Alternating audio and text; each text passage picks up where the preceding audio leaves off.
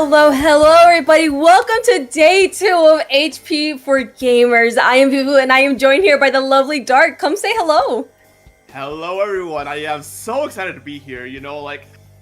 It's a charity event, and just a little bit. I saw that they were having cancers for this. And I really want to do this because these kinds of things, I'm used to these kinds of things in high school and stuff. So doing charity for any kind of reason, I'm all for. So yeah, I just had to be here today. Oh no. It's such an honor to be here today, and honestly, I'm really excited. I'm already taking a peek at our donor pool, and we have broken 2K on top of that, which is really good here, and hopefully we can get it up a little bit. But turning to our match real quick, we have Prickly Bear Lemonade versus Gamblewaffen. Y'all know I ain't about to pronounce the whole thing, but there are some familiar players on the field. I am more familiar with the players of Prickly Bear Lemonade, seeing some members Cherry Limeade and Pepe there.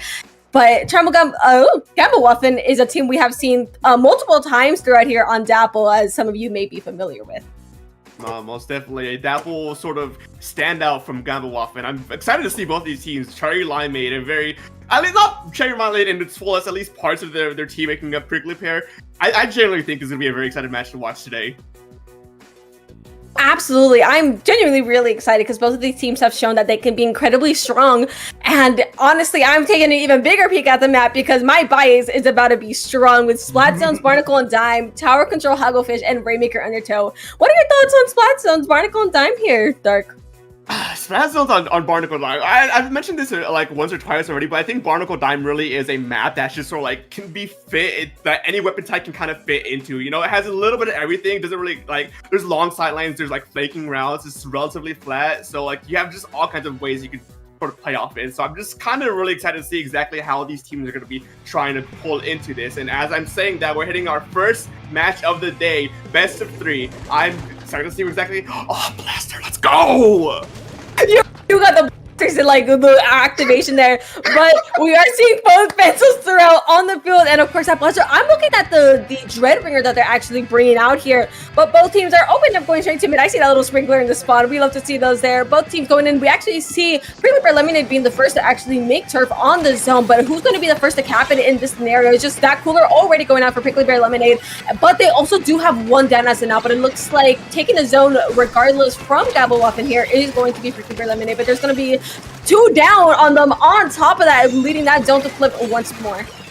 Both teams right now are just rushing forward to try and get any sort of advantage they can over each other. Teams just trading special for special, trade for trade. As another special goes down, 2 goes down from that Zuka. It is going in Gamblewaffen's favor right now as Lemonade is put on the back pedal. They only have 2 players remaining. Just try and see how long they can stall it out. As another Zuka finds another pick. Oh, that Zuka pick was huge, but there are members of Prickly Bear Lemon going down like flies right now. That was 3 down right then, right there, and Gamblewaffen is not playing and putting that pressure up. They are forcing Prickly Bear Lemonade into a harsh defensive situation. Seeing that Zuka come out from the shot here, they taking a pick along with these strikes. This is special central from Prickly Bear Lemonade as they force the zone into a contest and eventually into a cap. That is now 2 down on Gamblewaffen right now. That is a nice take back here for Prickly Bear Lemonade. A very good rotation of specials, just constantly push Gamblewaffen back and back and back to sort of flush them out. And right now, it is their turn to start cycling through their own specials as Cooler goes out, Zuka goes out. They're trying to pull up the momentum, but 1 goes down already, and a trade for blow. Another goes down from Gamblewaffen. Prickly Pear is trying to hold this strong right now as they take down another and just manage to fend off through their first initial special outbreak. No, yeah, and they're doing a great job of holding this right now. That looks like it's almost going to be the lead swap. They are just about there, and I believe that is it, as Gamblewaffen is still stuck on the defensive. We see Pepe trying to come in, take a kill, doing so successfully, and that is 3 down on Gamblewaffen all over again. Prickly Bear Lemonade is looking very well to a knockout. Gamblewaffen is going 3 down once more. It's taking a miracle if they want to try and get this back here, but with their members still going down, that looks like just about a knockout here, and a knockout it is in the favor of Prickly Bear Lemonade. I gotta say, that opening by Gamblewaffen was very, very phenomenal, bringing it all the way down to about 30 points already on their first push, and just managed to, Prickly Pear Lemonade just managed to stand their ground and take it back and just flip it almost immediately after once they got properly regrouped. I gotta say, I'm ready for the rest of this set.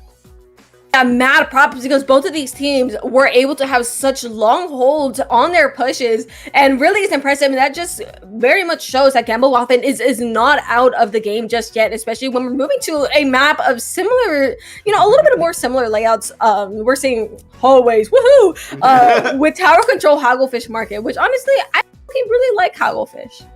Yeah, no, Hagglefish is definitely a fan favorite by just so many modes that just people just love going to Haggle Market. And I don't blame them. I really like the map itself, and you know, even though Tower Control may not be as popular as Splat Zones, just I think this map on Tower Control still has like some credence to it, just because like there's just once you hit second checkpoint, that's really the where most of the contention is gonna be, because a lot of that hold and how well you play off of that really dictates how the sort of tempo the rest of the map is going to be like.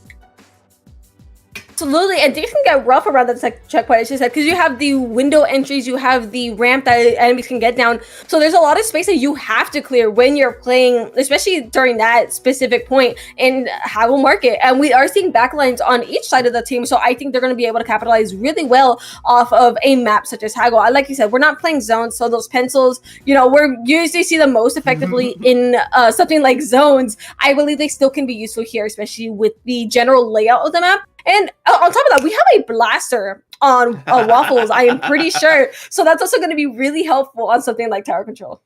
Yeah, no, as a blaster connoisseur myself, I gotta say, always trying to find a way to just slide blaster into these Tower Control maps is always fun. But as we mentioned before, this is a best of 3, so this technically is match point right now. So Prickly Pear could close the set out right now if they really wanted to.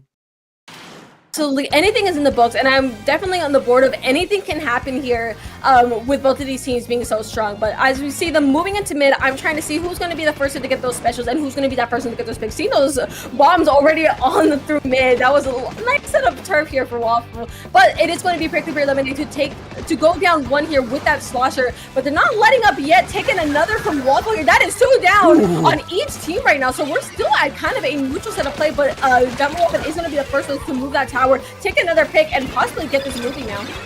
Most definitely, it's just a fight for neutral at this point, as both teams are just trying desperately to gain and keep any advantage they hold. As 1 goes down, 2 goes down for Prickly Pear Lemonade. There is now their turn to be put on the back foot, as Gamble Waffen is slowly creeping up, pushing them out, as they're already at first checkpoint.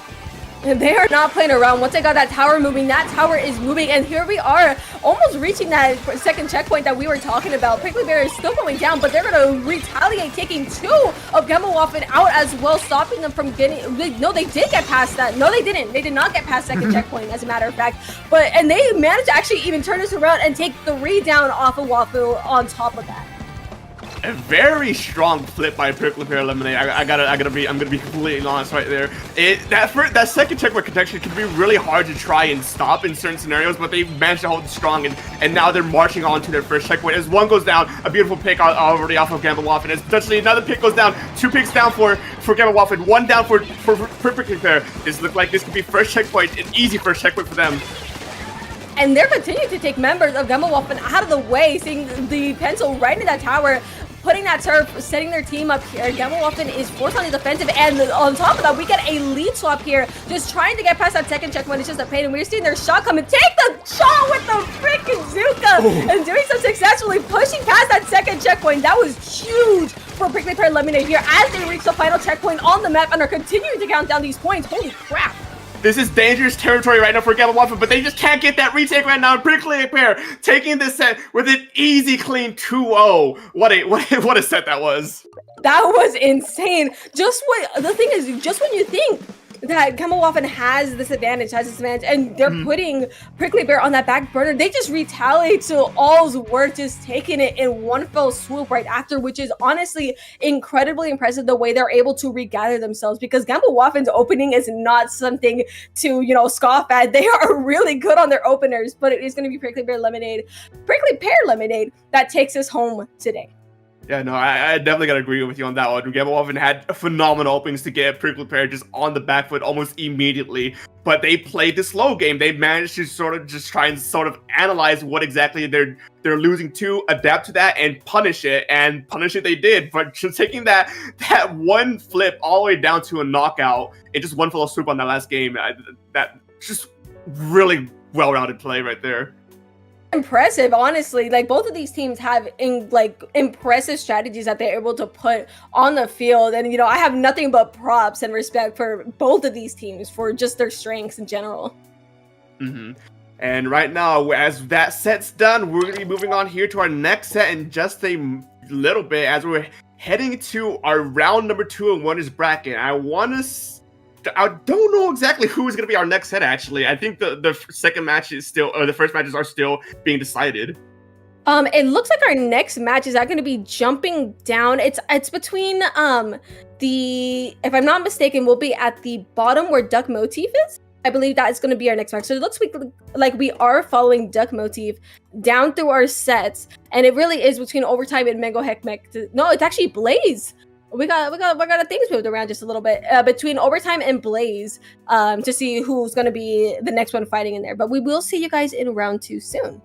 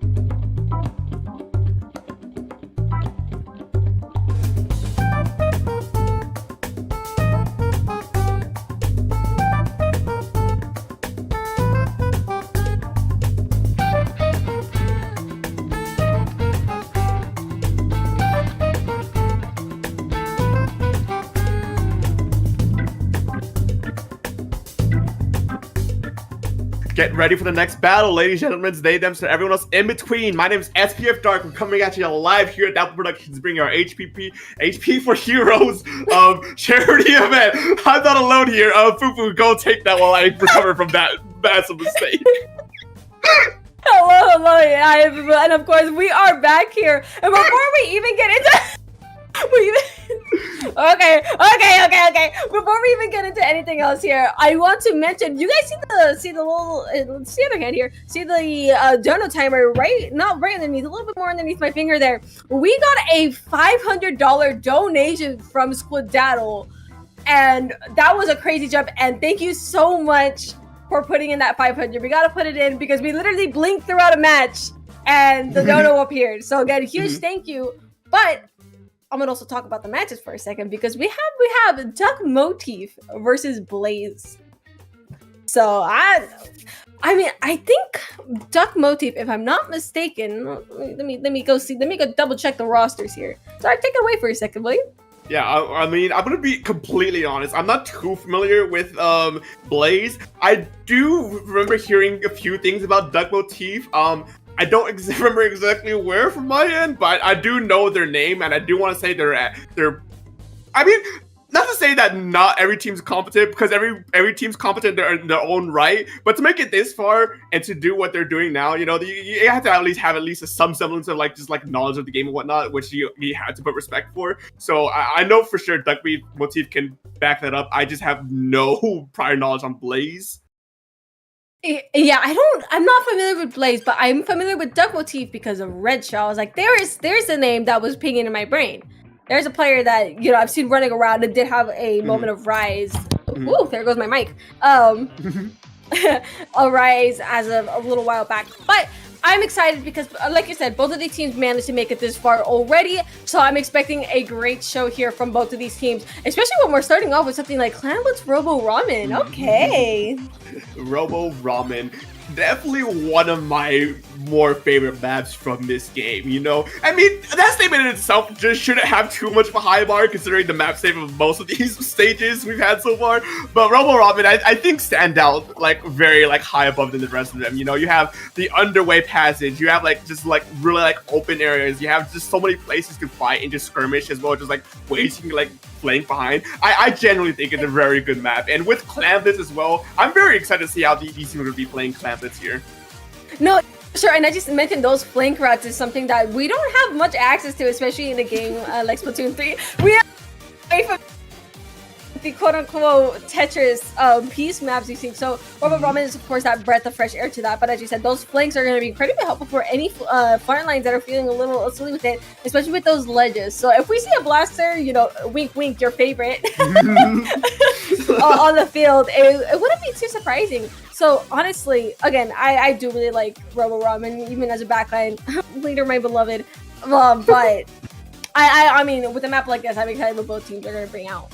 And it wouldn't surprise me to see it either, but I generally do think we're going to see a bucket of some kind here, because with those high ledges that you can play around, I think it's just a heaven for any type of slosher, even something like Slushing Machine or Try, you know, that I don't see too much use these days now, because I have been seeing vanilla sloshers, seeing just a decreasing amount of usage as more time goes on, because I think people are just starting to realize how underrated that weapon is. So I wouldn't be surprised if I saw it here. No, absolutely. Like I said, there's a bunch of different options when it comes to ledge camping or just any weapons that, you know, take care of those things. Slosher being one of them. It was V Slosher, correct? To make sure you know I'm not. Yeah, okay. V Slosher is just okay. V Slosher kind of goes hard. Can you blame me? V Slosher kind of goes hard with it, and its kit is nice. If I'm not mistaken, it's Slap Bomb Ink Strikes. No, Tri-Strike. Yeah. And that's also a really good kit in general. So there's a charger on Duck Motif. Oh, they put Brownie on the field. They put Brownie on the field. Hold on. Okay. They put Brownie on the field. Go Brownie! Go Brownie! We had a little bit of mix-up here. We had a little bit of a moment there. We're gonna be waiting a little bit longer for these teams to make it in, as we had our spectator pushed to the front lines on complete accident. Our floating spear Brownie has been brought back to life onto the field today. Yeah, the voices in our head somehow manifesting into the stage itself. But we're humans running this, so I'm not gonna there's no reason to be too upset about it. It's such an easy fix, especially with one of the newer features of Splatoon 3 of just being able to like cancel matches mid-game. You know, it's no harm, no foul. Just reset and go again, and we should be moving into this first match of set number 2 here in just a few moments. Yes, and it's still very exciting because what we said still stands. Honestly, it's just honestly, also I seen that there's now a charger possibly on one of these teams. I did see the pencil initially, but part of me is just like the copium in my brain is just like, do you want to change it up a little bit? Do you want to bring out the little leaders, like just like a little shimmy shammy? Like, will this little guy convince you? Like, oh, you want to bring out a leader so bad? You want to bring out a leader so bad? Yeah, no, I saw the double undercover, and I wasn't gonna say anything because many people have negative opinions on undercover. But I saw them bring it. I was like, I'm here for it. You know, I want to see how exactly they try to work with it. But then I realized, no, that was just a mistake. I was like, I'm gonna be completely honest. I got a little bit disappointed, but you know, I'm a man for the entertainment. So if you can pull out any crazy things like that, I'm always gonna be for it. Entertainment is everything, especially with these maps like this. I mean, of course, you want to win usually you're in here to win these games, but also a little bit of entertainment. Give us a little bit of a show here for stream, if you guys will. Just do a little like a little for the camera. Yeah, like bring out the tenebrella, bring out the stringer, like liven it up a little bit. You know, you try to win still because that's important here, and don't want to completely disrupt the competitive integrity. But there is that bleed slosher I just mentioned earlier. Oh, we are not seeing any sort of charger. Although, actually, no, we are seeing the pencil. We're getting the pencil splatling 2-in-1 deal with that one. But like you said, that beast slosher's out, and we are seeing a heavy edit splatling, which I think is really interesting here. I wonder if that's gonna work on this. I definitely agree with that. The heavy edit is definitely interesting. Most people, when that weapon first released, most people were in contention on with it, whether or not it would be a good weapon, and Pencil just kind of took over the backline line, so I don't think it really stood the chance of it being able to like get the name for itself. But actually, right here, it's starting to actually see why it can be stand up on its own, as already that heavy edit is standing their own ground in the mid lines. Oh, meta suggestion, and with an epic double right there, the area has been cleared for Blaze to possibly make a score soon. Endo taking extras out and seeing this hammer on the field to try and take this. Taking the fence on top of that. That is a clear moment here to score for Blaze, taking even another member of Duck Motif out. They are not playing around with this entry under Duck Motif's basket, and just seeing that score drop all the way down to just past 60. An amazing score here from Blaze. Yes, most definitely. That Wiper is out, just trying to get any sort of advantage they can whatsoever, and just taking any lead they have, and they're running with it, taking 6 points, taking it down to 59 points remaining. Blaze had a wonderful opening, and now it's up to Duck Motif to try and recover from this and see exactly how they're going to play out the rest of this map. As one goes down, Zuka comes out to try and get a pick, but no, the Pillar Wells is going to stall that Zuka out, but what a shot! We lost those awesome Zuka shots. Are not playing, but Duck Motif is seemingly starting to get the ground here, taking 2 off of Blaze. Make that 3 a wipeout in the favor of Duck Motif. Their chance to retaliate has now arrived. Seeing the paint on the floor turn bright yellow. That is going to be 80 on the floor, all ready to start. And with extra clams coming in, they are fast. Almost approaching this lead here. Around 10 points off the 10 and counting right now. Duck Motif. Look at Red Shell taking the next round, but only to get picked off here under this basket right now. We can see a potential jump in right here. It's trying to take the lead, and they managed to get that in right at the last frame as the Pencil throws it in and books it. But it doesn't matter because Blaze is 3 down right now. They have the advantage still, and the time is still going into their favor. 36 points and counting. They're trying to stall it off right here, trying to get any sort of semblance of control back, but no, they keep getting down one by one, and just like that, they just finally managed to put them to a halt. That was an insane push from Duck Motif. You think it's over, and then that jump in just extending the timer full way. Duck Motif taking full advantage of that in that scenario, but it's now their turn to meet Blaze, as Blaze now had that bit of advantage here with that wipeout. They really got to take some members of Duck Motif out of the way. The numbers are even actually right now, but we're almost seeing enough for a clam ball here, but we're still kind of in mid a little bit here as we're trying to figure this out right now. Both teams are returning back to neutral right now. There is the dangerous Viper sitting there, right there in mid, just trying to find someone to get pick. But no, 2 goes down for Blaze, 1 goes down for Duck Motif. This is definitely going to be in their favor right now, as if they get another pick. Blaze down, already resetting back to their side of the map, as Cooler goes out to try and see if they can try and halt this push that's incoming. But no, a jump from behind! And what just happened? Oh, I'm assuming a flank of all time just happened. Just unfortunately for Blaze, that jump in was not able to get to that basket in time, just barely being off. Honestly, that was a great plan there from Blaze, but unfortunately was stopped there by Duck Motif and the unfortunate miss jump. But back to mid we go. We are back on our little bit of neutral. Honestly, Duck Motif, with only a minute left, can really stall this out here. But seeing those 7 clams on that gal, they are probably going to have to do something about that soon. But members of Blaze are going down right now. That is currently 3 down. Duck Motif fighting their way back to the basket of Blaze and getting the clam economy up, slowly but surely making their way to a ball here. With 1 minute remaining, 59 to 27, Duck Motif definitely has the advantage right now. They can dictate how fast this match is going to end. As 2 goes down for Blaze, they're definitely setting the tempo right now. As that Zipcaster hauls off and stalls the heavy hitter as they keep getting pushed it down further and further back. The power clam's open. It opens up the basket. 2 down for Duck Motif.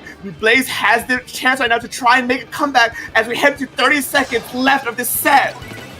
And 30 seconds indeed. This is gonna be, honestly, and Dapple team on top of that has a power claim ready to go here. They are ready to just throw some hands. But they wanted that clam gone. And honestly, they're using this opportunity to try and make their way to Duck Motif's basket, slowly turning it purple for Duck Motif. Is not going to let that happen without a fight here. The Slots are taking 1 down. Oh, the Whale's stalling out that fight even more. But like, Blaze has to go just about now. They have to find a path to clear and get under their Duck Motif's basket. Maybe finding the soon with one of Duck Motif's members going down here and them making their way up to their spawn. With less than half of the overtime remaining, I don't think this will be a play they can make. And Hisby's make a miracle play right now to try and get this basket open, but no! Holding it stand and proud and strong. Duck Motif haunts that push, taking them their first game of this best-of-5 set. That was the whole of all time there from Duck Motif. They got their 1 push in, and that was all they needed here, not allowing Blaze to get anywhere further. Just, oh, look at those flips. Yummy. Oh. That was a good game right there.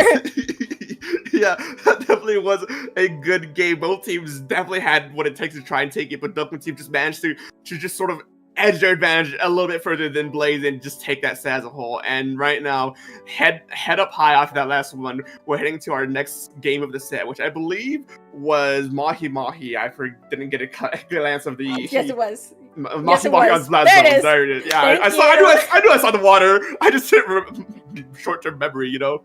That short-term memory is crazy, but yes, Mahi Mahi, zones of all things. It seems like Zone is like the only map we'll ever be playing on Mahi Mahi back here. Honestly, I mean, zones became viable. I mean, Mahi Mahi's a crazy little map. But honestly, seeing again, I'm thinking about that pencil there, and the pencil might have a trip. But I do think the Motif is going to have a little bit more momentum to run off, because a momentum can be an incredibly powerful thing, especially in a game like this. So they will be able to probably take this into the next match as we start off, or we could see a complete retaliation from Blaze and turn this around. So I want to see which way this is going to go, because I feel like it can go either way. Yeah, this set can definitely go either way. Both teams have shown that they have what it takes to just try and take the advantage over the other and take the game and run with it. So it's so hard to tell right now, and it's hard to tell with that bucket last round if that bucket player truly was just that goated of a bucket player, or if they were just using the map to their advantage, or it could have been both. You know, it's hard to tell right now. So I think this next set this next game should definitely tell us whether or not that bucket's going to be here to stay, or if it was just something they pulled out to try and just trip up the other team. Honestly, I feel like it possibly could work with here. It's like the bucket. There's still a good small when you put away the center of Mahi Mahi, there are still ledges that the bucket can capitalize off, especially on something like a lockout. And like those ledges can just be shoop shoop, and you know that guy's dead. That guy's gone. Clean shot, clean kill, gone. You know, there's definitely the terrain for a vanilla slosher to try and play around with, and we'll see exactly right now. Oh, blaster, let's go with the bucket. I got all I need. I got all I need. Bro ate a fine meal today. That's what ended up happening. Bro's eating well. But yeah, no, like I just said, that bucket and the blaster from Locomotive is incredibly exciting. But I want to mention they also have a machine and a squeezer from Blaze, which is also another change comp. But unfortunately, Blaze is going to be the first one to go 2 down here. Even though they did get that first little bit huge set of points here, that should be turning around in just a second with Duck Motif. There you go, there's our change. And the unfortunate jump and punish as well. Duck Motif is absolutely wasting 0 time getting into the base of Blaze, fighting themselves, and the bucket falling into the water. No! That's not what you want to see. Even though they held the advantage right now with how far up your team's playing up right now, falling off the map is still highly ill-advised as Blaze is trying to recover. That blaster finally going down, but as the terrain shifts, that heavy hitter just got sniped by that bucket. Oh my, I just witnessed a murder. Not that I just witnessed a murder. Blaze is opting to use the side path to try and find an opportunity. See that Zuka trying to find a pick, almost finding it, not quite, and the bucket coming in to just clean up right after Duck Motif having an incredible hold of not only the zone, but just their environment right now. Oh, that might actually turn around with 2 down on Duck Motif. I believe they are coolered up, so they may be coming back soon. They really have to hold this here, but that's not going to be possible with the zone flipping in Blaze's favor here once again, having to go all the way down to an 8 to meet Duck Motif's number here, and they're leaving Duck Motif in a little bit of pickle drift here, fighting for their life here on this snipe, getting taken out in the end. that shot was giving them the mix-up, just constantly moving around. They couldn't capitalize off of that 1v2 and managed to stall them out just for long enough to potentially try and get a regroup off their side. Duck Motif now getting put on the back foot right now as Blaze is the one pushing them back, holding mid as best they can, as long as they can. You know, with a 85 to 8 point lead, that's gonna be hard to take as they already took that with the wipeout as well. Again, these teams are not playing any games. That wipeout is just a perfect opportunity for Duck Motif to play the similar song and dance that we were seeing earlier, but it looks like they're opting to hold a little bit more in the middle, capitalize off those ledges that their comp so much desires here, and doing so well, taking that squeezer out on that left side here. The heavy edit taking a trade. It's just bloodshed right now. There is actually 2 members alive on each side, with Duck Motifs already all back on the field, coolered up, ready to go. We have coolers. These coolers are incredibly helpful, just taking those risky plays in, but that count is still ticking down for Duck Motif, slowly almost here making their way through their penalty points. This is dangerous territory right now for Blaze. They gotta make a miracle play right now as they're trying to contest the point with Duck Motif. Both teams are fighting hard and strong to try and get any sort of advantage they can over there. But no, Blaze managed to flip it at the last moment, giving the penalty points to Duck Motif, keeping them in the game just for a little bit longer. It's that 2-point hope and dream here for Blaze as they, that was honestly just a great stall there. And honestly, just maybe what they need to try and turn this game around. Seeing that Zuka just about ready, waiting for one. Ooh, and a crazy Zuka here in return from the shot. Honestly, just, oh no! Oh no! Yeah, that's all Virginia was stuck in between a brick and a wall, and I don't think there's anything Blaze can do to try to come back from that one, as Duck Motif holding strong of this second game of the set, going 2-0 in our best of 5, already at match points. Yeah, no, and just add even more to that momentum list right there. They are not, like I said, they have not been playing games anything during this set, and honestly their comp was just perfect. They played to what their comp called for, from the blaster to the slosher, and just utilizing their coolers as best they can, because especially during, both teams really were able to utilize their coolers, just finding the opportunity on both defense and offense. That's why cooler is so broken. It's able to allow you to make these risky plays and do things that you don't have as much risk to the reward. And honestly, I think that was really well utilized, and just being able to play around their comps as well. Yeah, no, Duck Motif is definitely the team who's gonna, once they have a little bit of an advantage, they're gonna take that and they're just gonna keep running it down over and over again. And with cooler stacked on top of that, with their just high aggressive playstyle, it's gonna be really hard to try and play around. And it comes to the question, like, how once they get set up and going with their just chain of specials and aggression, what do you do to stop it? How do you slow them down? Because that cooler lasts for a very long time, and if they can keep that cycle going, you can't afford to sit in your base for like 8 seconds, because then by the time that runs out, you're gonna try and push in, and before you get your first pick, they're gonna have cooler up again. So it's a very hard time right now for Blaze, but I believe they can try. They can definitely figure it out as we head into our next match, which is Inkplot on Tower Control, I believe.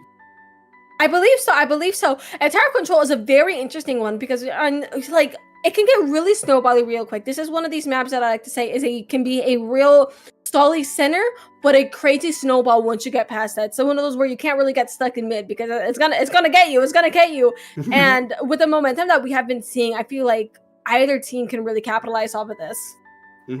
I know. Tower Control Inkplot is just a tried and true for the competitive Splatoon scene. Everything revolves around this map in terms of either a game point, an opening game, a middle game. It's just a all around classic that players are like used to playing around. So it's gonna be so. These teams definitely have the experience to try and back up their sort of like team play and coordination with. So I don't think there'll be any major mistakes here right now. But you know, who knows? Dapple team might be able to just keep Blaze staggered long enough to keep making mistakes over and over again. And right now we see a range blaster mirror match.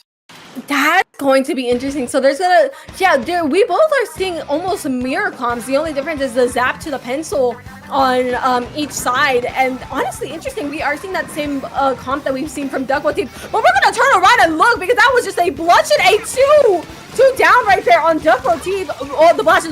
Oh, that is now 3 down on Blaze. The tides have turned once again. That tower is going to be taken here by Dapple team, not letting any time get to waste. Again, these games are all, you know, no wasting time. We got to get moving. We got to get moving. Let's go.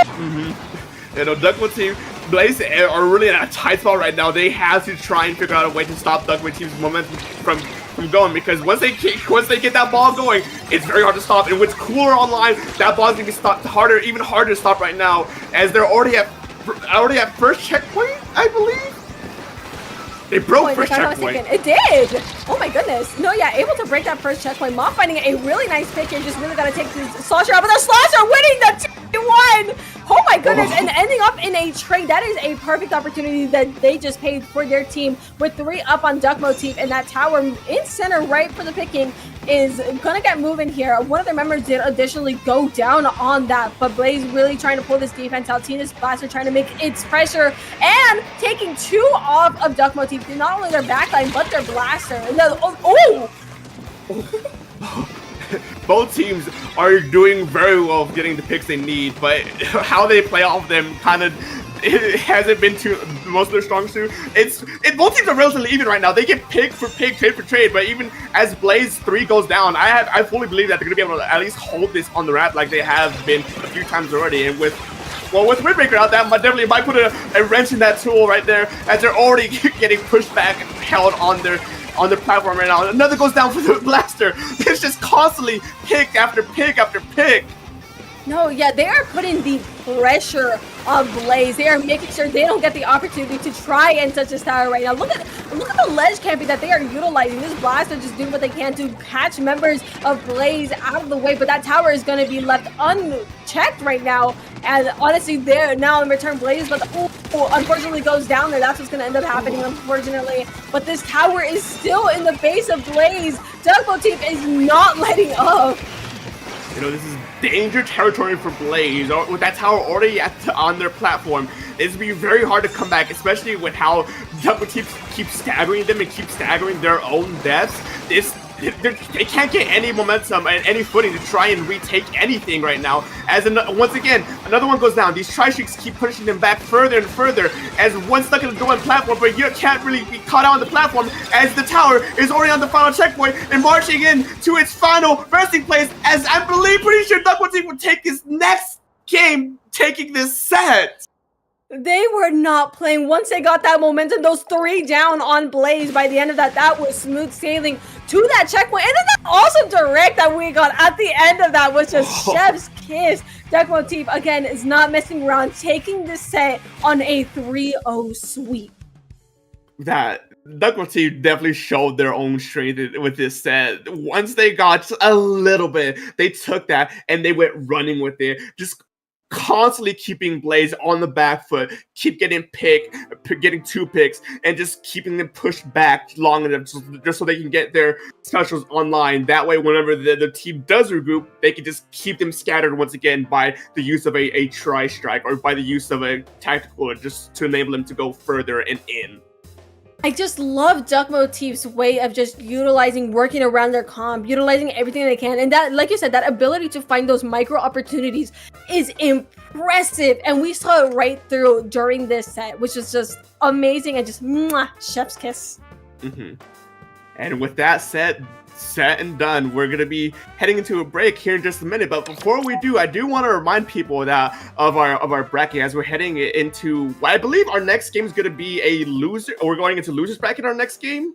No, I believe we're following up to semifinals. We're gonna be actually following Poe and Panic up there, and we're trying to see which one of the next 2 teams are gonna be up and running, if I am not mistaken. I think you are correct on that. I just remember the order on that. But yeah, so our next game will be in the semifinals on winners bracket. So don't go anywhere just yet, as we'll be here in just a moment.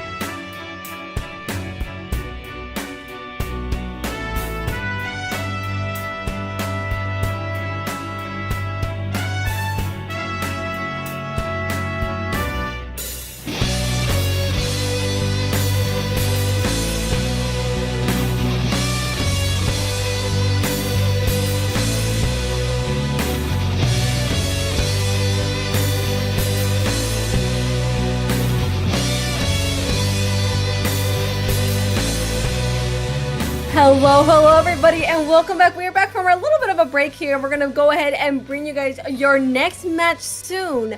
But I'm gonna put you guys a little bit of a reminder before I bring Dark in here. You guys see the number at the bottom back here. Don't be shy. Don't forget that you guys can also donate here to a good cause here. HP4Gamers is bringing funds not only to nurses working with children, but to bring video games to hospitals for children out there. So with that said, if you guys have the funds, go ahead and donate to a good cause. But moving on here a little bit, Dark, take it away. Yeah, most definitely. I also did want to say before we did move on, I just go to that Tiltify. There's a Tiltify link, which I believe, if I'm reading it correctly, Tiltify/Gamers Outreach/HP for Heroes. That's the link that you want to go if you want to download, donate anything. Right now we raised $2,655 so far. I do want to try and see the 3,000 by the end of this tournament run. But yeah, that's it for that part. Getting to the match, we are going into game number 3 for this block, which is Poem Poetics versus Road Slowful. I believe I said that right. I probably did it, and I'm so sorry. I cannot read names like that. But yeah, from what I've heard from my voices in my head, that this game was played yesterday, and not only was it played yesterday, but it was a very, very close match. So with that, I'm super excited to see exactly how this set's gonna go out. We are seeing those side order weapons, and we are seeing a squeezer, which is interesting. And we're seeing another pencil and your favorite, the blasters out on the field right now. Woo! You already know. This is going to be an interesting match because we have ledge camp options, a little more from I'm gonna call them rots from rots. Rots, and but we are still seeing that bucket to try and fill that role on Poem Panic. But that is one down on each side, but this first general advantage is going to be going to Rots here, just getting these picks on the field. Oh, the 2v1 against that Sasha, finally taking them out. It looks like this might just turn a little bit more blue, but the double from Scene is only to get taken out by a bomb. That is crazy turnaround there as the zone turns blue. Both teams are very aggressive right now, trying to initiate any fight they can and try and turn it into their favor right now, as Rhodes goes down with one player already. The momentum going into Poem Panic's favor at 65 points counting and going down, as Tatsuka managed to get an assist on one, didn't get quite another, as both teams are just constantly fighting. I don't think there hasn't been much of a downtime in fights for this entire set so far. Rearing and ready to go, both of them eager to just about end the match, but Poem Panic is having a really solid hold of the zone, not letting Rots have too much of an advantage or too much leeway to have any proper opportunities, even forcing one of their members to jump out. This is solidly staying blue with 15 ticks left, but seeing those strikes as they call to attempt to turn the tides, not quite fighting it, continue to take on the points, but with each team losing a member, it really can't go any way here. Most definitely. Both teams are just desperately trying, and one side's definitely trying to end this game right now. The other one's trying to keep it alive for a moment longer, and keep it alive they do. As 2 goes down for Poem Panic, it's Rose's turn to try and kick this momentum going in their favor. And they're just can't get much of a holding, as almost immediately they get shut down by push by their returning players. Yeah, and see this pencil just putting extra turf on the floor, just preserving the ink and control that Ross did. But those strikes, pulling an insta-cap. Hello? Are we going to talk about that? Applying a penalty to Rods above the small coming points area, putting their total points to around 88, if my math is correct here. But Poem Panic Zuka's galore taking picks here. That pencil's almost flipping the zone into Rods' favor once more. Not quite finding it. The zone turning blue again. And Poem Panic just making, they're making no haste in bringing these specials out, trying to get any picks they can, and finding one they do. Both teams are just hungry for victory over the other, as that Slaughter gets a triple and manages to keep the momentum going in Poem Panic's favor. That's not what you want to see from Rotso, as things are counting down with 20 points approximately remaining. Things are looking dire. Dire indeed, with these penalty points almost out of the way on top of that, and those strikes just forcing them out even more. Rots feels a little too far up, but they are going to do their best to contest and just try to flip the zone, trying to keep this game alive. It's so close, yet so far, what a Poem Panic going down on top of that. There's one down on each, and they're doing everything they can to preserve the zone. This pencil took everything they can, not quite finding it. Poem Panic knocking out the game. what a hold on that last 10 seconds. Both teams were desperately trying to get the flip back into their favor, but they couldn't hold out long enough, and Pone Panic manages to hold out just long enough to get it flipped and ending that game set right there on Splatzone's Mako Mart. Oh my god, it seems that stagger of those penalty points that were applied to them was not enough to break them, not one bit, ultimately leading down to that just very tense knockout. Honestly, both of these teams have an insane amount of aggression. Like we saw the second they opened up, they were out for blood. It was actually crazy. Bloodshed absolutely everywhere. No, they as soon as the gates opened, they were out swinging. With what I mentioned before, that these teams actually played each other last night, or not last night, but yesterday. It kind of makes sense that they, I don't remember who exactly won from that. I think it was Pone Panic that won the set from yesterday, if I'm correct on that. If not, the voices in my head could correct me.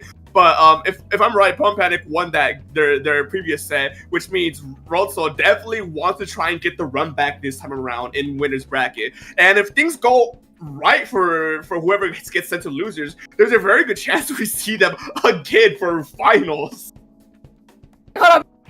Round 3, we gotta go for round 3. I am waiting to see the dogs let loose off their leashes once again. I want to see that aggressive opening that we saw last time, especially not much of a comp change, at least not from Pone Panic, and not even from either side. No team has any comp change. It's confident in what they have picked, especially in something like, I believe this is Tower Haggle here.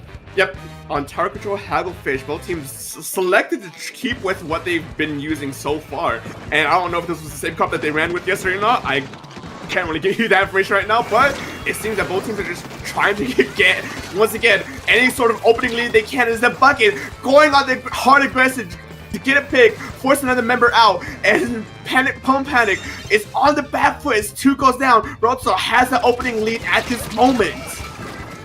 Opening, indeed, a great opening here as they're able to get one. Taking off their anchor of any team is always going to be incredibly beneficial, of just taking off a lot of pressure that is being put upon you. But I believe they are coming back soon. And Atomic, a great pick with a squeezer, only to be punished right there and there from that bucket up. These buckets are insane, if you ask me. They do not play any games, utilizing every set of range that they have, and an incredible jump out there, utilizing also those coolers. I believe it was. Do they have cooler buff? Who knows? We're gonna figure that out in 2 minutes. But regardless, a great jump out there as ooh. I was gonna say that Pone Panic was doing a good job of flipping it and getting momentum back into their favor, but no, Rotso managed to tech the recovery and already pushed them back. Not letting them get past mid right now, as there's a duel on the right side. The Blaster gets 2 picks. Rotso on the back foot now, as Pone Panic is trying to get their lead going as they get finally some points on their scoreboard. Oh yeah, blink and you might miss it. These teams are moving incredibly fast. Both of these teams not wanting to miss a chance at getting this lead, and Pone Panic pushing past. I believe that is first checkpoint here, the first team to do so on the field. And then Zuka, ooh, a great pick here. Pone Panic is in a really good position, but that Zuka is just doing everything they can to try and get them off of their area. Not quite finding the pick they need to do so, and just the pressure on this window is strong. Pone Panic already breaking first checkpoint, on their way to second checkpoint as strikes go out. They're looking to try and flush any teams of Rotso, any members of Rotso right now to contest that second checkpoint as one goes down for each team. It's a constant fight back and forth. The Sasha gets a pick as we head into second checkpoint, but no, it's immediately traded, and both teams are just going blow for blow right now. Before we even get anything, I think we have our colors mixed up. It's actually, wait, nope, yep, they just got fixed. No, they didn't. Pone Panic is actually yellow, and Rots is purple. We actually have our colors mixed up. It was Rots that actually pulled a crazy push here, forcing Pone Panic to be in defense. I just noticed that, but Pone Panic immediately putting themselves into gear to retaliate, seeing the field be covered in yellow. It's really just, turf is your space maker, and it is pressure galore, and you can get it your way. And I think Pone Panic is utilizing that as best they can, seeing these specials on the field come out, trying to either stop a defense or push an offense, or vice versa here. Well, I'm just doing what they can here. Most definitely, Pome Panic just trying to get things back under control as we head into less than 2 minutes remaining. Rotso is now put on the back foot as they're Pome Panic's contesting fresh checkpoint, but there's only one player remaining. That's the delayed wipe. Rotso managed to shut down that push as they're already trying to get control back into mid. But yeah, and that was a really good retake on that position, just not allowing them to get any further points, especially when they already have a pretty solid lead over Pome Panic. Actually, I might lie, both of these teams have first checkpoint out of the way, so it really still can go either way. There's only a minute 30 left, but Rod seems to have a pretty good footing on them. I might just take that back with their anchor, unfortunately going down, but they're gonna turn that right around, taking 2 off of Pome Panic. Honestly, not wasting any time to find those opportunities and get those picks as necessary. Look at this bucket, just absolutely ledge camping and unfortunately getting punished right then there. And Pelu coming out with that Zuka, finding anything they can. Oh! What a shot from that Zuka player on that last shot in the chamber as they get a throwaway shot pick. Both teams, as soon as one pick goes down, another 2 or 3 picks or trades follow up almost immediately. Both teams are going for blow right now. As Pome Panic finally getting some semblance of control right now, but not even quite that, as 2 almost go down immediately. Things are looking back to return back to a neutral state as we head to 30 seconds remaining. Both have specials at the ready, trying to see exactly how these are going to be used as we head into these final moments of this second game. So yeah, at final moments indeed, seeing that less than 30 seconds on the counter, Pome Panic really has to get their foot on the ground to try and reach the points that Russ has on the field. These Zukas coming out. These Zukas have been menaces all game, and this last been fighting an extra big. It is bloodshed. Yeah, we're a 1-for-1 on each team, but this tower has been lost and is moving right towards middle. Pome Panic has to just about grab this right now if they want to push this into overtime, but those strikes are going to be the thing that ends the game, stealing Rotz's points on the board, taking the second game. Both of these teams are just out for blood. As soon as I see one get picked, another gets picked, and it's just a constant back and just like in almost immediate succession of just all back and forth trades and picks. It's just pure chaos that these teams are just sort of enticing with with how they play, and I'm all here for it. Exciting because like, both of these teams are just neck and neck. Like, you think one has an advantage, wrong. Here comes like a 3 down on the other side. They are just constantly pushing the tides back and forth, constantly threatening one another. And these teams are very close. As we are seeing a 1-1 score, it's like one has an advantage, one doesn't. And honestly, it's making for not an only entertaining match for us and our spectators, but I really for them. I feel like every player is on their toes. You know, your hands are sweating by the end of this. Yeah, no, it's definitely gonna be. I'm curious to see how exactly this next game's gonna go as we're heading into Rainmaker on Scorch Gorge, which is infamously just sort of a sort of stall fest for their like majority of the game, or until someone breaks that first checkpoint. In which what I've like been kind of noticing is that whoever gets that first checkpoint broken dictates exactly how the rest of the tempo of the game's gonna be played. Usually, anyway. So it's gonna be interesting to see who's gonna try and get that first checkpoint broken. And it's just a giant choke point when you think about choke point. Choke point when you think about it, it is just a narrow area that, you know, is you have a giant checkpoint. Not only that, you have like this much space. Like after you barely have space to do anything. So really, if you can push past that, push past the parade of players that are going to be coming your way on that checkpoint, you're pretty solid, and it really can snowball really hard on a map like this. And that's not to say that there isn't a second round. There is a second round on this map, which most people don't tend to go for, simply because it's a more dangerous and a more risky way to go, because you don't have you don't have too much cover like going into that. But as we head into our next game, there is a few change-ups. I see a Pro Rapid Blaster Deco. I'm sorry.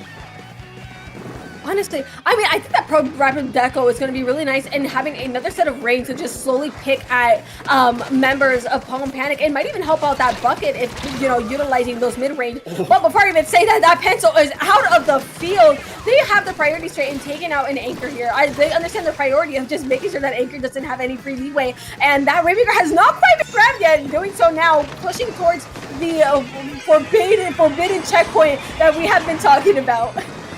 But specials are online and getting used right now to try and at least stall or take that first checkpoint. One goes down for Rhodes, which might end up being Pump Panic's first checkpoint, which does go into their favor, but not for trade as that that pencil, the dreaded pencil, standing their ground, keeping Pump Panic at bay as they're just trying to march in forward to get any sort of advantage, extra advantage they can whatsoever. We do see that sneaky bucket on the lurk behind them. I think that might be a good idea to flank if they're able to catch it, but that Rainmaker's gonna have to reset with 3 going down. Practically a wipeout for Pump Panic right then there. Rots is now gonna be able to have both feet on the ground once again as that Rainmaker is popping in their favor. They just gotta take a couple members of Pump Panic out of the way and make their way to that checkpoint. But like I said, they do have to break it in order to meet the points of Pump Panic here. And you know, that checkpoint's just about everything. And with Cooler out, this might be the opening Rots needs to actually get that first checkpoint broken, but no, 2 goes down for 1, 2 for 2 actually. It's just constant trades as both teams are getting pick after pick after pick after pick. There's no sort of constant momentum going. It's just sort of just their advantages are gained in short bursts as Rots looked like they might have lost that sort of initial momentum, but they managed to get checkpoint, managed to get Rainmaker, which could potentially turn into their first checkpoint break and just almost a breakaway. This is so chaotic right now. Chaotic, but we are seeing just a little Rainmaker attempting to push members of Pump Panic out of the way, using those strikes to try and catch that Rainmaker lag, and not quite doing so. They are playing the slow game and unfortunately not being able to grab that checkpoint there, but it seems that it's still going to break in their favor here. Honestly, there's not a single dull moment during these games as both of these teams are just out for blood, but we actually, speaking of that, we are getting a teeny downside as those fights are happening a little bit. They're trying to go for the checkpoint and not quite finding it. A sort of last-ditch attempt to try at least break that checkpoint doesn't end up going so well as Roats now on the complete reset. Pump Panic taking over mid and just setting up their ground. Like I mentioned before, whoever breaks that first checkpoint kind of dictates how the rest of this game is going to go out. And with Pump Panic taking the first checkpoint, they're choosing to stall out Roats. They're choosing to slow them down, keep them at bay, not letting them push up, but that might not be their advantages. Rainmaker gets pushed back and reset off the edge of the map. Not letting them have that Rainmaker at their base, but you're just forced here to kind of sit down and pop it. But it looks like the advantage is not lost yet. With most of the middle that was still in their control, it gives them still a pretty head start on their footing. But it's going to be stopped right away from that Jet. That Jet is not allowing Pump Panic is doing everything they can to not allow Rots to get this checkpoint, especially with the points being so close to that. But they're going to get it. Almost get it. No, that is not what you want to see. Not quite getting the checkpoint. Stop. That's 69 points out of 68 points. 2 goes down for Rots. It's not the momentum shift you want to see at that moment. 3 go down for Rots. Pump Panic having stood their ground, shutting them down immediately, and just taking things back to neutral as we are heading to the final minute of this game. Incredibly close. That is not the score you want to see. You would hope to get that checkpoint in, but Pump Panic, thinking about it, is thought at a harsh advantage with their checkpoint being grabbed here. But we're gonna maybe seeing a little bit of a flank here from Phoenix, maybe coming out successfully, but that Rainmaker is moving towards the base of Rots, and Rots just has to get this Rainmaker out of the way. It's not ideal to let them have any more points, especially in the scenario that they're in. Most definitely, with a 1-1, just a 1-point lead over the other, it could very well be a winnable game. But as this Rainmaker is going in further and further, that winnable scenario is starting to become a little bit more distant as we head to 30 seconds remaining. 2 are down for Roats as the Rainmaker just sits on their side of the map. There could be potential for a sort of comeback right now, but they have to work hard and smart for this as they just keep getting pressured and picked off by Pump Panic. And to not allow Rots to get even near the Rainmaker, the Rainmaker was in their base, excuse me, any further with that Rainmaker, forcing this game into overtime, but Rots is not going to let up just yet, seeing their specials out on the field, taking a pick off of the Pump Panic support here on top of that, just playing it slow with the Rainmaker, doing what they can to not play any risk. Atomic will just barely miss! Oh, that could have been a very dreadful scenario for Roats as they're heading into overtime. They have to make a breakaway with less than half the time remaining.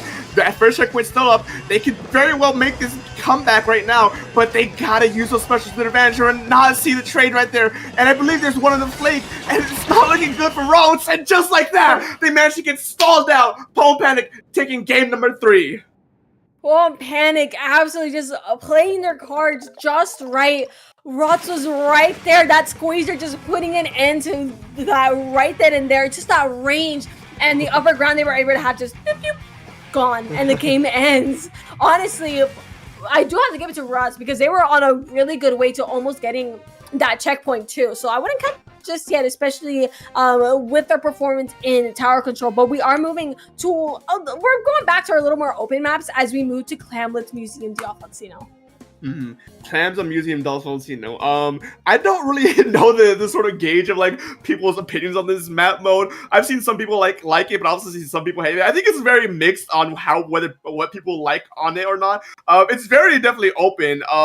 The main point of contention is just gonna be that sort of ramp leading up to you on your side of the platform. And yeah, there's that crate on the right side that you can sort of like get a cheeky what's it called, power clam in, but for the most part, a lot of the focus is just gonna be on just that platform before heading into your basket. And depending on what you bring to try and sort of stall out the team, or what you bring in to sort of break the other team's defenses, we'll kind of see exactly how these teams play, because both these teams very aggressive.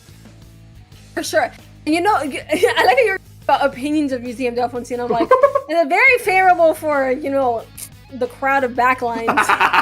The crowd of backlines. So their pencil might also just be having the trip, and just because you can also just, with it being such a wide area though, it's like those Zukas are also going to be just as good, because if you could see them, you can shoot them. Yeah. No, yeah, no, and I'm pretty sure that we might see the bucket stay, because that bucket's definitely been putting in the work for them. And so it's definitely with the sort of like ledges you can play around and the height advantage that you can use off to just better play around with the bucket. I don't think that weapon's going here, and as we're heading into match point as well, I definitely think that bucket's going to be here to stay, and we're going to find out exactly what they're going to be bringing as we're heading into our fourth game, match point. No, very exciting, because Home Panic is in a little bit more of a comfortable situation, especially having that match point. But Rots might just give him a better excuse to fire up. As you know, we're going into this match. We're still seeing that. We're seeing the blaster on Rots, but we're opting to still have the squeezer and the slosher on Home Panic, which I'm very excited about.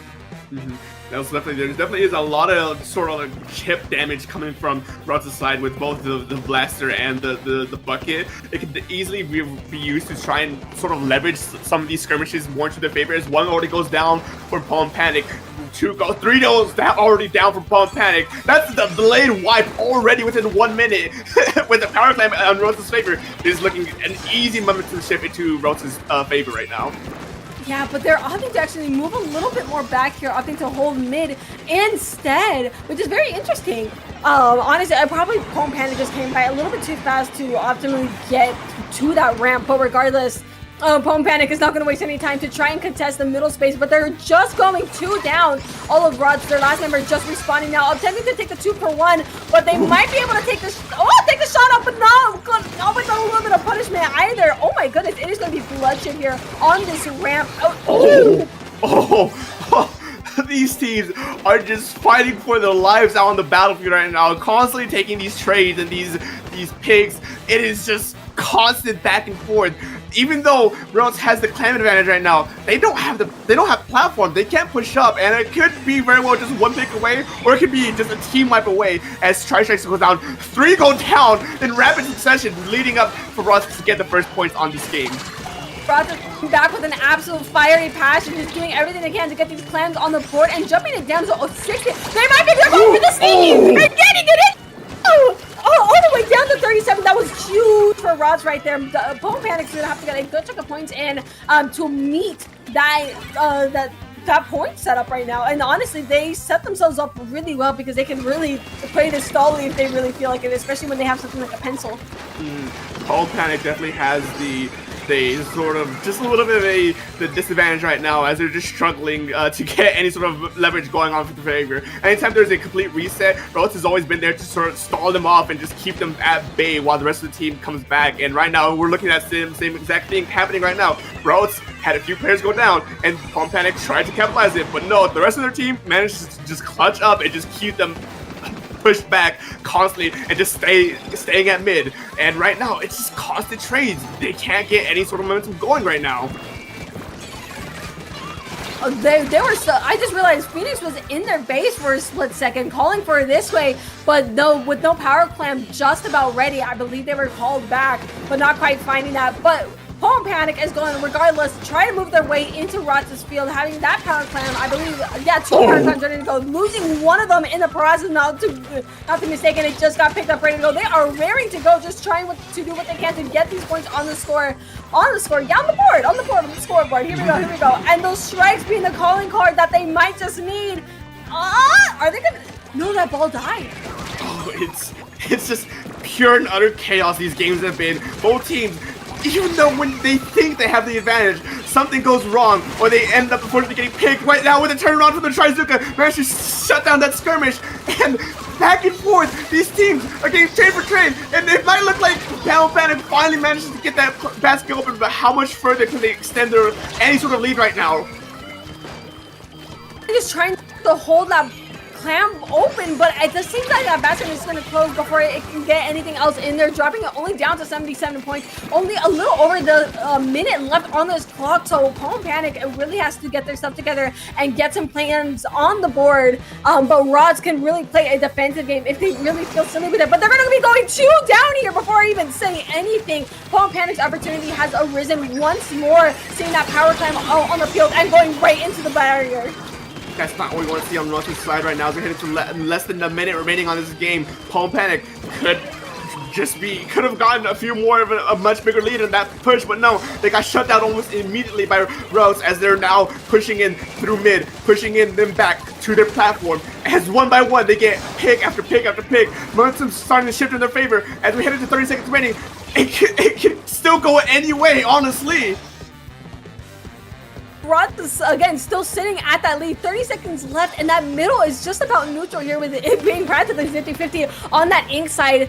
Home Panic gathering their power clamps, setting up as best as they can. Rod's doing is, I believe, going to be more on the defensive here, not trying to pull anything too risky to not give Home Panic any sort of opportunity. And their ball going down, they just lost their support on top of that. They lost 2 members. Rod is at a really good state right now to defend, and oh.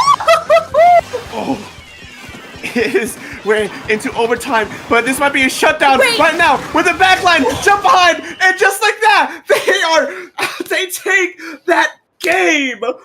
Raj was absolutely fired up as we saw just the jump at the end. The strat that we were seeing teased throughout the entire thing was what ends the game in Raj's favor. Huge win here for them, even in the score. Now this is going to turn right into a tiebreaker. Yeah, we're at final game of the set. Splatoon's Umami. Both teams have just been going back and forth. Anyone can still take this. They really are going back and forth, and I feel like this is going to be a really tense game because both of these teams are now fired up and on edge. I'm like, when they were saying that last time it was close, we are seeing this all over again because they're not playing. These teams are holding knives to each other's throats. Just be like, I want this. Nuh-uh. Yeah, no. One team definitely wants to run back, while the other team wants to show exactly why they won that last set. And with how these teams are showing, their passion is definitely coming through. As it's just constant chaos. You see one go down, and then 2 more goes down on the other side. But from that 2, they managed to get the one that actually got them both. So it's just like there's no real advantage getting gained from these fights. And it's just constant, just sort of stalemates. Teams. Even they're not playing around. It really is seeing which team is which one is going to have that better Umami performance. Because I think it also comes down to map performance. Map bias is what also helps decide these things, especially with teams that are as skilled as they are, because these guys are not only not playing around, they're playing around their weapon comms, they're utilizing their advantages, and we're going to the one and only tiebreaker here on Umami Splat Zones. Oh, it is. I'm gonna be honest, I don't have too much experience on seeing this map mode get played, so I really have no idea what to expect. This map mode is a split zone, so you have 2 areas that you have to constantly be fighting for and just keeping an eye on. So it's gonna be exciting to see exactly how these teams are gonna be trying to flank each other, play around each other, sort of just manipulate each other to like getting the other zone. And both teams already just all struggling to try and get any sort of advantage over each other. actually gets those first points on the board here, being the first to properly catch the zone. Atomic taking a sneaky pick here, just doing what they can, utilizing that range, and the cleanup on top of that, just huge for Pwn Panic, getting 2 down on Rot, but that Pencil still stalling things in middle, seeing that Zuko trying to take any picks that they can, not quite finding a Rot's being able to slowly make their way into center, but not only to get walled out by those strikes. That is 1 down on each side, make it 2 down on Pwn Panic now. Rot is not playing any games and trying to just keep what they can right now. Momentum is going in Russ's favor heavily right now. 50 points remaining. They haven't been flipped at all, so there's no penalty points to eat through right now. As Pwn Panic, they're still stuck on their side of the map. They can't really get through. The pressure of the pencil is getting higher and higher as one gets picked out. No, it's a trade, and no, it's a trade back. Both of these teams are getting pick after pick after pick as it's just a scramble for control. Dude, but just look at that, just Pwn Panic still being able to pick up the pieces and run back and get both of the zones, and their specials coming out to try and further push Rots out of the way, forcing them into defense, just doing what they can. Like, they have the opportunity to hold as long as Rots did, especially without any penalty points in the way, but Rots is of course going to try to prevent that from happening, but they are also 2 down right now. They gotta gather their resources and get that back in, because Pwn Panic is counting their way down to 33. It is now Pwn Panic's turn to try and see how long they can stall them out with a super Zuka shot. They get 2. They get 3 down. Bro, it's just immediately flipping and putting Pwn Panic on the edge.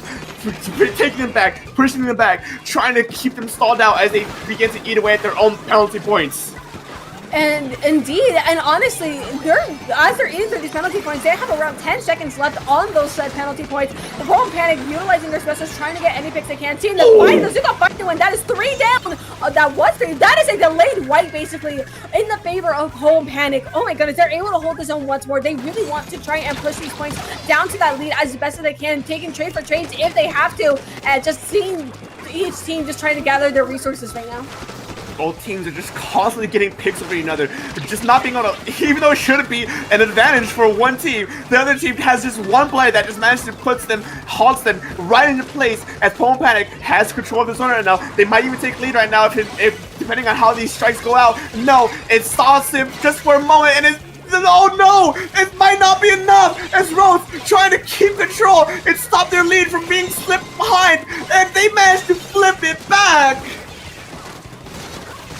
They were at the point, so like that was right there. Holy crap, these scores are practically the same. They're matched, but Ross having just that 1 point advantage. I feel like it's going to be an on edge for both teams because of just how close it is. Only those 39 points, but there's Zuka coming out. We're playing too many train Zukas on the field, seeing every Zuka on the field and their mom come out on the field. They're not playing around, but Pwn Panic is going to come outside of that duel with the advantage and the zone.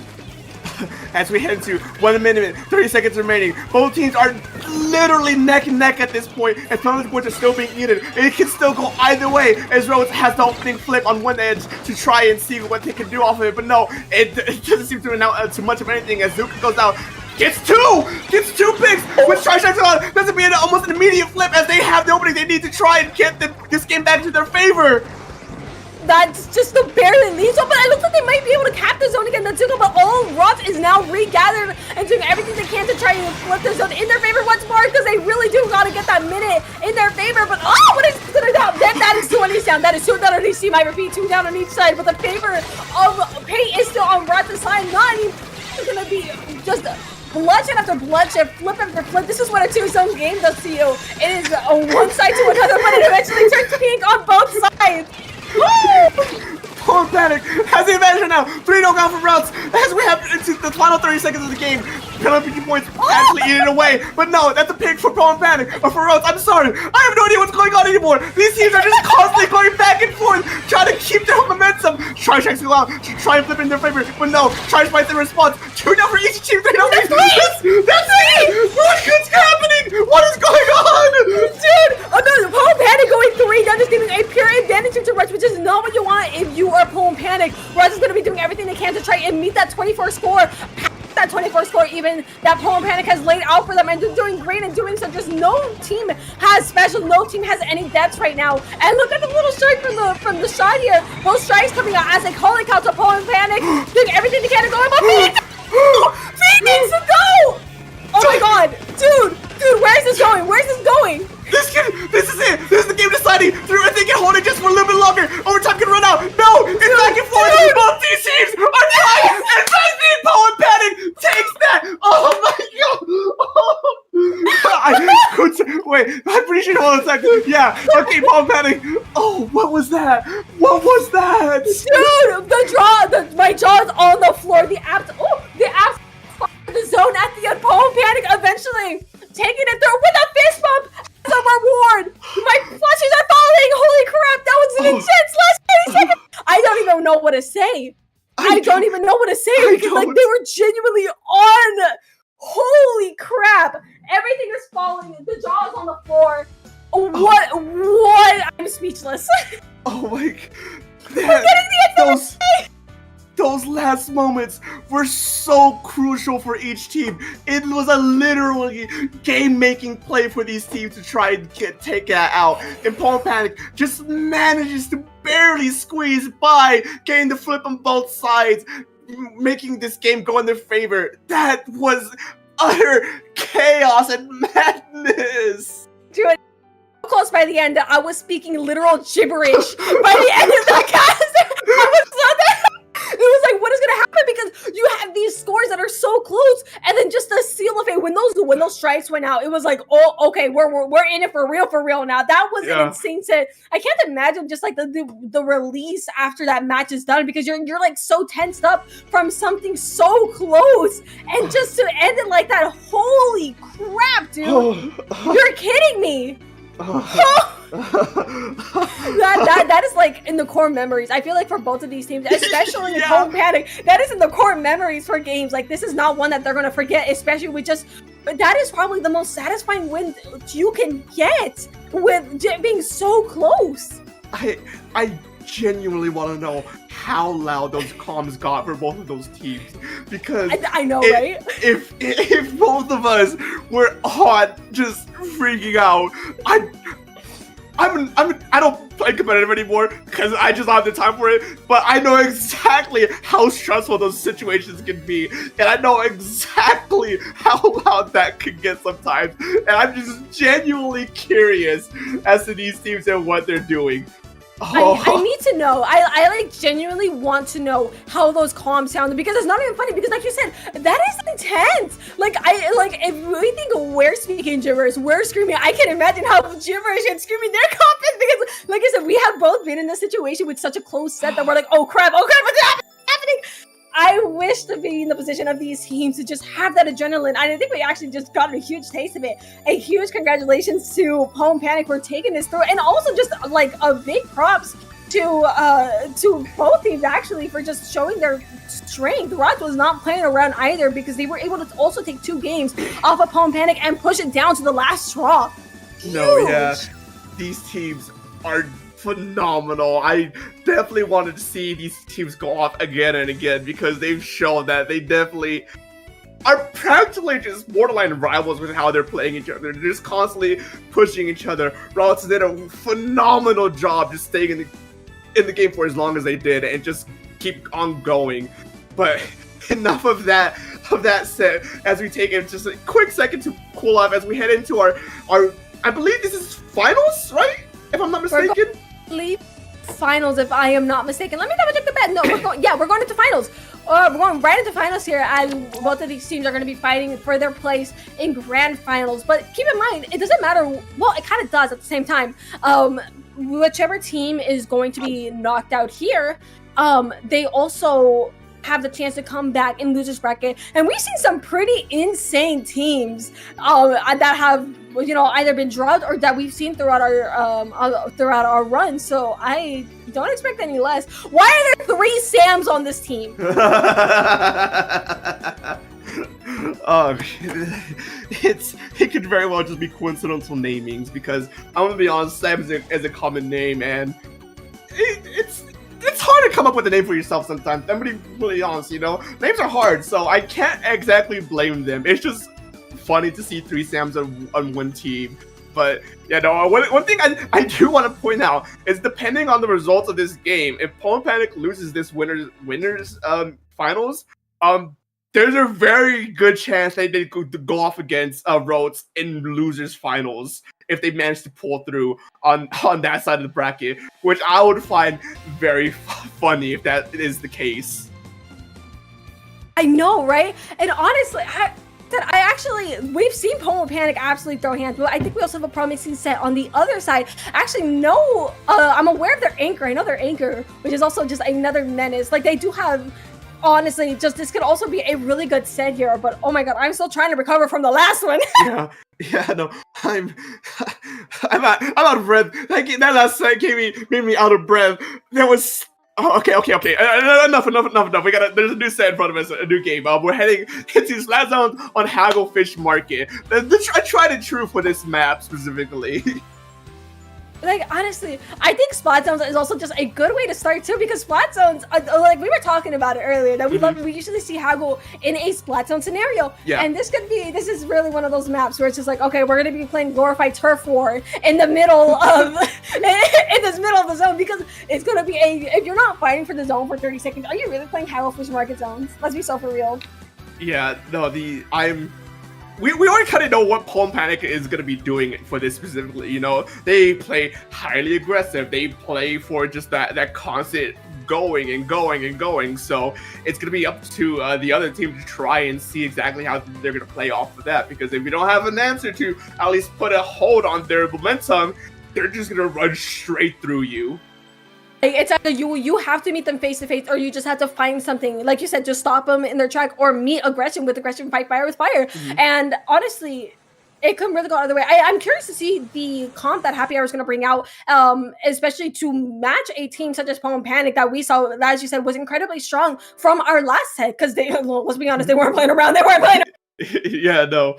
They want to win this tournament. And speaking of this tournament, I did want to make a quick reminder about what we're doing this for, which is our HP for Heroes charity tournament, which we're raising money for the nurses and the children of these hospitals. So any kind of donation you can make is always going to be greatly appreciated, even if it's $1, because $1 can go a long way. Just right now, I'm noticing that we just hit 2,700 from our donations, which I'm really happy with seeing that number. Yes, and hopefully we can break through 3,000 by the end of the tournament. That is our goal here on the commentator stand, to at least get that to 3,000. Like Dirk said, even $1, it's going to a good cause. That if you guys have the funds to spare, do put a little bit into this if you guys can. But as our match is, getting ready here. I need water. Hold on. Water.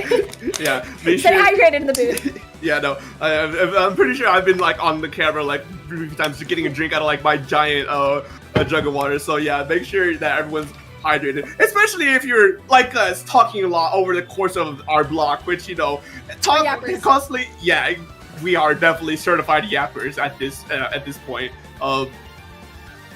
I'm still just worked up from that last game. I think I was at halfway of my water, and now it's less than a quarter left in here. Dude, I'm telling you, they get hype as hell. I'm this is that. I was on the edge of my seat. I'm sweating for them. But dude, it was an insane set. It was actually a crazy set. And like I said, I'm we're trying to cool down. But again, I'm still gonna be excited for the next one coming out. The bar has been set high. But regardless, I'm still excited to see what they have to bring, because we saw Pomo Panic, who absolutely throw hands, to Happy Hour, which is a team that, as far as I know, also has some pretty good players. So I'm pretty excited regardless. Yeah, no, the sort of differential that these teams are going to be playing off of, I'm excited, because we saw exactly firsthand how Pomo Panic is going to be playing and what their game plan is. I haven't had the opportunity to see Happy Hour in combat, or in action, so there really is no good way of telling exactly what they're going to be doing, what they're going to be bringing, and how they're just going to be playing around. It could very well be also an aggressive comp that Pomo Panic's been doing. They can also just be a more defensive range comp that some teams have been kind of messing with, and on Haggles, on zones, there is that sort of leeway to go with something that's more sentinel based, more just grounded, and just keeping them from approaching you. around this, but I think as both of these teams, like the first match, I always like, especially when things like you have a best of 5. I feel like there's like a round leeway you can get where you can kind of scope out the team's game plan, and you can work to either counter that or well to counter it, to get the optimal counters for these things, or or for all you can have each team countering each other, and it's just like, wait, where are we going, and suddenly you have a whole different thing going on. So, but as far as I feel like out of the 2 teams, I feel like Poem Panic is going to be one that has a more stable comp. Like, I don't think they'll be changing much. Especially from what we saw last match, where we really didn't see any changes. But regardless, here we go. We're gonna be seeing Pencil instead. Okay, Pencil from each side, especially with zones. I mean, it's to be expected. Yeah, no. One thing I am like generally curious about is the Gal, because that's not a weapon you see too much around in competitive play. So like, I'm always excited to see like those more off-meta weapon gets picked. And both teams, as this final game of this game of winners finals getting kicked off right now, where you can see exactly how these teams are going to be playing, especially with Poem Panic, see how they're going to be going up against their new adversaries. No, yeah, for sure. And seeing the zone actually turn into Happy Hour's favor on the first one, but they're also going to be going 1-for-1 on each squad right now. This zone is being held off pretty nicely, but it's going to be contested here for the first time. See Bello come out with the Zuka, trying to find any picks that they can, not quite fighting it, but that zone is going to turn orange once again. Not anymore. Speak the commentator's curse for the first time here on the block. Most definitely. This definitely can get a little bit dicey for Happy Hour, because once Poem Panic gets the momentum going, it's very hard to stop them. And with Crab Take coming out, this could very well be the momentum shift to just sort of stall them out and slow them out and keep them at bay, as Happy Hour managed to— what a shot! Double with Azuka. We're actually seeing Azuka from Happy Hour as well, trying to find any picks they can, but this Slash are going there. We're going 1-for-1 and once again on each side, but it seems like Happy Hour's team member just came back as well, seeing that Azuka all over again, trying to find the pick, but not quite finding it, but that lead is going to swap in Poem Panic's favor right now. As I'm talking about Happy Hour having the tools they can to sort of halt them out with that Crab Take, it keeps getting shut down once again, twice again. 2 are down for Happy Hour as Poem Panic keeps the momentum going in their favor, keeping them at bay, just pushing them back constantly. Tri-Check's allowed to slow them down even further as once this fight to try and get a pick, but no, it can just very well be the end of this push right here. Oh, it might just be, but we are seeing the field turn orange, and flip it does, leaving the last 2 members of Poem Panic on the alleys just to fend for themselves. Number 3 here? Oh my goodness, just a collapse Happy Hour did on Poem Panic as their members were caught on the alleyways of Haggle here, which is not an ideal spot to be, but they're going to come back anyways, taking their Gal out of Happy Hour here. Ooh, and that Crab Take showing exactly why it should not be slept on. For as much as we've been talking about like cooler meta these past like few weeks and so, Crab Take is still a very solid pick. Just to sort of keep your enemies at bay and just not letting them come in. And just like that, Poem Panic completely ignoring the Crab Take, and any advantage it gave the other team, and just pushing Happy Hour out and already flipping the zone into their favor.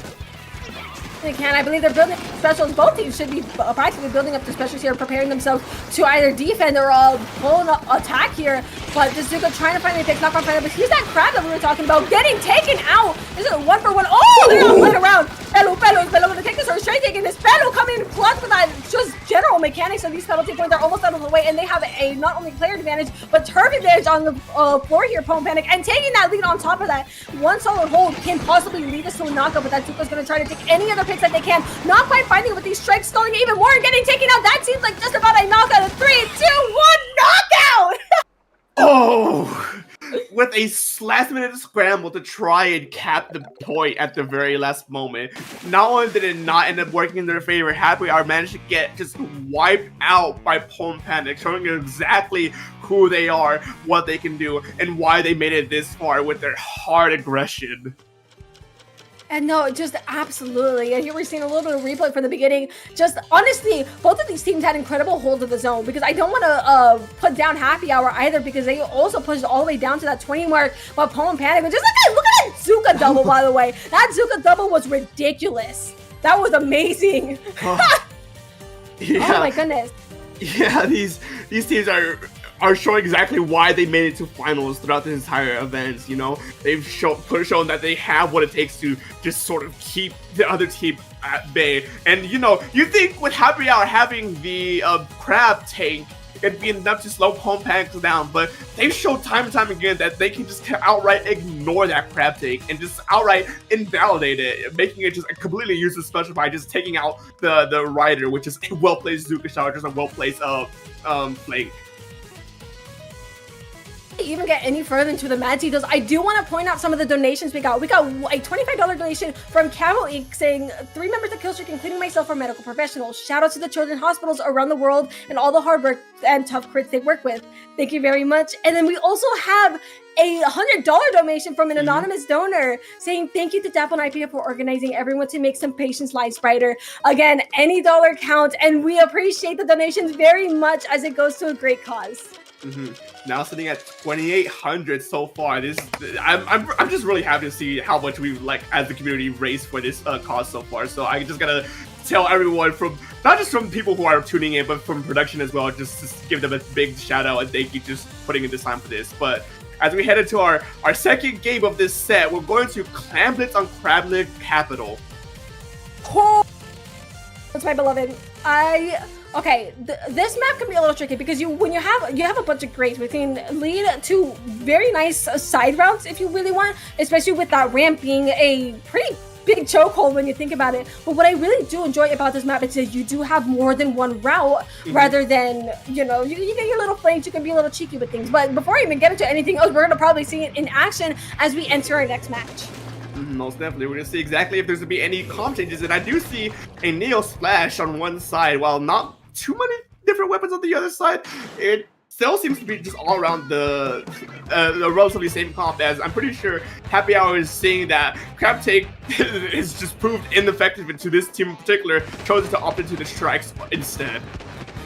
And strikes aren't a bad option either. They can wall out a lot of space, and I like to think of them as a calling call to a team to just push forward if used properly here. For both of these teams opening up, these specials slowly making up on the field, but it's going to be Happy Hour that actually gets a first down here. Home Panic being able to find that pick, but Happy Hour is not ready to let up just yet. Trying to find any other picks. Are they going to crack and cheese us already? No way. No, they're both gone. They both did not get the chance, unfortunately, there. The Kraken just being the lone person at Home Panic's base here, as I think they're taking a jump.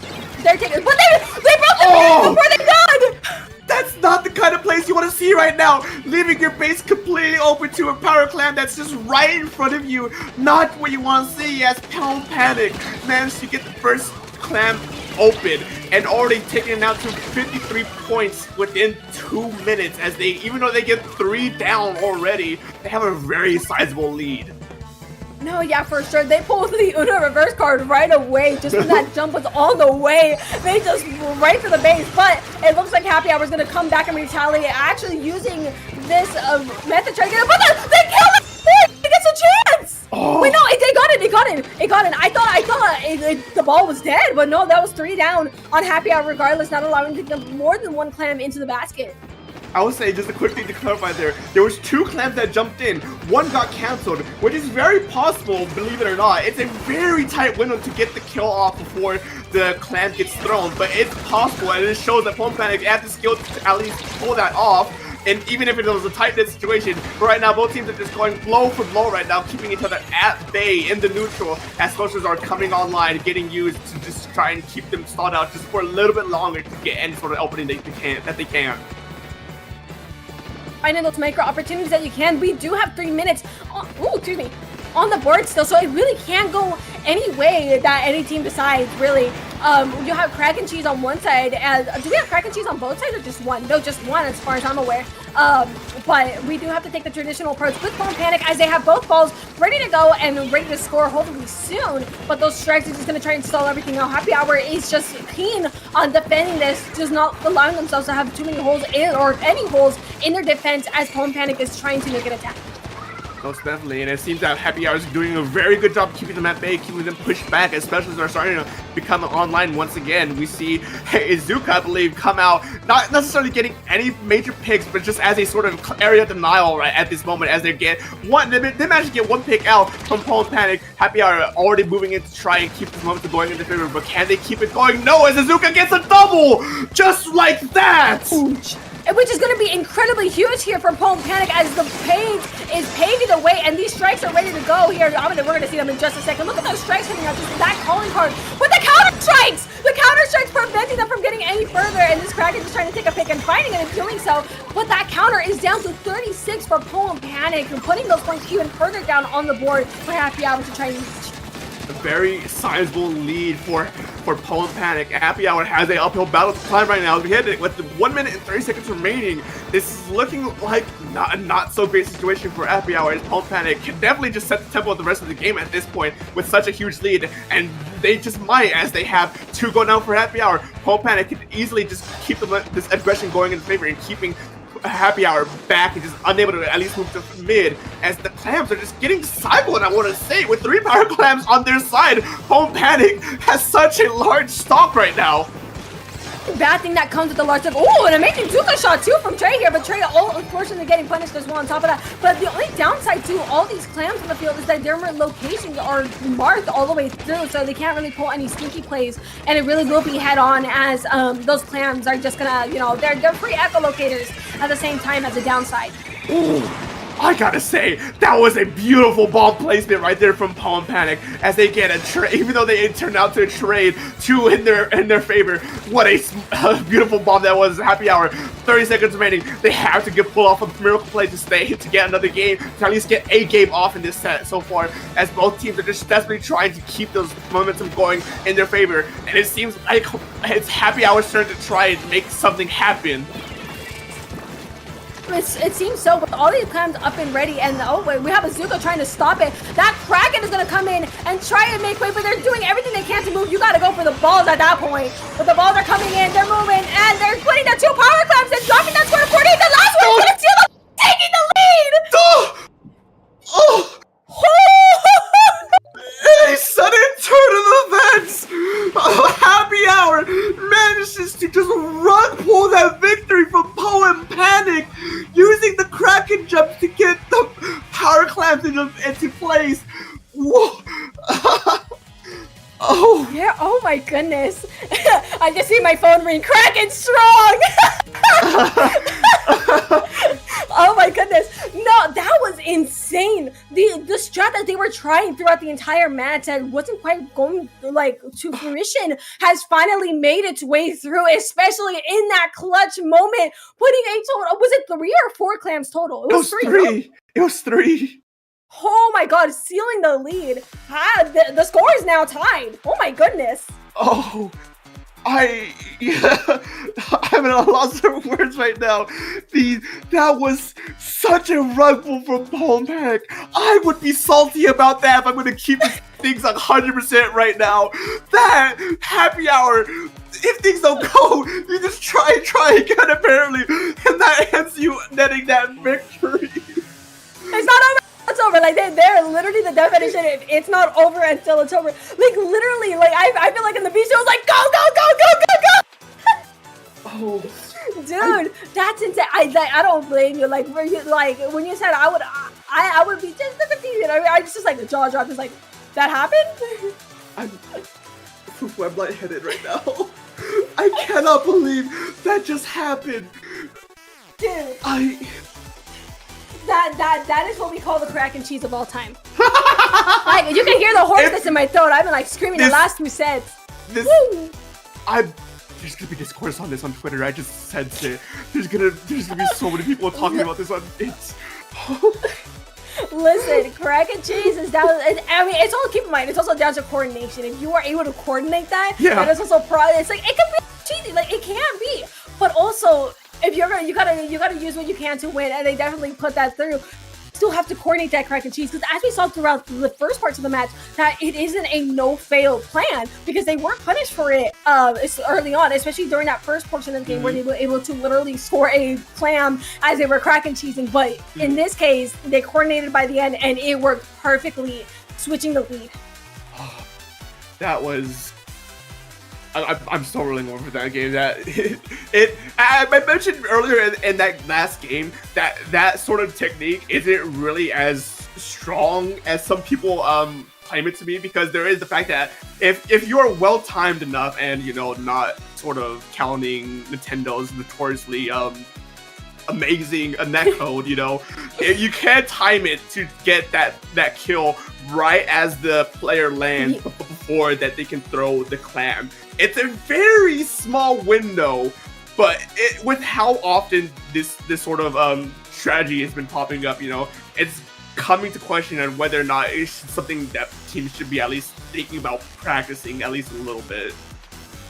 I think what could have worked were those strikes, which they tried to time. We did see it. We did see them try to time those strikes at the time of their jumps, but it just wasn't enough to stop it. And I think that also just came down to, okay, well, we have our clams, and at that point, it really is hopeless, as you see all the members flying in, like boom, off we go. So honestly, it's still like props to the coordination that Happy Hour was able to put on the field. Oh my god, my voice. Where's my water? Yeah, definitely get your water to try and stay hydrated. That's right. We're currently waiting to see exactly what Palm Panic is going to be counterpicking right now. It's both of the teams have just been phenomenal so far, showing exactly why they made it this far. You can't. Palm Panic's aggression has just been almost top notch throughout these last 2 sets. And Happy Hour, I can't exactly analyze what their strength is, but I want to say that coordinative, just sort of just last minute buzzer beating dunk for the clam blitz was definitely, I gotta give them props for that. Even if if I was a player, I'd be mad, but I gotta respect it. I just have to respect it. You have to respect the coordination, especially at something I believe it jumped to overtime, didn't it? It was overtime, so it was really the last minute that we gotta go. But I feel like Home Panic is not gonna lean forward in the chair. They're about to do the gamer lean after this game. I'm so for real. Yeah, no, it wouldn't surprise me if they pull back just a flip switch from that last game and they just become utterly ruthless, because their aggression is unlike anything I've seen so far. Really only matched by Rots, but they got sent to losers for a reason, because Palm Panic has that sort of just a small edge over them, and it's really a hard thing to try and counter when you really sit there and think about it, because if you have proper cooler usage and you just have proper rotations of special, there's just really not much you can do to slow them down, without bringing something in maybe a Ink Storm or maybe a Vacuum. But those specials are really consistent and aren't on too many valuable weapons, so it's really tight space. Needs to run these things, and ultimately some might see it as more of a downgrade compared to some of the other weapons that they'll be running, despite the special possibly being effective. But regardless, I mean, anything can go. I feel like now we're more at a clean slate. We don't know the map. Actually, do we know the map mode? Yes, we do. As we see the cards fall, we're going to Splatoon Robo Robin, which is probably going to be really beneficial for the pencils. No, I'm happy to see Robo Robin return here in our winners finals. I mentioned this before. I just love this map. I think it's really cool. The fact that there's an underground passageway to get behind the players, I think is really very neat. And I don't remember exactly how much this map changes on Splat zones. But I definitely but yeah, I'm excited to see exactly what's gonna happen here. Honestly, if I'm being honest, I don't think it changes at all between Clam Blitz and Splat Zones. I could be wrong. I only played this map I've only played this map so much. I'm usually playing it on zones, if I'm being honest. But honestly, I feel with those underground passageways, it really can't be. But I feel like a lot of the focus is going to be in center, so they can be really utilized. But those pencils are about to have the trip of all time. We see Lexi already on the pencil, and we see Zenith on their pencil. So we have a respective pencils on each side. Ooh, one thing I also do want to point out, we have a 96 gal deco, which I don't think we've seen at all so far. I mean, it has the Kraken, so it kind of makes sense that why they're running it, but it's definitely a new weapon that I've seen. So I'm very excited to see exactly how these teams will be playing out. And right now, Palm Panic just slowing down, sort of playing at their speed to try and get that cooler ready so they can go on their hard aggression that they're known for. And with an almost immediate pick, they get one down already, but the Kraken gets a shutdown just like that. Come in clutch some to come and take these picks. Those picks for Kraken can also be incredibly beneficial in allowing Happy Hour to move up on the field. With Pretzel taking a really nice pick, but it is going to be Happy Hour still at a disadvantage as Palm Panic goes ahead and recaps the zone, caps the zone for the first time of their game, and seeing this cooler crowd. So they're going to immediately put themselves in an aggressive position. Damn! Zuki taking one out right from afar, almost taking out the pencil on top of that. Palm Panic team is pretty set up to try and get more aggression on the field. One thing I just didn't realize so far is that we also have the return of the Crab Tank, something to try and zone off of Palm Panic, hopefully anyways, but that Zuka is just putting in the work. These Zukas have been top-notch this entire set, these past 2 sets, I'm sorry, and they just keep getting pick after pick. It's very hard to try and go on a weapon like that. No, yeah, Zuka just absolutely, it is the sniper for front lines, as I like to put it here. We get a little taste of both, but it's going to be Happy Hour that recaptures and applying a 52-point penalty on Palm Panic right here. A very strong lead by Palm Panic already as we get into less than already 2 minutes a minute and a half, I'm sorry, into this game. So did I just see like so many Zukas pop at once? I think I did. Too many Trey Zukas is what we're seeing here. Look at all the Zukas that are on the field. They're like painting over each other so much that they're just constantly getting their specials, and it's honestly impressive. But we've seen that Crab, the Sam is pulling out, could try and stall out Palm Panic here, just allowing themselves to get more points on the board, finding a pick on top of that, and it's just the pressure from everything at Happy Hour is putting a lot on Palm Panic as they're slowly inching their way towards the lead and swapping it successfully on top of that. And the Kraken take out the strikes on top of that, but the zone is going to flip ultimately in the favor of Palm Panic. Yeah, no, that was definitely an unfortunate. Even though that Kraken got 3, that was an unfortunate play by them because they managed to end up losing that zone, giving them the penalty points. Even though they are still currently in the lead, have the advantage in keeping Palm Panic staggered, they still have penalty points to work through now, which is less than ideal. Less than ideal indeed, but they are taking down. Are those zones? I thought those strikes were about to insta-cap. I was about to be like, no way. But those penalty points are still ticking down for Happy Hour.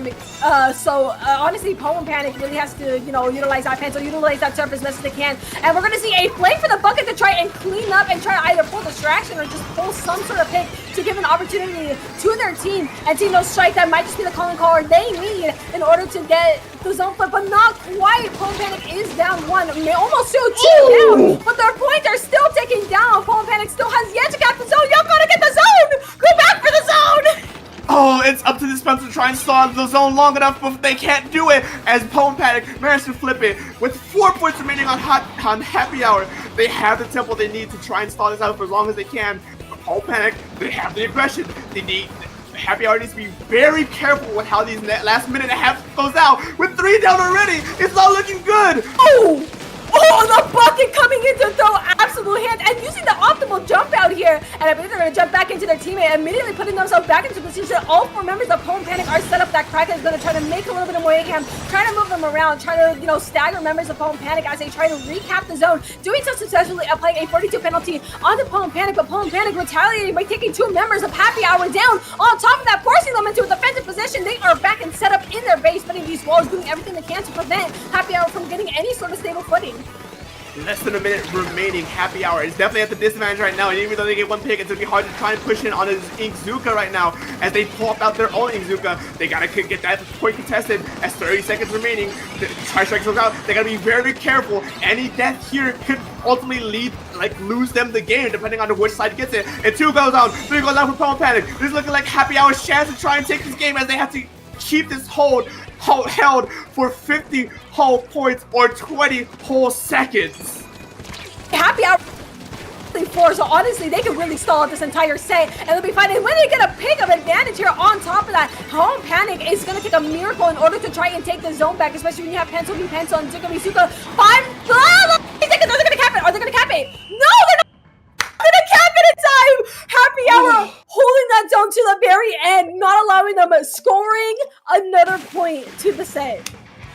what a phenomenal, what a phenomenal game. Happy Hour manages to just keep their cool and actually managed to keep Home Panic at bay long enough for them to get the advantage and take the lead and end up getting victory. And right now, Happy Hour 2-1. They're at match point. They're not playing, bro. That's what I'm saying. But honestly, they were able to hold that zone. They bring in I think just words are not going to work. Like, words are not enough to like talk about these sets anymore. Yeah. I definitely feel that there's so many times in these last 2 sets where the game has ended and I've just been handed heads, just speechless. I know, it was just like, whoa, like, dude, like, bro. Like, oh my goodness. It's so. I don't know. I just to be able to hold the zone to the very end. It was this close from turning yellow too. Like it's like that was. It's not like it was like how to explain this. None of these games anymore are full sweeps. They are close games, especially as we're seeing here. Things are very tight, and I think we're going to continue to see that as the games go forward. We might see a 3-0. We might see a 3-1 from here, or we might see a game 5. Who knows? As we are checking up our next map. Splatoon, we're getting Splatooned again. Oh, okay. Zones after zones after zones. Surely you think one of these games would actually be something different, but I believe after that sort of disheartening loss on Clamblades, I doubt they want to try and risk their money on that again. So I definitely don't blame them for just maybe sticking with zones or something else for the time being. Love in the air, wrong. Splat zones. Yeah.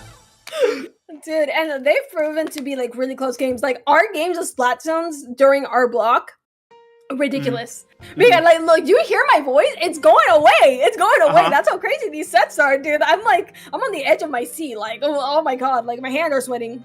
Yeah, no, but like. Yeah, no, it's definitely Happy Hour has the advantage right now. They can close this set right now and move on to grand finals.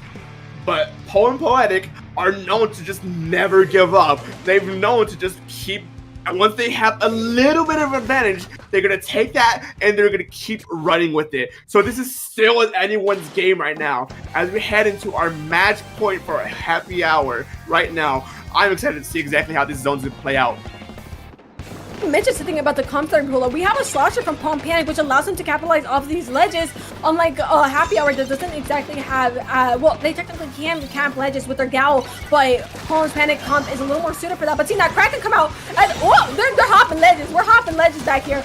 The Kraken finding a pick on Pelu right there, but that lead is still going to go in the favor of Palm Panic. That is 1-for-1 on each side right now, seeing just Palm Panic doing what they can to hold that space, hold that turf, seeing that Pencil do what they can. But that Crab is just come out, all this range coming out from Happy Hour doing what they can, but that zone is still not quite capped by either team. It is stuck in neutral and turning purple once again. Palm Panic definitely has the lead right now as they're slowly inching Happy Hour back further and further, as even though they have Cooler, this is their chance to try and make something happen. Terrain gets shifted, Crab comes out, this is a special after special. Both teams are just trying desperately to keep their hold, but Happy Hour managed to flip it in the chaos as Palm Panic is scattered, getting picked off. It's trade for trade. And it's gonna get real tense. That zone is almost yellow, just barely. With the pocket coming in!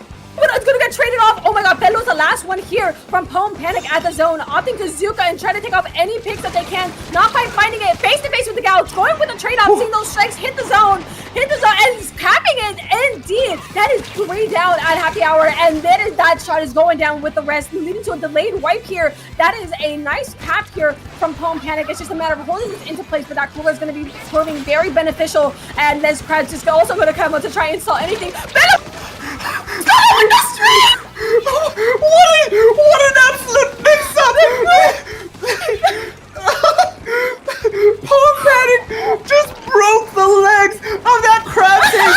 They just lost that special as they're getting burnt on the back pedal. Happy Hour not in a good situation right now.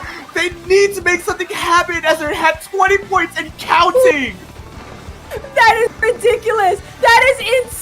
insane. My jaw is dropped over that. But honestly, the bucket, you kind of coming in and taking out. That is the word. I blinked and the counter's gone. The counter's gone. I was worried about Fellow breaking like the crab's ankles, and suddenly the game's over.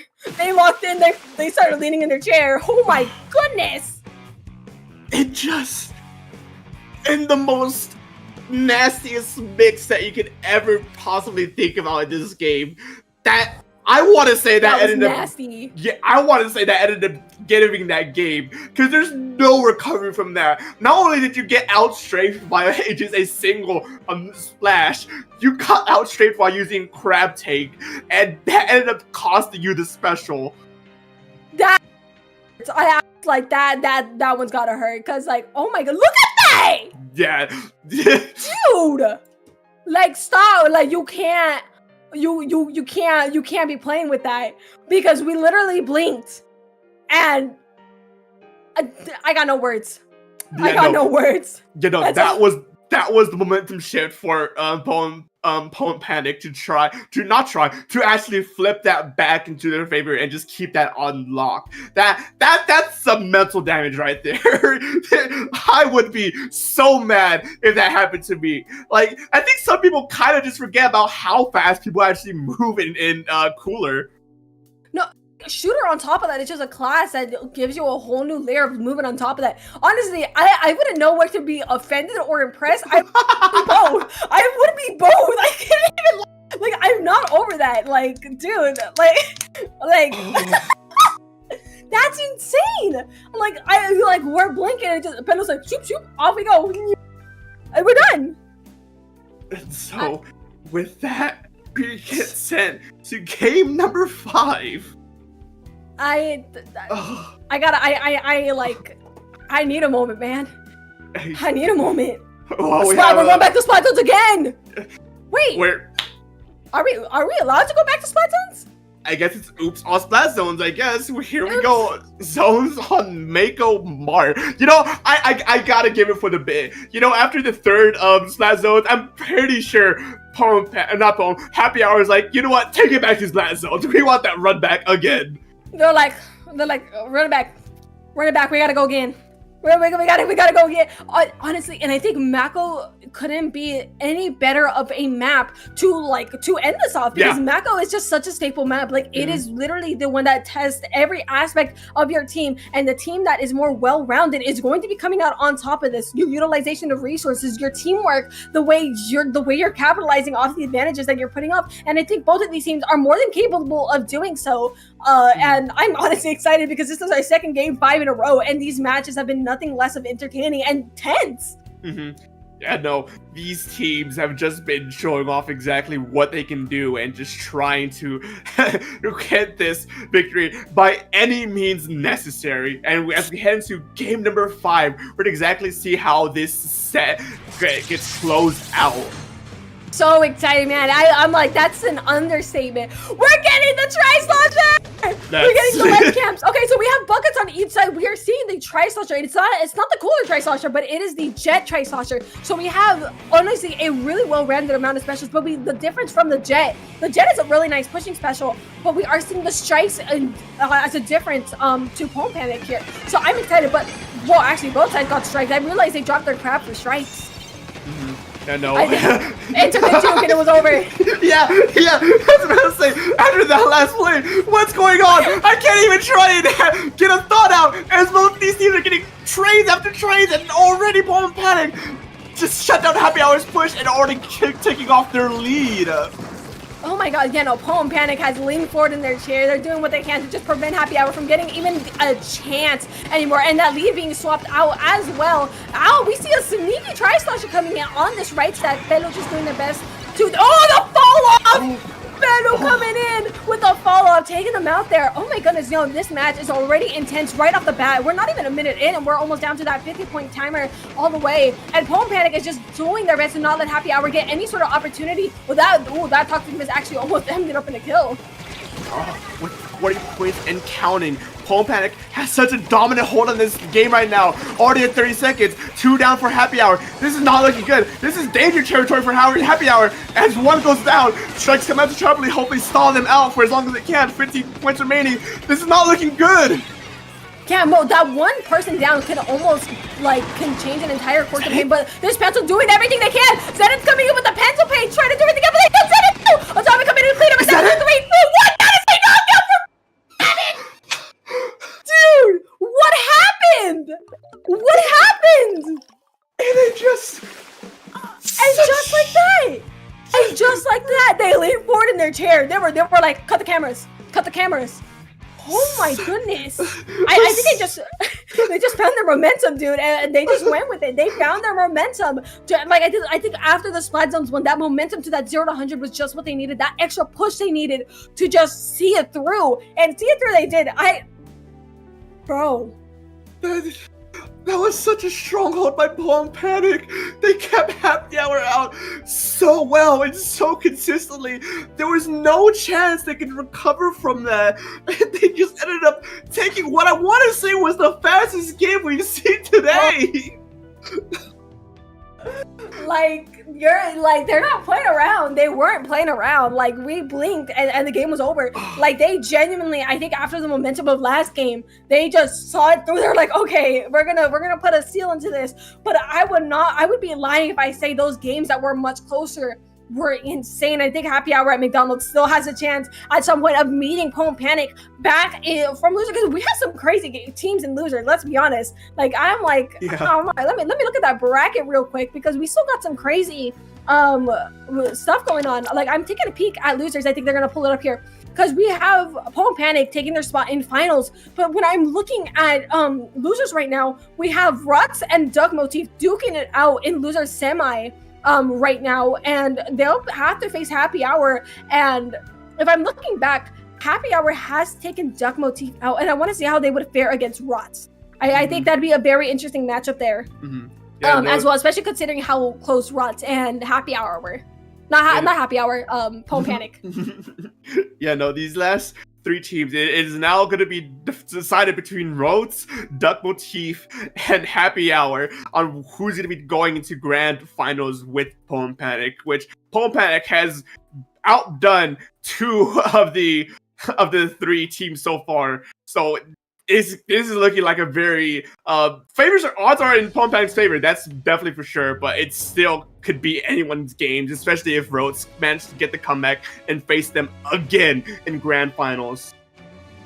Really funny because we're getting the confidant rank up theme in the back as we're finishing this match, and I think it's really funny. But honestly, this match, I'm like the last two. Why is this here? The last 2 games, our last 2 games have been like, you deserve the buddy. But like honestly, seeing the last 2 sets have been absolutely insane. Like I'm on the edge of my seat, and oh my goodness, I don't know what to say. I don't know what to say. Yeah, I don't think I've been this consistently lightheaded and out of breath for a series of sets in a long time. Dude, I know, right? And like I'm out of words, because both of the last teams that we have been casting have been absolutely strong. Like you cannot deny that they absolutely have the skill to push through, as we have been saying, and considering how far they've made it. So honestly, so big props to all the teams that we've been casting as well. Most definitely. And that I think I'll remember these sets for a long while because they're so memorable. But I believe that's gonna wrap up our block, if I'm not mistaken. That is the end of our block. That is. Wait, I'm turning the wrong way. Hello, Dark. Hello, Dark. I did it too. Wait, this way. Yeah. Hi. But we gotta drink our water. Hold on. Yeah. Oh wow. What a glorious few sets that was. Yeah. Man, that was that. I was just for words. But again, congrats to for Pome Panic for making it through, and you got to sit nice and pretty in winners finals until losers bracket is done. So keep yourselves nice and warm, as I believe the next set is going to come your way is going to be impressive. But I believe we actually are following into losers bracket with our next block. We are not obviously going to be there, since of course that is the end of our block here. As you know, we'll finish up. If not, our throats would be killed by the end of the day. But speaking of that, Darko, where can the lovely people find you? Well, you can find me both at Twitter and Twitch at SPF_Dark, just as you can see as my username and the handle. I try to stream time to time, but I've been inconsistent because I've been so busy. But Twitter is usually where you find me just repost a bunch of random stuff. But Fufu, where can they find you? You guys can find me on Twitter at @SplatFufu or FufuPNG on Twitch to catch me streaming here. I'm trying to get that consistent schedule, but honestly, it's been an honor to cast here. And once again, I'm going to remind you guys the exclamation point donate, that you guys can put your funds in to helping games get to hospitals and helping the nurses that are working with children as well. So if you guys can have the funds to spare, I would highly suggest donating. But as you said, that concludes our end of our block, and we'll be seeing you guys. Well, you guys will be seeing some amazing sets coming up your way.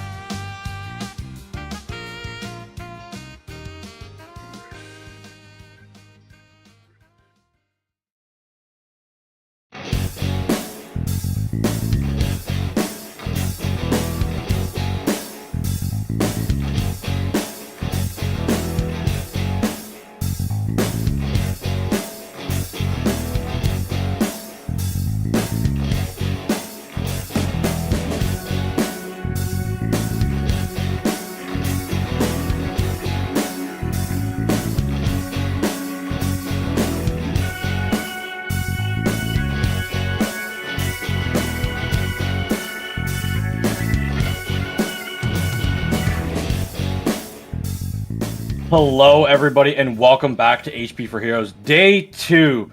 This Splatoon action that we've had so far has been off the charts, and we have had a little bit of commentator swap. I am Genie7, joined by Pat. And Pat. Hey! Yeah, I got it right. Yeah, we're here. It's been a crazy tournament with so many close and interesting sets happening yesterday and today. And now we're in top 4. We're now in loser semi-final, and it's going to be Rotzloffel versus Doc Motif. Both of these teams, great players. Oh, yeah. Super cool to see them play, and pretty deep rosters. We'll see what they're able to do, how they go. But yeah, how's your day, Ginny? This has been so fun so far. Oh, it's been great. It's been great. Yep. Gen G and Sentinels, and Aw, traitor. I'm sorry. I had both streams up though. I had 3 streams going. You know what you could do? You could do, Ginny, so that I forgive you, is to type donate in chat, !donate in chat, and click the link, and give money to charity. It's Gamers Outreach. It's to help kids in hospitals. Like, for a kid, it can be traumatizing, and it can be really tough to, get back from an intense surgery. And the game is starting now, so let's get in right away. Rots is bringing the range blaster and a pencil, and Rachel is bringing the octobrush. Rachel with the octobrush goes that's no so surprise. hard. Yeah, there is no surprises there, because that is just. I don't think I've seen Red Shell on too many other weapons other than the octobrush. It does play other weapons from time to time. Oh yeah, like if you're gonna fall back on something, it's going to be Red Shell on the octobrush. Always trying to find some space, but this map, it's gonna be a little bit more challenging. There are areas that they can go, but overall fighting is a little bit more difficult. And Zipcaster, its angles are a little bit weird, but overall the first start here, Pat, is kind of a little bit in Duck Motif's favor, but could go back in Rots' favor very, very fast.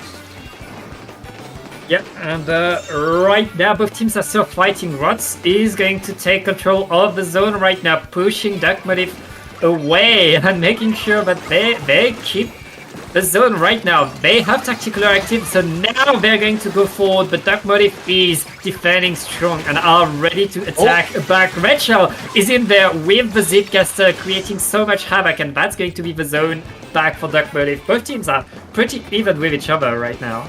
They are. Red Shell's able to go in there and jump off and get one. That's good. They have lost their shot there here, Pat. So this zone is going to take over, and it's probably going to be the lead swap. A range blaster. Just hoping for a second kit on this right side. Not going to be able to find it because Nogami has to release the second kit for it to have one. Is able to find an assist, though, but has to watch out. Get taken up with a shot running in there. Pat, this is running the zone. It keeps going. Okay, so we had a reset made by our observer Brownie, so I guess something happened. Let me check our infos. Oh, okay, that makes sense. Okay, we're gonna have a little bit of a fire. We're gonna have a little bit of a firestorm for this one, on Twitter later, but. For right now, this is a co-tournament. IPL and Dapple are here, and the players were not made aware that both streamers had to join at this point in time, and we only had one. So we did have a call from the TOs to end the lobby. I am waiting for this, Pat, later, because this will be a good one. That's drama between IPL and Dapple. No, we're all friends. No, it's not between them. It's going to be between the players, sir. Skill issue. Our streamer was able to join the room faster, at least. Yep. That's oof. I'm overall. Pat. Let's. Do you want to talk about the weapons that we saw, or do you want to talk about the organization that we're supporting? What do you want to go with? Let's start with the organization we're supporting, Genie. Oh yes, it's awesome. Yep. For me, just speaking from experience, who's been in the place for the hospital, like it's during some of the darkest times, getting some good Mario Kart games with other people that were struggling, it really changed. It really changed. The tone, and those were some of the greatest hours, like greatest hour and a half breaks between school and dinner that I had in the hospital. So it was enjoyable, a very enjoyable time, and I'm so happy that kids nowadays get to enjoy it. And this organization actually supported the hospital I was in, so it's it hits close to home for me, and I want to see that number. I know it says, I said last time I wanted to see it get over 2,000. Now that I'm back, we're almost close to 3,000. So by the time we get to finals, grands, I would like to see 3,000 in there. Not yet. We can wait some time and You see how many spare dollars you got around, but I'd like to see that bump up to 3K. Yeah, give some money for a good cause. And now we can go and talk about these two awesome teams, Genie. As you said, like, Red Shell with the Octobrush, we have to talk about it, because the Octobrush is a low tier weapon, unless Red Shell is playing it. And then it's top tier. And nobody knows why. Nobody but Red Shell knows how this weapon works, apparently. It just works when Red Shell is playing it. Yeah. There are some people have a few ways of seeing how it works in. It's just, it helps with the cooler, Pat. Having the cooler promotes that just hold it down, forward, dodge, dip, weave play style. And honestly, with how the kit is in this game, it looks it has a place now. Octobrush in Splatoon 2, its kit could get clunky at times, but this kit, I feel like it feels a little bit more fluid, having that suction bomb and the zip caster. Yeah, there's a lot of fluidity, and it really plays to Red Shell's strengths. Red Shell has such awareness and is constantly to your side or behind you, setting up a trap and doing your best. But on the other side, on the side of Rotzloffel, I'm going to call them Rots because I have no idea how you pronounce that. Yeah.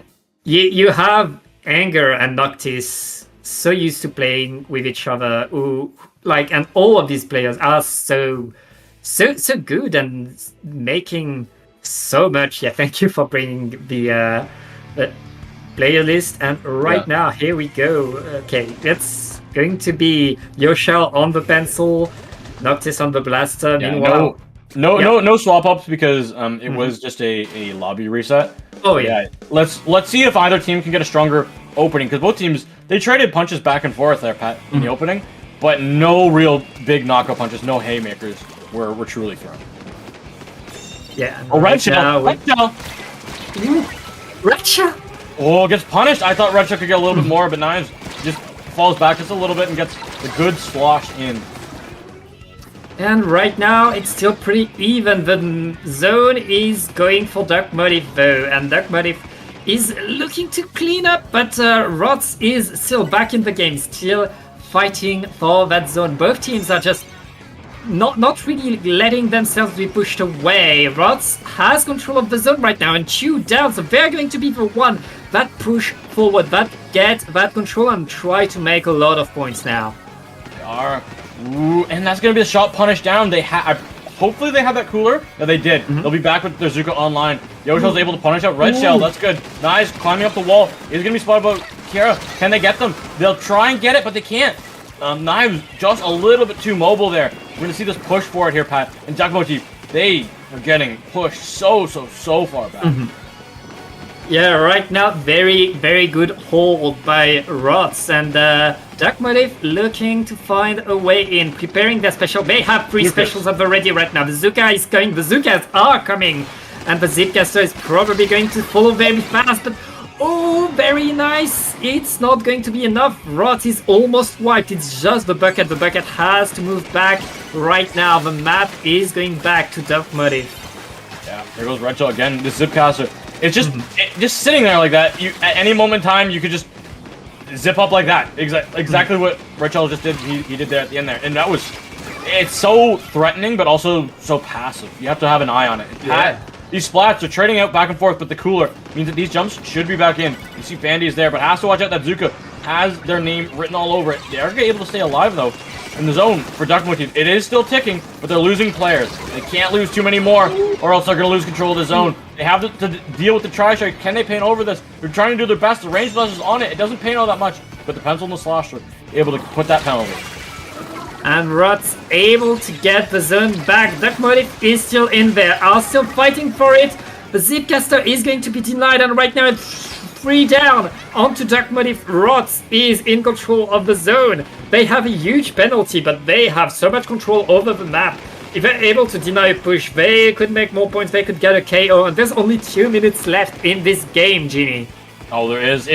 This is gonna be so close coming down to the wire. Zuka is out. It gets a good shot down. Nick also gets a bucket. It's gone. That's 3. There's so many spots coming out here. And Red Shell back on that Zipcaster. Dark Motif, they stay alive in this map. here, Pat. Yeah, Dark Motive still in this game. They have to hold the zone. No, this happened. They have 2 players down onto Rots. This is the opportunity. This is when they make the points. And Rots has to find a way to regroup, to keep the specials that they have, and prepare a big push. But right now, Dark Motive is making points. Yes. That is going to be a wave breaker. Trying to find Rage Shell with that, and they do. That is good. They have to watch out. The shot is coming through on zone. They believe the splats. Oh my goodness, Pat. They shut this down. Duck Motif, the lead was just there for the taking, but he couldn't get it done. And now, Rots, they're marching their way all the way to spawn. They're probably going to find quite a few splats here as well. Ooh, and right now Rots has an iron defense. They're getting the splats. They're forcing Dark Motive to really just fight in their own spawn. They can't get anywhere near the zone right now. All of Dark Motive has to find a way in with 1 minute left and just 15 points. Dark Motive needs to paint the zone now. The points are so close, but they're all down. Rots is looking to get game number 1. Yeah, that's going to be a wipeout, and that's going to be it. Rots, they take game 1 in this, I believe, a best of 5. I'm pretty sure we went back to best of 5s because I remember the first few rounds of losers, which were not on stream, were best of 3s. So yeah, oof, wow, that was a really good good game, and honestly, Pat, it was tight, and I'm happy that the game was able to balance out there in the end. But overall, Duck Motif, they looked like they had opportunities to take a little bit stronger of a hold, but it came down to individual performances of Rots. Yeah, Rots a bit more in control, a bit more on the map.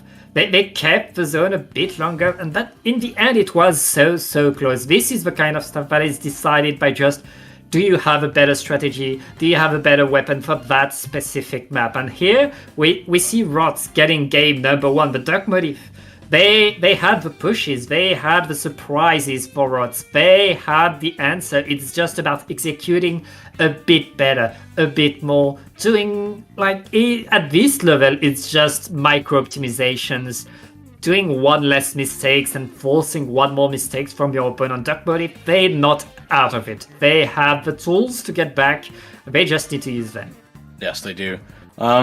These 2 teams, I don't remember if they crossed paths in Swiss yesterday.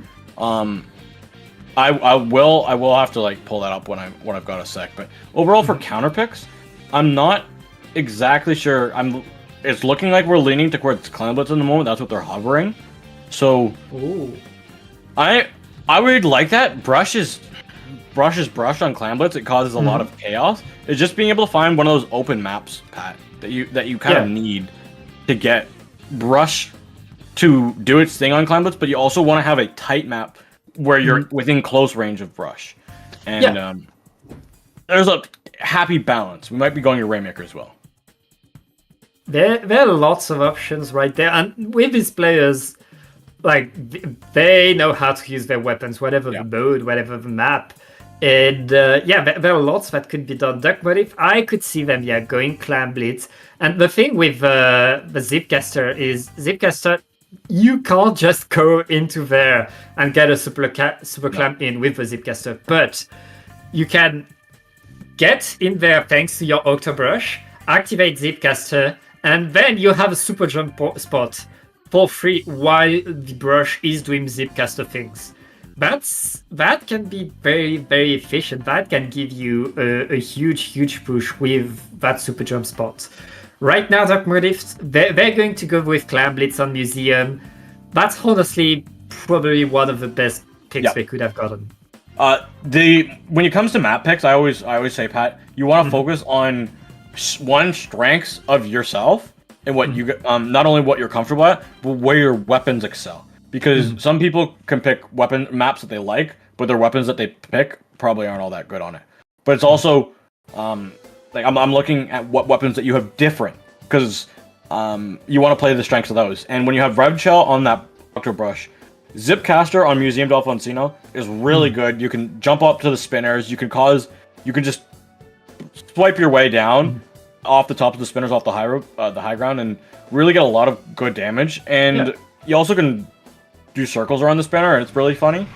I always have an annoying time, like a bad time against Punch on the map. So And all that high ground that you have surrounding the basket, the Zipcaster can get there in an instant. And Bandit bringing the Elite Scope to counter the pencil by Yoshio. That's extra range. That could be huge. And you know what Kraken and Beacons can do in a Clan Blitz setting.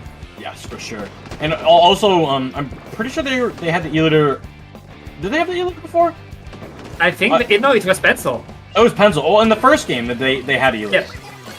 But then, did they swap? I don't know. Yep. Oh, the Yep. Zuka. The Zuka is out, and it's gonna get some splats here. Both teams are kind of trading back and forth. Nice, they can't get their sloshes down when they need to connect. But overall here, Pat, this is wild west. Lots of splats left and right, but Duck Motif should never mind. He still has 2 players on that platform, still 2 players to attack, but it's going to be short-lived right now. Rots is shutting this down. The Kraken is going to be deployed, but when you're the last player in here, the Kraken, all it can do is just save you, give you the HP to get back into your room, get back to your camp, and regroup your team. It's very small push. Rots pretty happy to just give them half that push and get the free super clamp from that. Yes, yeah. Oh, good spots there by the range blaster. We're gonna have a counter push quite quickly here, Pat. Red Shell, they have this Zipcaster and they get sniped out. Good punish there. Yoshio should be able to move their way forward. Have to watch out. Their teammates have fallen around them. They're gonna be able to get that power climb in. Cost them their life, but that's okay. And unfortunately, the jump in from the power climb will be on the low ground unless we can have some amazing parkour. No. It's not going in.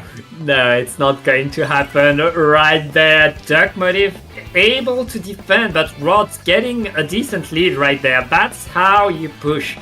We're just 2 minutes into the game though, and Duck Motif is going to have plenty of occasions to get back in the game. But right now, Rods, they already have back that control of the middle of the map. And once you have that control of the middle of the map, you get more clams and you get that threat onto the platform.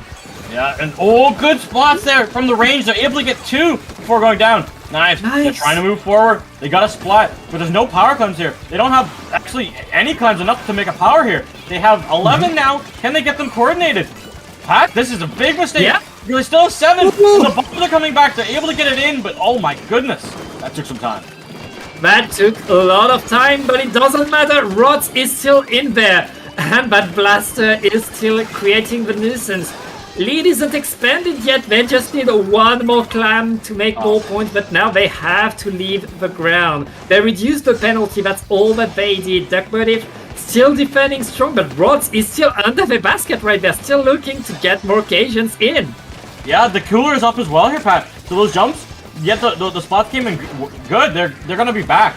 But the spawn here from Duck Motif is so much closer, meaning that they're also gonna be back fast. We're gonna see what specials are gonna come up. The shot is using a Zuka. Red Shell, it has gone down a little bit too far in front of their other team. And he's gonna run forward, and they're the last one alive. Just having a Kraken as the last one alive is not something that you want to be, because this Eliter is gonna get punished out here, and these points will start racking up. Rods is coming so strong in this game right there. They got the lead to 37. Duck Motif is struggling just to defend their own spot right now. They have 2 super clams, but when you're stuck into your own spot, having these 2 super clams, they're just targets on your back. And Rod's Lawful are throwing their specials, are getting more splats right there. Duck Motif is struggling to get out, and finally they're able to pop that pressure and get in. And they lost the Eliter. Pat, they lost the Eliter to the range in mid. The last member alive in mid, and you lose your most important member. They have a Kraken though. They did have a cooler. I thought this was going to be so much worse. Here they go for the Kraken choose push. You have to be safe. You have to go. You have to get this in before the other team gets the basket open, and they get it. This is big, Pat. This is big. The clams, they spawned in favor. They are in a good spot. Can they get some more? That's a beacon. That's a beacon, Pat. Oh, that beacon. That beacon jump, and that's the lead for Duck Motif. Duck Motif with such a cheese on their part, and right there, getting that push getting in there, and Dark Motive is now in the lead. There's just 25 seconds left, and Rots, they're all under the basket. They just need that way in, but Rachel is denying the super climb. Now they're just cleaning up. Rots suddenly, they looked so strong this whole game, but now they're on the back foot, and they're going to need a monster push from their own spawn. Yeah, you've lost so many members in that power climb. It cannot fall. You have to grab it. As you gotta grab it. Okay, they made a new one. They are gonna let the other one fall. Nice. It's gonna be up to you. You're gonna have to be the one that gets in there. I don't think this range will be able to do it. We're gonna see the shot. Get the squeezer on that right side. The Kraken is out. Zipcaster's going. Where are these jumps gonna come in? They have to come in fast, and they have to come in now. The jump is there. But will they have anything else other than this? It won't be enough time, Pat, for the basket to open. It will. They need some more clams. Do they have any? No, they don't. Oh, it's over. Knives that won't have the time nor the clams to keep the basket open, and game number 2 is going to go to Dark Motive. Dark Motive with the monster comeback. What a cheese push into that game, both with the Kraken and then with the beacons to get the clams in. That was honestly, I gotta say it, Pat. I don't feel like it was a deserved win. It just didn't look like it. But when it comes down to it, when you need that basket open, when you need the points, Dark Motif was just, they were better. They, as soon as they got the Kraken up, as soon as they got their momentum, they let their basket open. They kept it open. They kept racking up the pity clams. Then they got out with one good Zuka plus Red Shell combo, and then they got the push. But then after that, their defense looked phenomenal. Their defense looked very good. And shout out to Secret Elixir to making it to until losers semifinals of Beta Bracket. Thank you for rating us. We are live in losers semifinals of Alpha Bracket. It is now 1-1 between these two teams. Rots, solid, very much holding their ground, very much having the map control. But, I mean, on the other side, we have the absolute crazy plays. You have to respect the cheese. You have to respect the surprise. I love it. You have to respect it and give credit to it. Yeah, it's... And right now, yeah, I mean... It's difficult though, Pat. It's difficult. We do have our next map. It's going to be Tower Control on Hagglefish Market. This is a much better map, in my opinion, for Rots. Because they have a slosher, tri-strikes, on that gazebo on that top right side after checkpoint 1 and help to secure checkpoint 2 are so good. And the fact that they have a range blaster, I feel like this is a much better map for them. It's also a more classic map, a more classic mode. The kind of map mode where having a surprise, having the cheese is less likely to just flip the game upside down and give you 50 points out of nowhere. This is the kind of map where Rots want to play their game of just slow and steady, and especially when you have a blaster the caliber of Manjiro. That's Noctis, by the way. Like there's... Oh, that is? Yeah, okay. That's Noctis. I assumed it was Noctis, but I couldn't tell for certain because everyone likes to change their name up and mess around with the commentators. Yeah. So I'll just call them the Range Blaster just because, you know, you're not gonna have your name. I'm not gonna call you your name. Yeah. But still giving shout outs. Rots, they have the roster that they have a great blaster player. Going there is just the choice that makes sense given their composition. For sure. And this map, Pat, this can go so fast past checkpoint 2. So it'll really be up, in my opinion, to who wins this first opening fight and who can really get deep into checkpoint 1. If checkpoint 1 falls in the first 30 seconds, that team automatically has a massive. And honestly, Ginny, we might not see the first checkpoint be broken this whole game. I've seen top teams play, and breaking that first checkpoint against a team that knows how to defend can be incredibly tough. It's all about really getting a huge push if you want to get that advantage. Yeah, and we are going to see Drift have the Zuka out, able to get one spot, but they lose 2 teammates in the process. Make that, they also get taken out themselves. Rots, this is a spot for them to get going, but they have to watch out that Killer Whale will come out, and it will start doing a lot of chip damage in mid. Yeah, right there, Rod's able to push the tower, but despite getting 3 players down, the Tacticular was active. All of the Motive is back on the attack, and right now it's trade after trade, everybody trading left and right, but it's just Bandit with a pencil for Duck Motive right now. It's going to be very tough for them to defend. This time Tacticular was not active, and Rods is getting to checkpoint number 1 with numbers advantage. Yeah, and when 2 pencil players look at each other, they realize they're going to start painting for Cooler again, because they always just play at that max range. We're going to see that big wave breaker buff come out there, getting a lot of good marks there. See, that's really good for Rots. That's going to allow them to get really close to breaking through this checkpoint. They should be able to do it, especially with those jumps in here, Pat. In this game, I said it can snowball out of control if you get past the second checkpoint, and it might. 2 checkpoints in a row, just 19 points left for Rods, and Duck Motive defending how much they can, but they're completely surrounded right now. 2 down onto Rods though. They're gonna get back on the turret, trying to get that checkpoint, but Duck Motive finally able to defend, able to... Oh, wait, why is Rods still jumping in there? Okay, tower is pushed back, and Duck Motive, they're not breathing yet. There's someone in your gonna spot. get taken out in about half a second to a shot. It's actually no, the shot didn't get the spot because the pencil jumped out with Cooler. I thought they were. Red Shell tries to go in.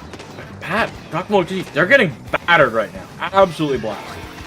And Rots is not stopping. As long as you have the tower, you have a special advantage. Rots know that attacking is good for them, but 2 players down, they're going to give some space to Duck Motive right now. But wait, that shot is insane.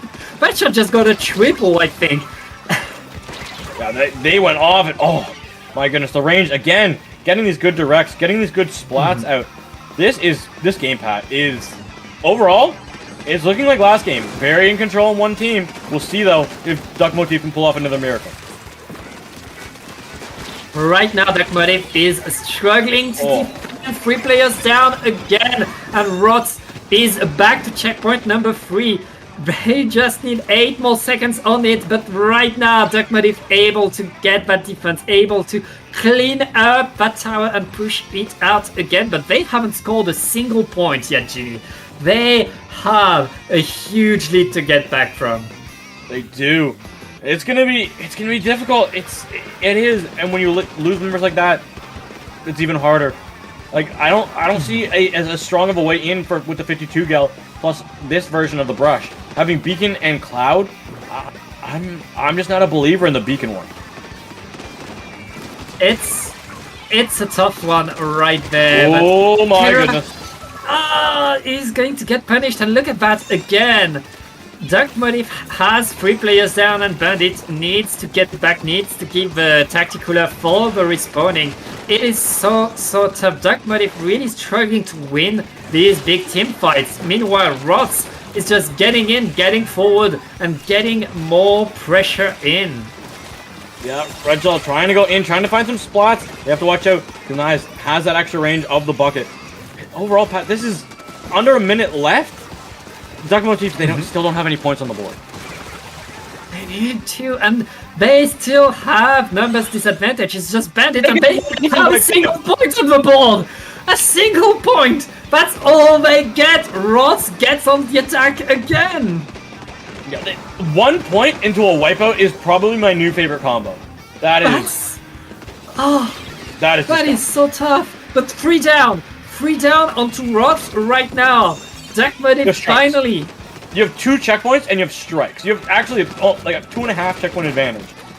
This is and suction bombs and blasters. There's no way that Rock is going to find a way to throw this, right? I mean, right? They just lost 3 players right now. It's just your shell with a pencil defending that platform right there. Duck Motif is getting that push going, but the tri-strikes that you talked about, they're going and they get you, and they get a wipeout. That's going to be the end of it. Rots just had so much more capital They had gotten so much during that game, and Duck Motif only waiting till the end of the game to get any push going. Yeah, it was honestly a good counter pick because Roth was just overall dominant and in control throughout the entirety of that game.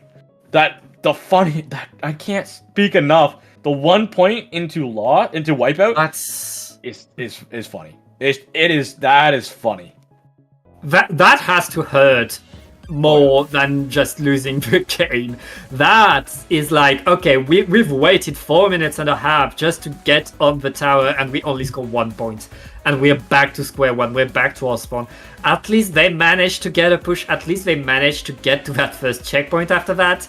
But Roth showing the dominance, showing what they're able to do when they choose the map mode. Right now, Duck Motif, it's not just that they are going to win on their own counter pick. Then they need to win on Roth's counter pick, and Roth has shown that on their own counter pick, they are monsters. They are good. They are good. They know what they want to do. They know how they want to play it, and they've got strategies. They have set plays. They have strategies, and it's going to be up to this Zone Zumami game to see if we can extend this series past game number 4. Whew. This will be an interesting one here, Pat. I mean, we're going back to Splat Zones. We saw Rots win by a little in Splat Zones. And I'm kind of surprised to see Duck Motif going to Zones, because all of these games we've seen Rots keep control of the map for longer. Even in the game that they lost in Collab Blitz, Rots had control of the map for so much longer than Duck Motif has. So if Duck Motif doesn't change the way they play, doesn't change their composition, their strategy, doesn't find a way to hold their ground better, it's going to be very, very tough for them to win zones. That being said, Umami is a double zones map. Yep. And you can have very, very long fights in mid just to decide who is going to keep these zones. This is one of those maps, though, that sticks out in my head, is Duck Motif being extremely good on. I don't watch a lot of Duck Motif. It's only whenever they're on streams that I commentate. Whenever they are on streams that I commentate, and they do pick this map, which is quite frequent, Pat, more often than you think, they look very good here. Okay. They do. Their squeezer plus their brush combo is actually wild here. And if you get Bandy on that leader, or even the pencil, oh yeah, it is actually wild what they can get done. And it's not a map that you'd think a lot of people... it's not a map that is an overwhelming favorite, but it's oftentimes finds its way into map pools. So it's a really good pocket for them to have, and it's really, really interesting to see them. I'm surprised they didn't go with it for the opening. Well, actually, the other opening counter pick was pretty strong as well. Yeah, pretty strong. It looks like Rots is bringing back pretty much the same comp. Red Shell is bringing a roller. I didn't know Red Shell was playing roller. I didn't either. That roller is honestly a pretty good pick. This weapon has shown that it can be incredibly strong in the right hands. And it's perfect for that ledge in top mid, honestly. Yes. Oof. We're gonna see this opening zone cap go over to Rots, but they're able to follow it up with some more splats. They just have to make sure that they capture the other zone so they can keep these points going up. And Duck Motif, they are getting blasted right now. Blasted indeed. Rots is coming in strong, and right now they're holding the zones, forcing Duck Motif to just regroup, prepare a push. Only the roller has the special ready. They're going to need a bit more than that if they want to get a good push in. And right now, Rots is making the good points, but the Tacticular is active. Red Shell is deploying the bubble. The bubble is shredded though, and right now, Rots is keeping that control. Yep. Oh my goodness, this zone is ticking so far, so fast. Rots, this looks like a map that they own. It looks like their counterpick, because Duck Motif, they can't get anything done right now. They're getting one splat, but at the cost of another teammate. Red Shell gets one, you gotta start making your way towards zone. You have to watch out, because this isn't just any normal slosher. This is nice, and they're very good on that thing. They're stalling the zones out just in time. We're gonna see the range blaster come in through the side. Can they find the splats that they need? They find one. Can they find another? The jump is into the bubbler. They get the direct cut. That was insane. Red Shell, you're in zone. What can you do? The splats are coming down. Oh my goodness, Pat. The game is not over, but it's over. Yes, it's over. And this is what happens when you're in one team's head. When you have a team figured out and you know exactly what you need to do. Them going on a map they're comfortable with, changing their weapon. Like at this point, Knives and Yoshel and like all of them had their number. They knew what to do. They knew how to counter them. They knew how to outpace them, how to outpower them. And that's a 3-1 for Wroclaw, pushing Dark Motive out of this tournament and going into losers finals. Yeah. They are gonna be going up against Happy Hour at McDonald's in our next round. But Pat, while we set that one up, I don't really have too much else to say. Do you got too much else to say about this match? I mean, it was a great game. Wroclaw in the end showed that they were the better team. Congratulations. They were better. To them.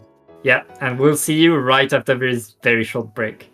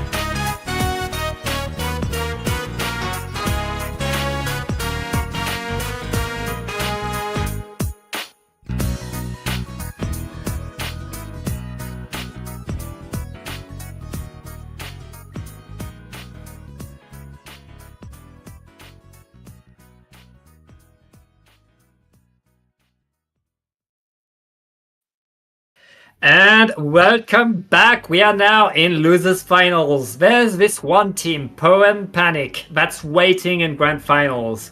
And the two teams we're about to see have one thing in common. They got put there by Poem Panic 3-2, both of them in a row. Right now, we have three teams that are so close to each other in skill, and we're going to see more even set, more awesome gameplay, and yeah, I can't wait to watch these two teams, Happy Hour versus Wroclaw. Ginny, that's such an awesome tournament to have such parity at the top. Oh yes, I like it. It's been a while since we had a tournament that hasn't really. We've had a lot of teams that have been able to compete in it because none of the title per se contenders for Worlds are here. So nobody's here to take out jackpot. No jackpot. Yeah. So it's nice to have a major where the biggest of the kids aren't here, because everybody else who's just below the biggest of the kids are really, really, really tight. Yeah, and honestly, it's still such an active, and there's so much creativity in these teams and in these players who are getting there. Noctis is back in. Who would have guessed? Yes. Hi Noctis, long time no see, and here we go. We're going to start on Macrozon's Splatoon 2 Classic. Yep. It's such a cool map, and lots of ways to get in. Love to see that. And yeah, Wroclaw opening pretty strong right there, already on the zone, trying to get some splats. Yeah, good crab tank out here from Sam. He's gonna do some pressure, gonna try and find some splats, but at least they're gonna force some members of Rots to play a little bit back, so then they don't die with that said crab tank. Nice gets one, Nice gets two. Can they get three? They're gonna force a jump out. That's well and good. A triple in my books. Very nice triple indeed, and right now Rots is in control of the zone. Now it's about establishing that lockout. Getting the splashdown is huge because that crab tank can be so useful in a push right there. Rots is in a good position to get a huge lead, but right now Trey is already getting in with the 52 gal. That 52 gal around the zone is such a danger, and right now with two down, Rots has to move back, has to give the ground to Happy Hour. Yeah, Happy Hour, they have to watch out because Sam, they use the crab tank, but they're going to get punished a little bit, and they will get punished even more by Yoshel on that Sniper Rider. Cooler is going to be ready to go here. So Rots, this is an opportunity for them to start moving. They have to go fast because Happy Hour McDonald's, their Cooler's up as well. You got to get these splats because you want to hold on to the zone for as long as possible. They've got the paint down, but they've lost members. Both teams have lost members back and forth. Wavebreaker's out. Noctis, what can you find? Can you find Sam? At least you're going to offer some jumps for your team. And not only did Ross win the fight, in the middle of the fight they were painting the zone. They wanted to be sure that they would keep that lead, and right now they are back into control of the zone. That crab tank is deployed, but the crab tank is pretty low ground right there. That is risky. And right now, Happy Hour able to push forward though, not able to get enough paint on the zone yet. Right now, it's going to happen in time. Cut the bleeding and allow Happy Hour to just get back in the game. Yes. Ooh, the shot. Can they find that kid? They will. They are also going to be able to find the charger, but they get out with that fast super jump of the Cooler. The spots are in it. No way. What a Zuka, but that kid ending the streak. But right now, Rots, they don't mind. They keep the zone. They have that control. And Happy Hour still very much struggling to push forward. They are gonna have a Cooler in their own zone, or in the zone of Wroclaw. They have a Zuka out, but the zone, it gets flipped over. Happy Hour McDonald's, they get it for relatively little, except they are all back in spot. It's two with a direct. What a shot by Noctis, getting two in a single. But right now, Happy Hour is answering, are getting back into that stack. Back onto that zone. Rods extending their lead, but not that much. Happy Hour is still back at that zone. They don't have that much penalty. So Rods is going to have to regroup, prepare that push. HP is only going to get that trade with the shot right there. And Rots is now on the defensive side. They need to get a way in. They're gonna need to paint the zone. They don't want the lead to swap over. They've got it. They're able to stay in it. They see a jump. Ice sees that jump, but they're gonna try and pressure out their teammates first. They have Noctis here, and they're able to get 2. That is really good. They have lost a shot on the one side, but that doesn't matter.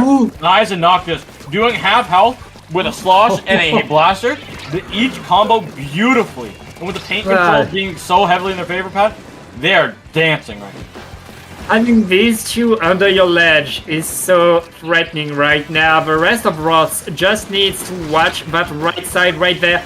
The crab tank is completely denied, and that's going to be a KO by Rots, getting game number 1. Yes. Oh, wow.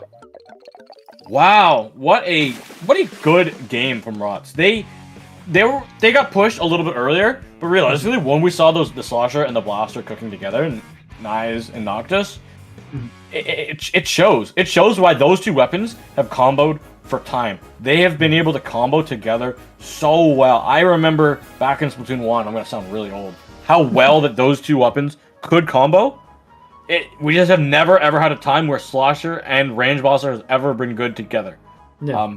Mostly because of the Range Blaster being being nerfed so much throughout the history of the game.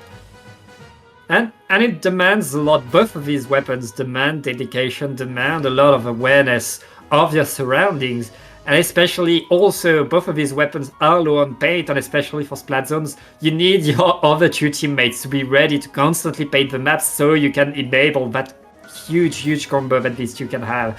But they showed that it's worth it. They showed that in the end, you get under the ledge and you just completely lock that entire part of the map for yourself. Yes, it was very, very, very good. And we are going to be seeing a counter pick coming out from Happy Hour at McDonald's. Overall, Pat, I'm not 1,000% what they want to go to, because their composition can work on a lot of things. It's mostly I'm worried that you don't want to take Rots to a map that they're good at. Oh, the pick is in. Oh, I mean, we saw Rots in the previous set play Splat Zones, play on Hagglefish Market. It was on zones, but we've also seen them on zones, and we know how good they can be on zones. I feel like Rots is happy with that, because Yoshel is just... Yoshel is in position, and there's nothing you can do once Yoshel's there. Yeah. Yeah, I'm interested, because, like, this is... I don't know, Pat, because this is true neutral. Like, you went to Zones Mako, and now we have Zones Hagglefish. These are 2 maps which are very... not really... I would like to say niche. They're the opposite of that. They're common. So you're literally just saying that I'm a better player than you are, and this is the map that I want to go to. But unless they've got something funky up their sleeve, and nothing all that funky over there.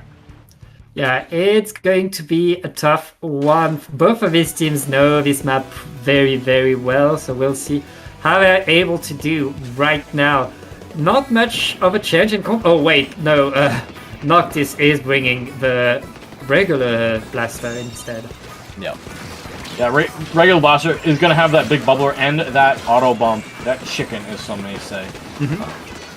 But yeah, Noctis down on slow ground, does see some members, is going to get punished out more likely than not, and they will. Good start here for Happy Hour McDonald's, Pat. Yeah, Happy Hour able to really take full control of that map, and now the Kraken is deployed. We didn't talk about the Kraken coming in play, but right there, that Kraken is going to chase everybody out of that tent, everybody out of the safe spot, and right now, Rots, they are completely onto the zone, pretty disorganized with players all surrounding them. That kid behind them is quite an ordeal, but right now the zone is neutral. And that kid is down. Rods, they can put all of their eyes onto the zone, paint it, and now go forward. Yeah. Noctis is trying to run forward here. They are approaching a big bubbler, but right now you need some ink. And Sam, I don't think is going to be able to survive that. No, they're not. An opportunity for Rots to really get some good space here. They've got that cooler up, but they're gonna have one of their members punished pretty fast there. That's the shot gone down. Big bubble though, it is here, it is ready, and Noctis. That's not fun time. Going up against the spawn armor feels like Splatoon 2. And right now, nobody is on the map. Happy Hour at McDonald's is struggling to get near the map. Rots is going to get the lead, and with 3 players down on Happy Hour, Rots is looking to just seal the deal, show what they can do here. And they're just cleaning up one player after the other. Happy Hour, they need a push, and they need a push now. They have no special, they just need to throw their bodies at the zone right now. They are trying to do that. They're trying to do their best, Pat, but they won't get it done. And I don't know. This isn't looking like Rots is gonna take this serious, Pat. Because just think, you have to go up against 2 of Rots' counterpicks. 2. Yeah. I'm very, very, very, very, very worried. Yeah, I'm worried too, indeed. And again, what's lawful? Right now, they can feel pretty confident because they just destroyed Happy Hour on their own counterpick. This was just a lesson on how to play the game, how to beat your opponent. And like Happy Hour, they were playing great. At some point, they had Rotzloffel just completely pincered, forced them to drop and be surrounded, but in the end, Rotzloffel still won that fight, still didn't mind that they had to shoot be in front of them and behind them at the same time. Yep. They got the zone, they got full control over that engagement.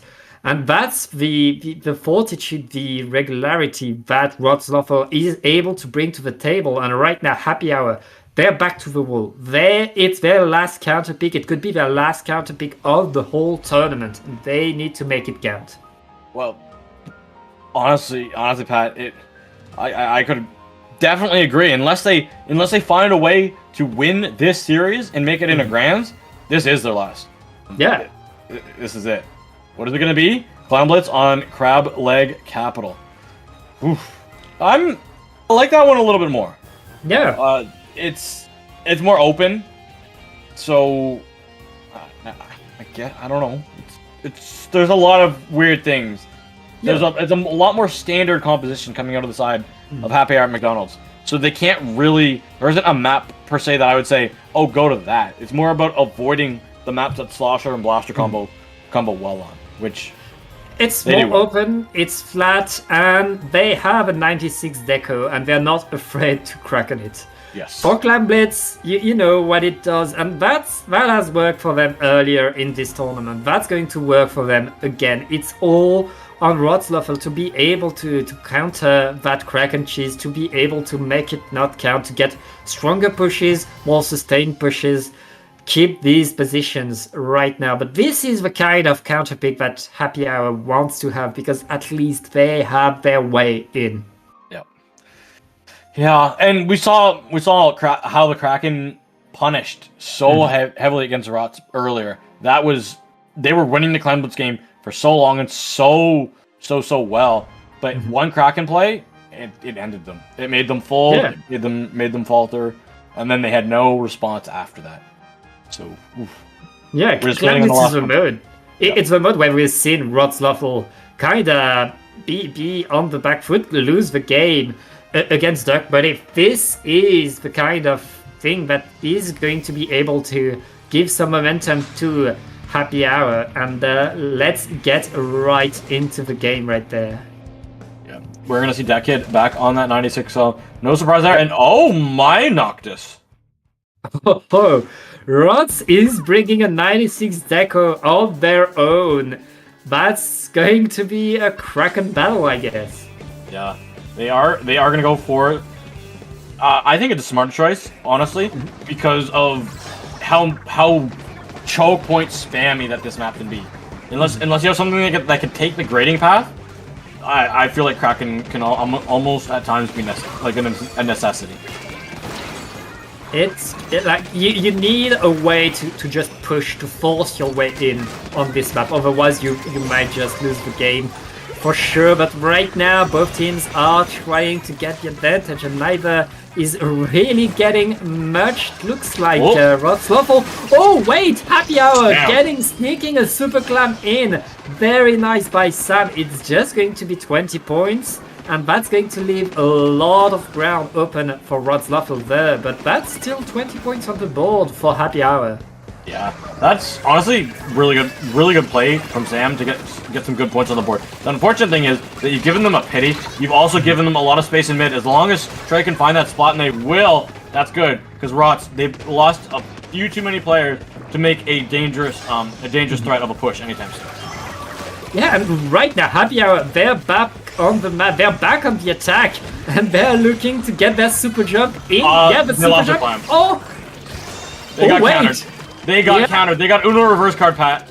Yeah, Happy Hour just reopening the basket. Both teams crackening in, and Happy Hour winning the Kraken fight right there. That's not going to be that much points. Rotz is back on the map right there. But yeah, Happy Hour just extending the lead.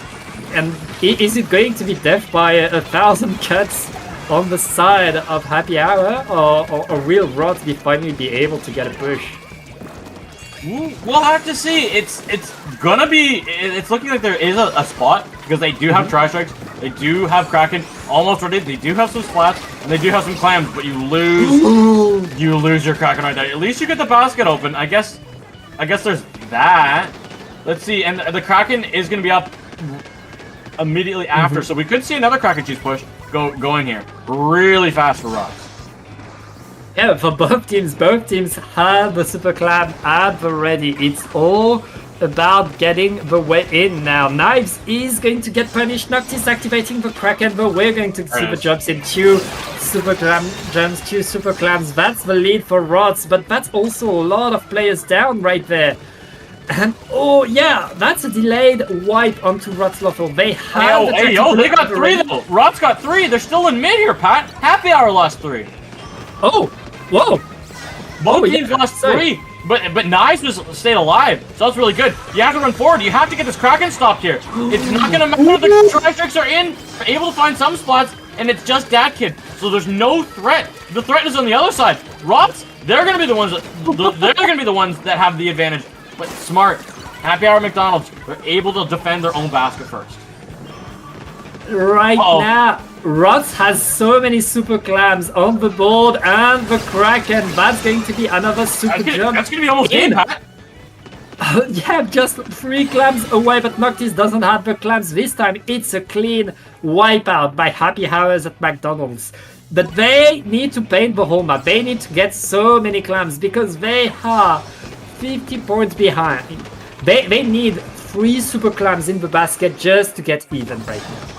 Yeah, I'm worried, Pat, because at any point in time, this could be a two power climb push for Rotz, and they could just end it here. But they have to stay alive, and they have not done a good job at doing that because they are gone. They are off the face of the map. That kid trying to go for they're able to get one. That's two. Trey goes massive. These clams, they're gonna start rolling up. They're gonna start racking up. Can they end this? That bomb on the wall could snowball everything. They're just 2 clams away from getting the lead and 4 clams from getting the W. Right now, just 1 more clam and they get the lead. They get the win. Happy Hour at McDonald's getting the comeback with a KO. What a game. It was just jumping in left and right. But in the end, it's that ability that they had to just get the splats under the basket to keep the push going, to keep the basket open, that allowed them to just win this game. What the heck? What the heck? If I would be so mad if I was Rotz in their voice chat right now. Yeah. I mean, they both played that game. They both tried it. They both Kraken didn't, and in the end, Happy Hour getting a few more clams in the basket, getting a few more pushes, and getting that wall on the wrong side of the bomb is costful when you have 2 players there. Yeah. And I'm looking forward to our counter pick here. I'm looking forward to a tower control, Pat. That's realistically that's the only thing that I'm looking at. And tower control Inkblot, I like that. Normally I say, oh, tower control Inkblot after having a spot zones on Hagelfish game. No, this is like the only team in existence because they have a blaster, and blaster's actually good here. Like, Yeah. this is the home of the blaster when blasters were crying all the time. Yeah, I like this is another map where you have that ledge that Noctis and Knives can come together, absolutely destroy and get a lot going. And yeah, this is great. This is perfect for them. Besides what Happy Hour McDonald's had it happen before on the Mako and the Hagelfish games by being kind of bullied, I don't feel like, I don't know if they've got much of a shot here. I'm gonna be straight up honest. So take a little bit. It would take a little bit of a miracle and a lot different performance than those two zones maps that they had before.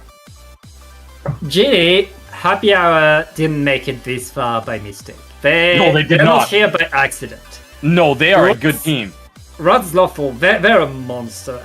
Yeah, they love this map. They're going to slay here. But do not count them out yet. They are 5 minutes in the game. And, I mean, they know what Rod's Lawful is bringing. They know what they have to do. And if Sam is able to activate the crab tank onto one stack and push Rod's Lawful enough, they can get in there, they can get in the bats, they can secure checkpoint number 2 and then snowball things. In tower control, if you get one good push, you can snowball things so fast. It's all about getting bat control first. Yeah. This opening for Rots. Yeah. This is giving me eerily scary thoughts of that map 1 and that map 2. It's up to the flank here. Realistically, you need to stop Yoshi on this tower. But you see the members of Rock, they are just falling back, and they're able to collapse. Unfortunately, they've kind of given up a little of that pot control. Yep, a lot of control has been lost, and right now both teams are back to the fight. It's just the pencil on the side of Rods. It's a delayed wipe. Happy Hour able to defend. They lost checkpoint number 1, but checkpoint number 1 doesn't matter that much on this map, so they're going to try to get it right there. It's going to be a quick one because what Bazooka is getting 1 and the try strike is going to come a bit too late. Yeah, that was a good Zuka. We're going to see Daka go up into the bats area. What can they find? They get one spot. They get taken out though. They are going to have a cooler in the respawn of Rots, so any spots that they can get are going to be in their advantage. Sam gets 1 before going down. That kid is back. The checkpoint. It's at the 10 marker here, Pat. So barely touched at all. Yeah, right now these two teams are pretty much even. We will see one team break checkpoint number 2, and this is the team that will be really with the advantage right now. But right now, 2 players down on the boards. Happy Hour, they know what they need to do, but Knives still fighting for that stack right there. This is a different Happy Hour, Pat. This is not the Happy Hour that we had, like at least 15 minutes ago. This is a different team. After that Clan Blitz game, they are invigorated. They are re-energized and ready to go. This is the Happy Hour that found their way to losers finals. This is the Happy Hour that managed to take a game off of Rots, who know what they can do and they know how to do it, and now they are doing it. But Rots again looking for that attack, looking for that way in, and there's still Knives and Noctis, just absolute menaces under your ledges. And right now all of Rots is on the platform pushing forward. It's going to be so tough to defend that checkpoint right there. They're all here. Now you have your slosher plus the combo of your range blaster in this position. I am terrified. You have to find the spots fast on them, and they do. They do an insanely good job at taking the stays away from them before they can set up in ink around them. Getting that ink around your feet as a slosher and a range blaster, it allows you just to thrive and survive.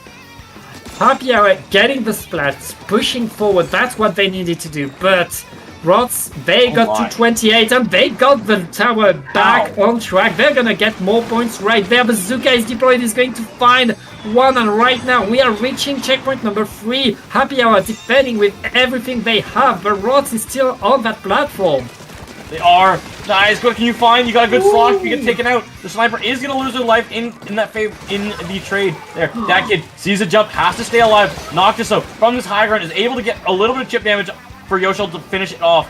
But the shot, they're coming in with the pencil. Yoshel is gonna have to back up and let these jumps come in.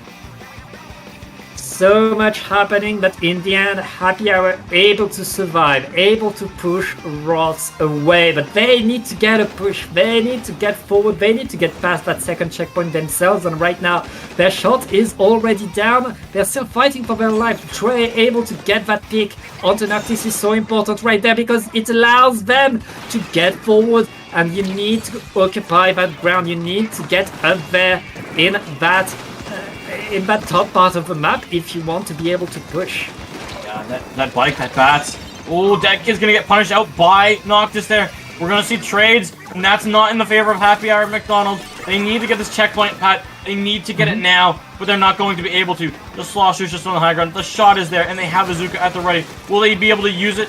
Yes, they will, because they're able to stay alive because their teammate is there, and guys showing the slosher why it is such a good weapon from the high ground. Yeah, that's right. Now, Happy Hour, they have 2 players down on Rots, and they on checkpoint number 2. There's just 20 seconds left, but Rots have no specials at the ready. Happy Hour looking to do it, looking to do what you didn't believe was possible, but just with 10 points, Rots is able to wipe them out. That's going to be the game and the set for Rots right there. Oh my goodness, that was close. That was so much better from Happy Hour at McDonald's. They played so much better than they did in that game 1 and 2. They were not. I didn't feel the fight in those first 2 games. But in game 3, they woke up. They came alive. But unfortunately, it was a little bit too little, too late because that map is just a little bit better. It's a little bit more. It's a little bit better. It's a little more polished on the side of Rots, and they snuck out with it in the end. Just because I don't even think they snuck away with it, they muscled their way forward on it. It was, but that one was a tough battle. That one was actually a really, in my opinion, that was the best match of the series. Yeah, I mean, Happy Hour, they got there and they showed that they can. Rots, they showed that they could do it more. They showed that they had to do it. They showed they were stronger. Happy Hour clearly getting there, but Rots Lawful is going to go to grand finals, get their rematch again against Point Panic because they met Again. They met in semifinals, and you saw them fight also yesterday in the Swiss. These 2 teams have fought so much. Point Panic got the upper hand twice, but both times it was by a hair. Oh yeah, exactly. Both times in the playoff 3. Well, playoff 3 goes to game 3, but it actually went to game 3. It was a 2-1 series, and as we could see in our semifinals, our upper semifinals, it also went to game 3 or game 5. Sorry, the final game. So we could be in here for a long series here, Pat. But while we get that set up, we are going to take a quick break. And people, don't forget that this is a charity event. We'd love to donate to our amazing cause. But while we are doing that, we're going to set up that lobby. Don't go anywhere. Grand Finals is coming right up.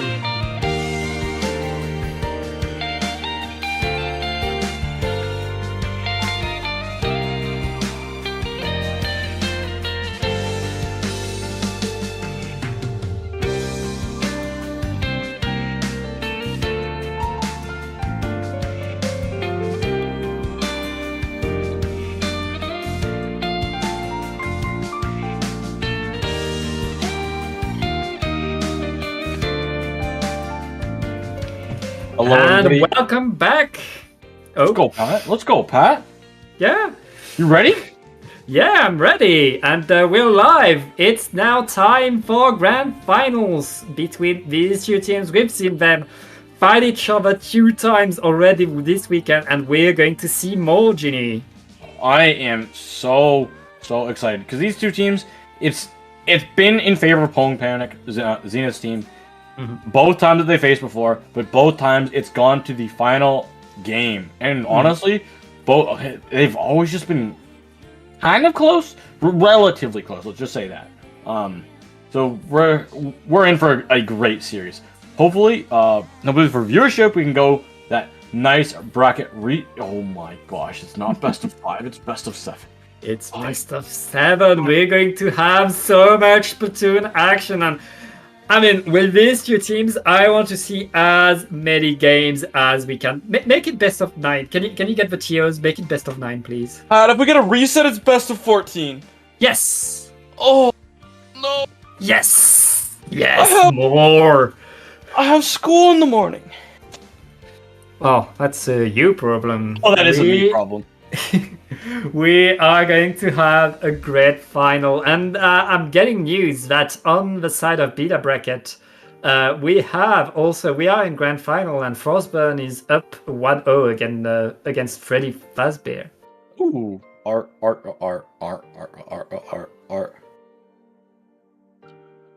Get it? It's the Freddy Fazbear. Oh, okay. That's. I have no culture. Sorry. No, but okay. right now, let's talk about Zenith's Teasm. That's going to go against this Wroclaw that we've seen a lot recently. They've clawed their way back onto that grand finals. They need a bracket reset, as you said. That would be a best of 14 if they're able to do it, and we know between these two teams that it's going to go the distance. Yeah. They've shown how even they are time and again. And Poem Panic got the best of them twice. Wroclaw, they need to do that now if they want to win. And they're gonna need 8, or Wroclaw needs 8 wins. 8 wins if they're going to win this thing. That is so many, Pat. Like, to beat a team 8 times is really difficult. Yeah. Luckily, there is a reset in there halfway through. But I'm gonna be worried because that's a lot of map picks, and that you're eventually gonna start just with how our map pool is. We're gonna be running the same maps. We are going to be playing the same map mode combinations later on. I mean, if there is a reset, you can replay the same map modes. Yeah, but So it's so difficult to beat a team twice, let alone beat the team on the same mode and map twice. Because the team that loses learns more than the team that wins. For sure, and we're going to start on Mahi zones. We start with a classic. We start with a fast one, a fighting one, and it's all about controlling that middle part of the map. Even when the water goes down and the map opens up a lot, you have this huge flat area. If you're able to win the fight there and keep that zone, you are set to make a lot of points. All right, Pat, here we go. You ready? Grand finals? Yep. First best of 7. Here we go. Here we go. Not much surprise for either team. Nope. Right there. And here we go. It looks like it's Atomic, Peru, Synapse, and Yukari on the side of Poem Panic this time. Yeah. They have a large roster, so not too surprised to see them subbing in and out members. I'm guessing. I want chat to help me out. I'm guessing that's Goss that's playing the Slosher because I don't remember Zenith playing too much Slosher in recent times. Yeah, I think that's Goss. Yes, Yeah, but the zone, the fight's going on in Poem Panic. They got the zone. They didn't get the zone, and they also haven't gotten the splats. They're getting forced pretty far back. Look at that splash roll. He's able to keep Atomic alive. Yeah, Lawful right now, they won the fight, they won the control of the map, but Pump Panic is answering. They're coming back onto that zone strong, but they lost 2 players in the process. If that pencil is not able to neutralize, okay, they get the penalty applied, but they have lost 2 players. Tacticular is deployed, that's going to allow them to at least push a bit more forward, but Lawful is still around the zone. Synapse are trying to run forward. They just don't have that control around the zone. And Uninkable, they're going to see a jump come in. They're able to get 1. They're able to get 2. That is really good. Bone Panic, they're starting to move their way up here, but unfortunately, they get shut down just a little bit. These tri-strikes from Nyes could prove to be a great entry tool for Lawful. Yeah, and now it's Pump Panic in control of the map. They take the lead. They're going to get the water level dropping, and now the map opens. Now there's a lot of special to beat very fast, and Pump Panic have the numbers advantage and the control of the map right now. They're going to get in. They're going to get so much right there. Yeah, they're gonna have to wait a little bit because they did get a penalty applied to them. They have lost one of their members up a little bit aggressively, and Tomic's able to at least break some armor. But right now, Nyes not in a very good spot. In such a dangerous spot. Needs to stay alive. Good, because those tri-strikes will be an insanely good entry tool. Yeah, you need the strikes to get in, and right there the blaster gets put down by all the fire, and the Pump Panic with just 30 points left is looking to get this game, but Rots are getting in, trying to paint and getting that penalty applied. With 2 down, the game is still active. Yeah, Pello able to jump out. They are pretty close to that cooler. They will be able to have that. So Pone Panic can have a good fight. And oh my goodness, Rots, they lose Nyes. That's not something you need to have happen. Noctis on this blaster, trying to find some spots on that side, but can't. Bazooka Pat, both sides, they're out. There's tri-strikes coming in. Can they neutralize the zone? Can they cap it? And they will. They'll get the full. Yeah, with 2 minutes left, applying that penalty, keeping that lead is pretty good for Pump Panic right now. And getting a pick on the pencil and 3 down is incredibly good. That's going to be a huge advantage in the next fight. And right now, Pump Panic is looking to get rid of their penalty, Genie. They're looking so desperately hard to get this. They could walk away with this game right here if they can come up with a good defense. The final push from Rots Awful is coming in. They have a Waybreaker and tri-strikes out. They're trying to go in. Can the spots be found? They will be able to capture that zone and continue this game for a little bit longer. Ooh! We have a lot of players down right there, but it looks like Lawful is going to win the team fight, is going to push Pump Panic away, and they don't have any penalty left. This is when they make their points. This is when they push for the KO. Pump Panic needs to regroup, prepare their specials. They already have the strikes already. The strikes are coming, and the strikes are on the zone, but they're not enough to paint it completely. Lawful stays in control. Oh. They gotta paint, they gotta hold, but you can't really paint all that much with the range blaster. They survive not quite long enough. Just a bit more paint on the zone right there by Pump Panic in that last minute. Keep the control and are back with the zone, with the lead. Lawful are going to need a huge push because they need to push Pump Panic completely away. They want to win in overtime, and that Zuka is going to be a very good start. That's a triple. Oh, the jump! They gotta punish this jump. Okay, they're good. They are able to get the jump before they get more than just a singular splat. But Pat, this is going to have to be an overtime flip. I feel it. Maybe the ticks can work in their favor, and it'll be close.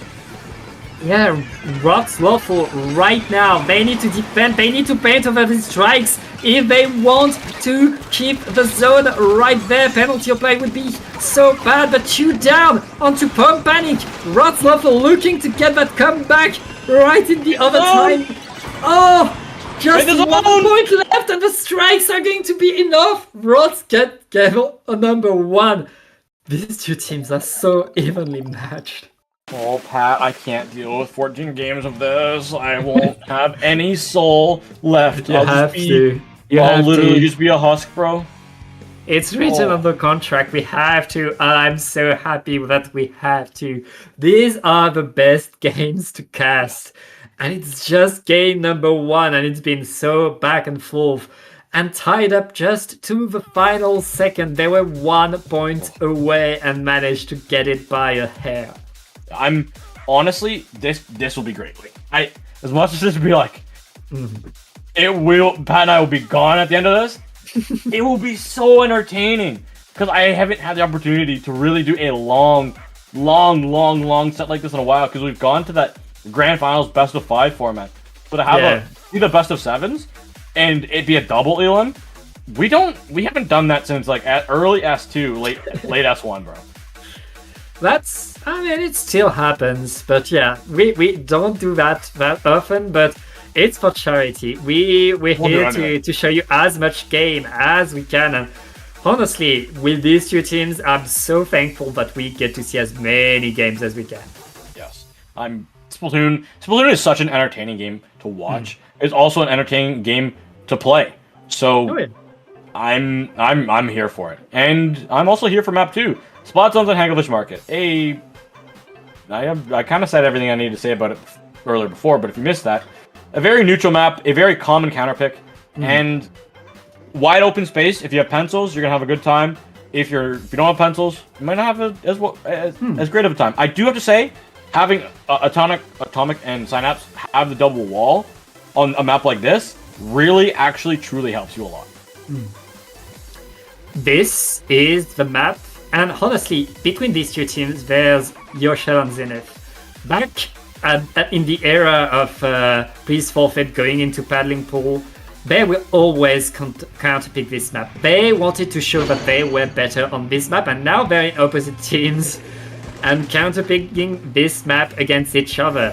It's kind of telling, and honestly, winning on this map is, if there's one map mode where winning allows you to say, I'm better than you, I beat you on the classic map of Splatoon 3, this is the map.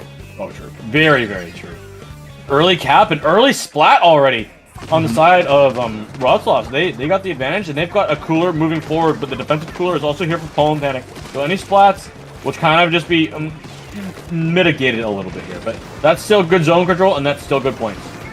Yeah, that's Wroclaw getting the early points right there, and Poem Panic just struggling to regroup, to prepare their push. They have the specials ready, they're going to get in, and now 50 points for Wroclaw, and Poem Panic trying to get in, but the strikes are slowing them down right there. They're not able to get out of their spawn. Synapse looking to get in, but really struggling. Wroclaw is watching every angle, and right now they're looking to get a very fast KO, Ginny! This will be it. This is the final moment of this game. This could be over like so fast. This is zones for you at times. The strikes are out, but I don't feel like they went in the right spot. They gotta paint the zone. Oh my goodness, the splat. They got 2 splats on the zone. That's what saved them. Poem Panic. Wow. In the nick of time, Poem Panic is able to not only get the zone, but get forward, push Wroclaw away. 3 points though. Poem Panic, they need a KO now. They need to get in, and they need to force Wroclaw, force them out away from the zone and hold it for a full minute. They do. It's gonna be difficult to get at least a good spot on the side of Noctis there. We're gonna see the shot push forward, and this the double team combo that we've seen all day. Knives and Noctis, they are going to be running up here onto the spot, trying to get control and trying to force Poem Panic back into the spawn, but they're already there. Oh, and right now we are 2 versus 2. It's just Yoshel standing for Wroclaw. The jumps are going to come in, but so do the tri-strike. The zone is going to flip probably. Wait, the zone is not flipped yet. Okay, they get it. Poem Panic able to get themselves, to keep themselves in that game, but they need to push Rods away. And right now it's not working. They have 3 players down. Rods is back on top again. My goodness, this map, Pat. This is going to be coming to a Zuka shot here. We're going to see what they can find. They won't be able to find anything, and they've lost it. Nice as well. They've gone down on that slosher. Atomic is going to grab that cooler with the rest of their team and try and march forward. They get Noctis out as well. That's good. What can they do? Them and Signups are running forward here. These tri-strikes, they need to be able to find space with it, and they do. They get that zone paint and the penalty applied. Yeah, and right now Point Panic able to get that control, able to get this blast. They need to make this last. If they want to keep that zone tactically deployed, is going to help them a lot. Oh, And no. denying the wave breaker is so good. They're going to be able to just run in and get the Good. splats. Oh my goodness, good splash there. Yoshi's able to get one, but they need some more. They need some more because this is your final moments here, Pat. Rotzloff needs to go in with these tri-strikes. These have to find space on the zone. They need to find the neutralization. They're able to get one spot, but they've lost their pencil in the process. Strikes will be beautiful. That'll paint it fully. Oh, the strikes are getting the zone and allowing Roth to get in the wipe out with just a minute and a half left. Roth, they just gave themselves a huge option on this game. Right now, Point Panic, they need another big push, and they're getting spawn camped now. Zuka, it is dominant sometimes when you see shots like that. Just that massive explosion radius, and Pat, the time is gone. This game is going to be over unless he strikes. No, not close enough. Oh my, 2 in a row for Rothloff. Yeah, after losing 2 sets to Point Panic, Rotzloff are up 2-0 against them. But this is not best of 3 this time. This is not best of 5. This is best of 7. They have to go the distance. And Point Panic, now they have to counterpick again. And this time don't counterpick a map that Rotzloff is happy to see. Go somewhere you have the upper hand. I'm wanting them to go to either a Clanbots or a Rainmaker. The zones map was close, Pat. It was close. I'm gonna be honest. It's okay if they go. I wouldn't be shocked to see them go back to zones. Yeah, because there is a lot of people that have strong egos when it comes to zones, and zones is an ego mode. If you're the better team, you win on the zones map 9 times out of 10. But if you're 2 teams that are very close, then it's whoever has bigger pop-off moments. So, oftentimes people see like, oh, zones, I must pick zones because I must ego the other team to oblivion. And hey, zones Mako. That I don't. Well, I don't see that as being a pick against Rotzloff.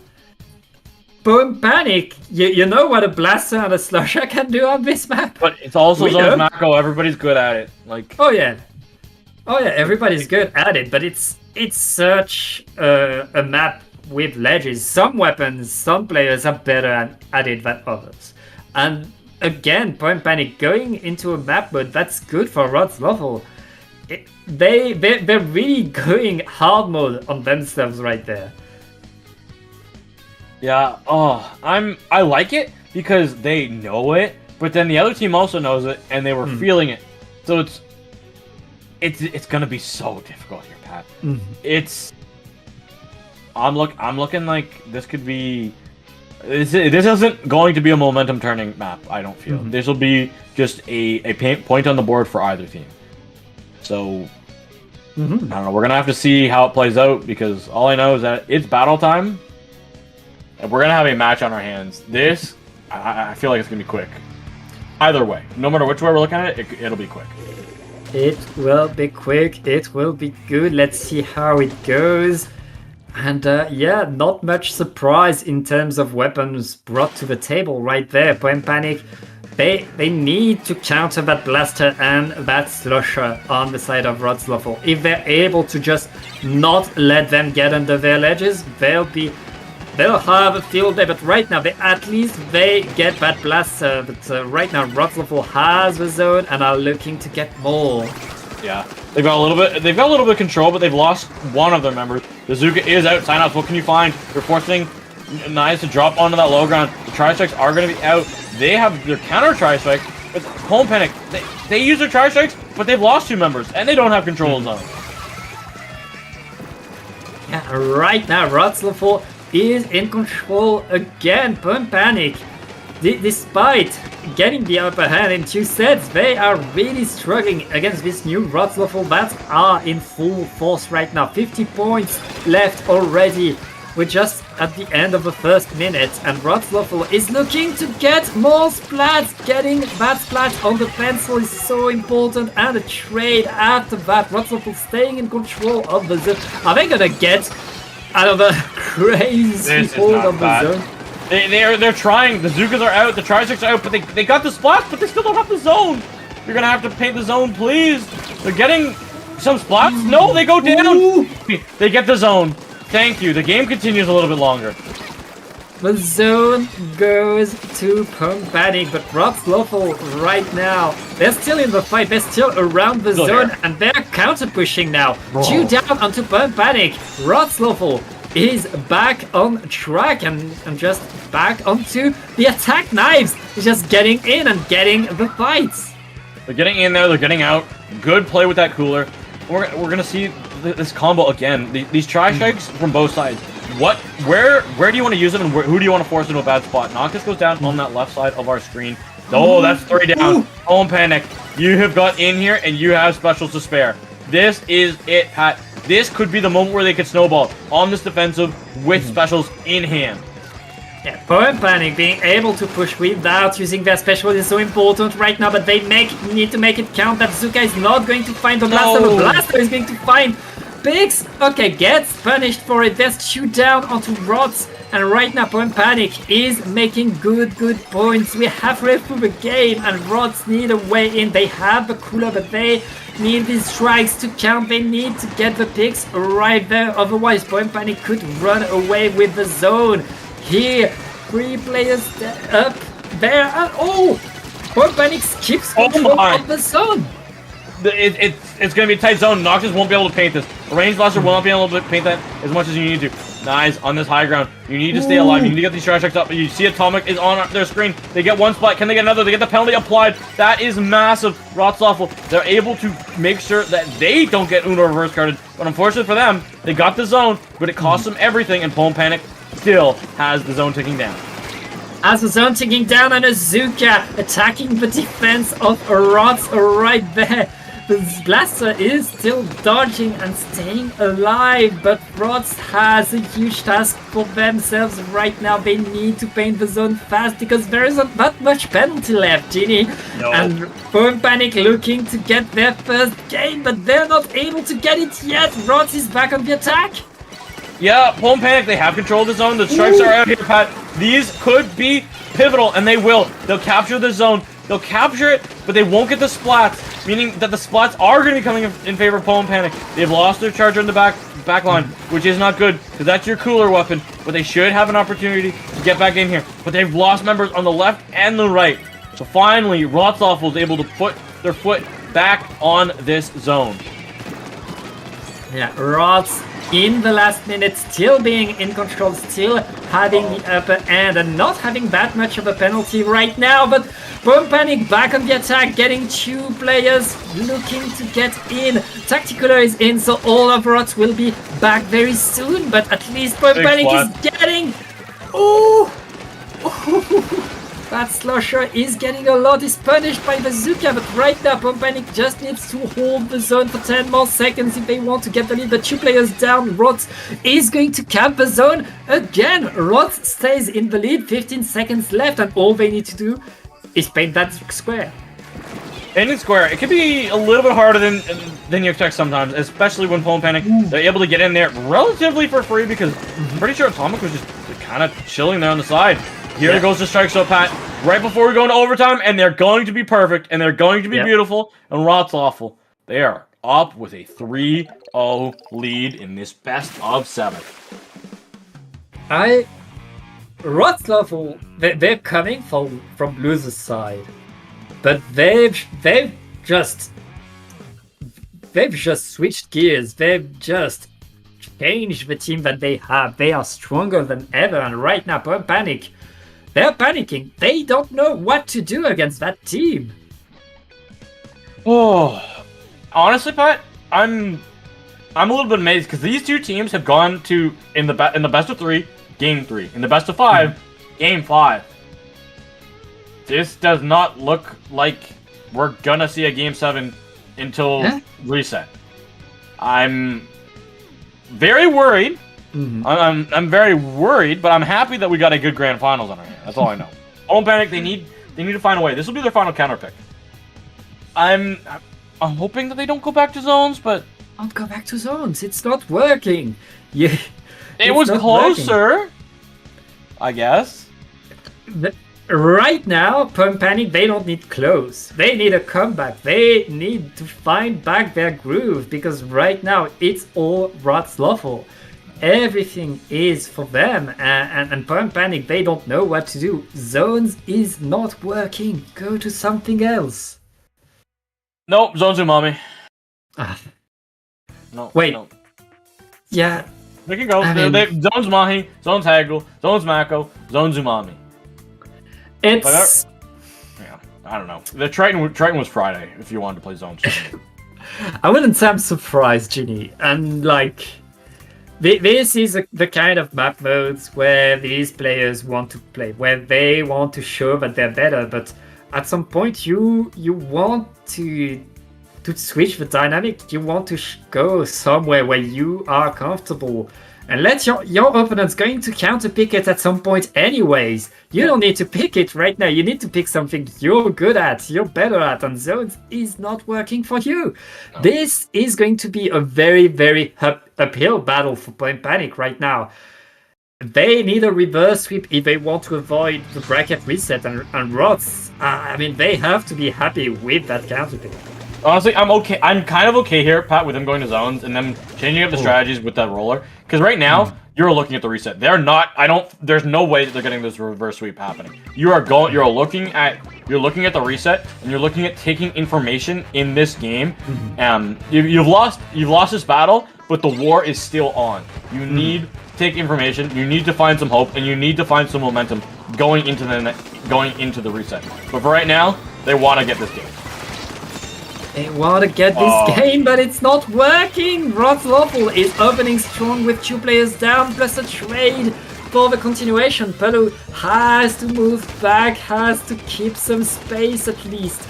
And Pump Panic is really struggling in their own spawn. Rot's Lawful has the control the strikes and nowhere near the zones. I'm not going to get anything right there. No.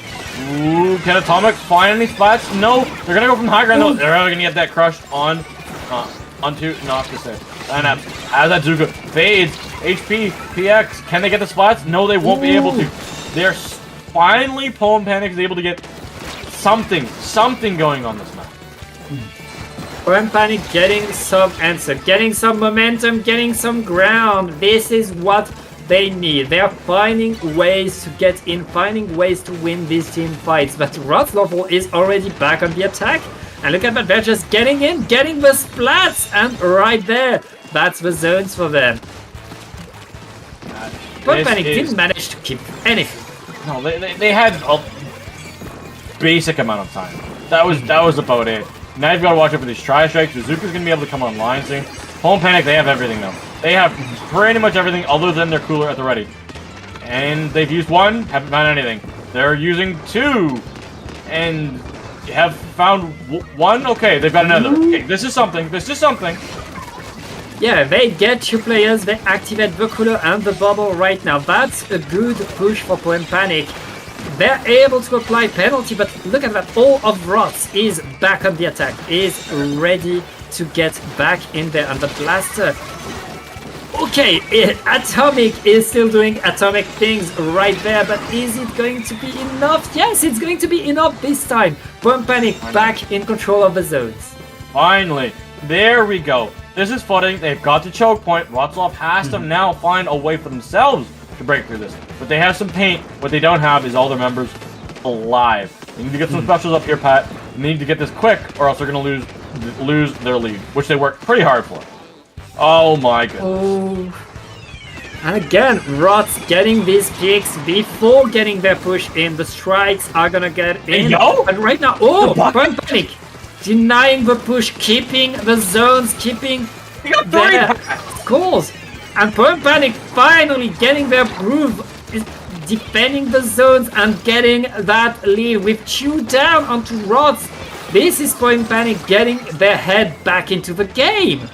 Yeah, Pulling Panic Slosher jumping in, getting 2, and then getting a 3rd there. That's how they got this. That was a pop-up moment that they needed. The strikes are out. Atomic's going in. Atomic gets 1. Atomic gets 2. The zone needs to be painted. Atomic finally goes down. There's only going to be Yosha alive. They're gone. That's not going to let anyone be able to get close for Rotzwaffle to paint that zone. And finally, Pulling Panic gets something to cheer about, Pat. But it only costs them everything in this first half of Grand Finals. And you have to give it to Atomic. That switch to the roller, it's always risky to bring a roller, but the roller really worked, created the opportunities, got the picks, won the fights, and right there, Pulling Panic, they have 1 point on the board. And they're still very much in danger of losing this set, of going to a bracket reset. Rotzwaffle has pretty much the bracket reset on lock, but Pulling Panic, they have a point on the board right now. They know they can do it. They're getting their head back into the game. They're starting to get back into Rotzwaffle's head and able to come back. Yeah, we're most likely just gonna straight up head to a tower control game. I'm not 1,000% sure if we can go to Hagglefish because of the Rotzwaffle winning Hagglefish already, but not have winning tower control yet. So I'll just have to confirm that. That also could prove interest because that means that they would also not be able to go to Mackelmart. So meaning that they have Inkblot and Shipshape Cargo Company left on the board if they want to go to tower control. I mean, I could see Inkblot coming. Yeah. We've seen them counterpick Inkblot before. That's a good one for them. I think they're allowed to go back to maps that has been played. It's just map modes that can't be played again. And they're going to go to Hagglefish Bracket for a tower control. What a surprise, Genie! There we go. That makes sense. So we've seen what they've done on this. We've seen what they have done. We've seen how they can work around with it. It is becoming one of the most played tower control maps overall, so a lot of teams are kind of used to it. But there's the teams that are well-oiled machines on it that are like F1 cars, and then there's your classic Honda Civic. But here we go, game number 5. Atomic bringing back that roller. Other than that, we're not seeing any change from either team. It's all about to be decided by the ink right there. Yep. But here we go, Pat. I'm ready for this. Cooler out already pretty fast for both sides, but that's no shocker because that's what the pencils do in the first 15 seconds of the game. They just get that pencil. They get that cooler. Yeah, and right now is already 1 down on the side of Pulling Panic, but as you said, the coolers are deployed. It's not that bad, but Rotzwaffle are getting in, using everything they have, and right now, that blaster is creating the threats, forcing Pulling Panic to be back, and Rotzwaffle is at checkpoint 1 in the first minute and looking to get it. The strikes are going to delay it, but Yoshel is getting that checkpoint. Good first checkpoint. That was sneaky. Staying on that tower, just staying alive, and letting your teammates fight in other areas, letting that objective tick down, and honestly, getting a checkpoint like that, I would take that every day. Yeah, that checkpoint is so good. It means every push from then on is so much faster. Pulling Panic, they need to get that checkpoint themselves, but they're struggling to get control of the map right now. They get 2 players down onto Rots. That's going to be their push. That's their cue to go forward and try to get the pushes. Atomic just surviving however she can, but at least Pelu is at that checkpoint looking to get it. Yeah. Oh, she couldn't quite stay alive there. And also, big bubbler on this map. It's good. Oh my goodness. 3 just go down. It's set up to Atomic. They come out of the crime scene. They just absolutely murdered 3. We have a lead swap. Pulling Panic is going to go to checkpoint number 2 with a tacticaler active. They just need to keep someone on the tower right there and defend it a bit more than... The bubbler is deployed just a bit too late, and Rotzwaffle is saving that checkpoint, saving the tower, and pushing everything away. Yeah, Yoshel is going to bounce that tower back in the middle a little bit. But Poem Panic, they are here. They are ready to go. Tri-strikes are out. Poem Panic are going to force the members of Rothwolf to scatter a little bit with their own Zuka. Their counter Zuka. It's not going to find all that much value. Maybe something? Or find one. Ooh, they find one and lots of picks are found for Poem Panic. Poem Panic winning the fights right now. That's what they need to do. And they are clawing their way back in this set, Ginny. Rotzloffel are struggling to go forward despite it being their counter pick right now. They don't find any opening, any way to get back that tower. I'm not worried. I'm not worried. They've got some time. They just need some splats. They got that first checkpoint pretty early, and they haven't really had a super good opportunity. Now that they have this one I would definitely count as an opportunity. As long as they can get the splats on the sides of the map. They get the trades, which are just as good, but unfortunately for them, the combo of Atomic and Azuka sign up from across the map was a little bit too much, meaning that this push is over, Pat. Push, yeah, it's over, but it's not done. We have a minute and a half left in this game. Poem Panic still has the upper hand, but all two teams are in the same checkpoint. If one team is able to just create some momentum, get a push, it could go fast. And right now, 2 players down on Poem Panic. Rotzloffel are bringing that tower forward, are getting in. That Blaster is trying to get an extra pick. And right now, Rotzloffel, they're looking to get in. The strikes are at the tower, but there's no checkpoint, so that's just a minor delay right there. 2 down onto Poem Panic, and Rotzloffel are moving forward more and more. Oh, so darn close. This could be a wipeout. That is a beautiful play. Rotzloffel not respecting the gazebo enough. Having the slosher come off of the high ground, coming off of the top ropes. You have to take control of that area. That is such an important area to take, and they neglected it. And that will most likely cost them this game. That's an effective wipeout, Pat. That's a delayed wipe onto Rotzloffel. And Poem Panic, they're not even pushing the tower right now. They're just holding me, making sure that they have control of this map, waiting for what Rotzloffel is going to do. But they've managed to get a pick on their pencil. They're going to have a cooler advantage in this final part of the game.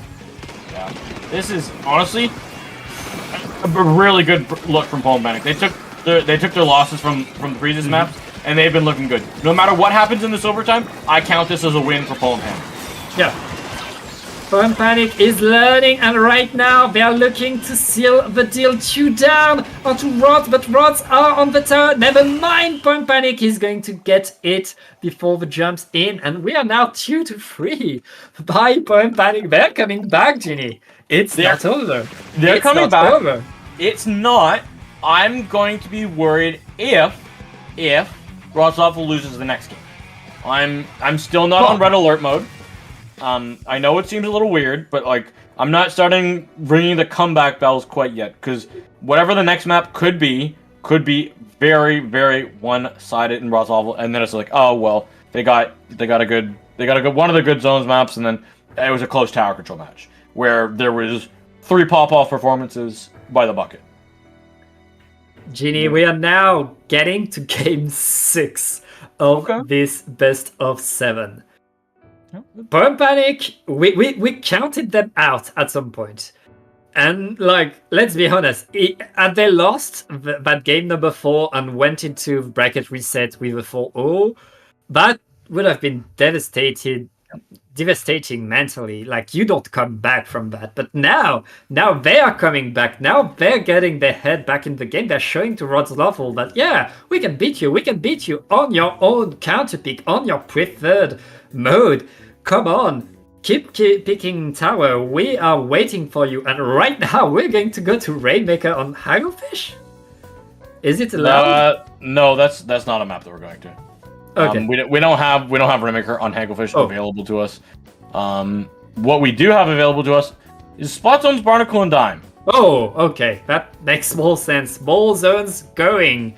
And yeah, back to Splat Zones. These 2 teams want to fight each other on Splat Zones. Can't blame them. Rotzloffel, I mean, they've shown their dominance on zones so far. Poem Panic able to get it onto Umami, but other than that, Wroclaw has shown themselves dominant against them. It's all going to be decided by what team is able to get the lockout. This map is so lockout heavy. This could go one way or the other, but the team that's able to take the other team's snipe has such a huge advantage. Yeah.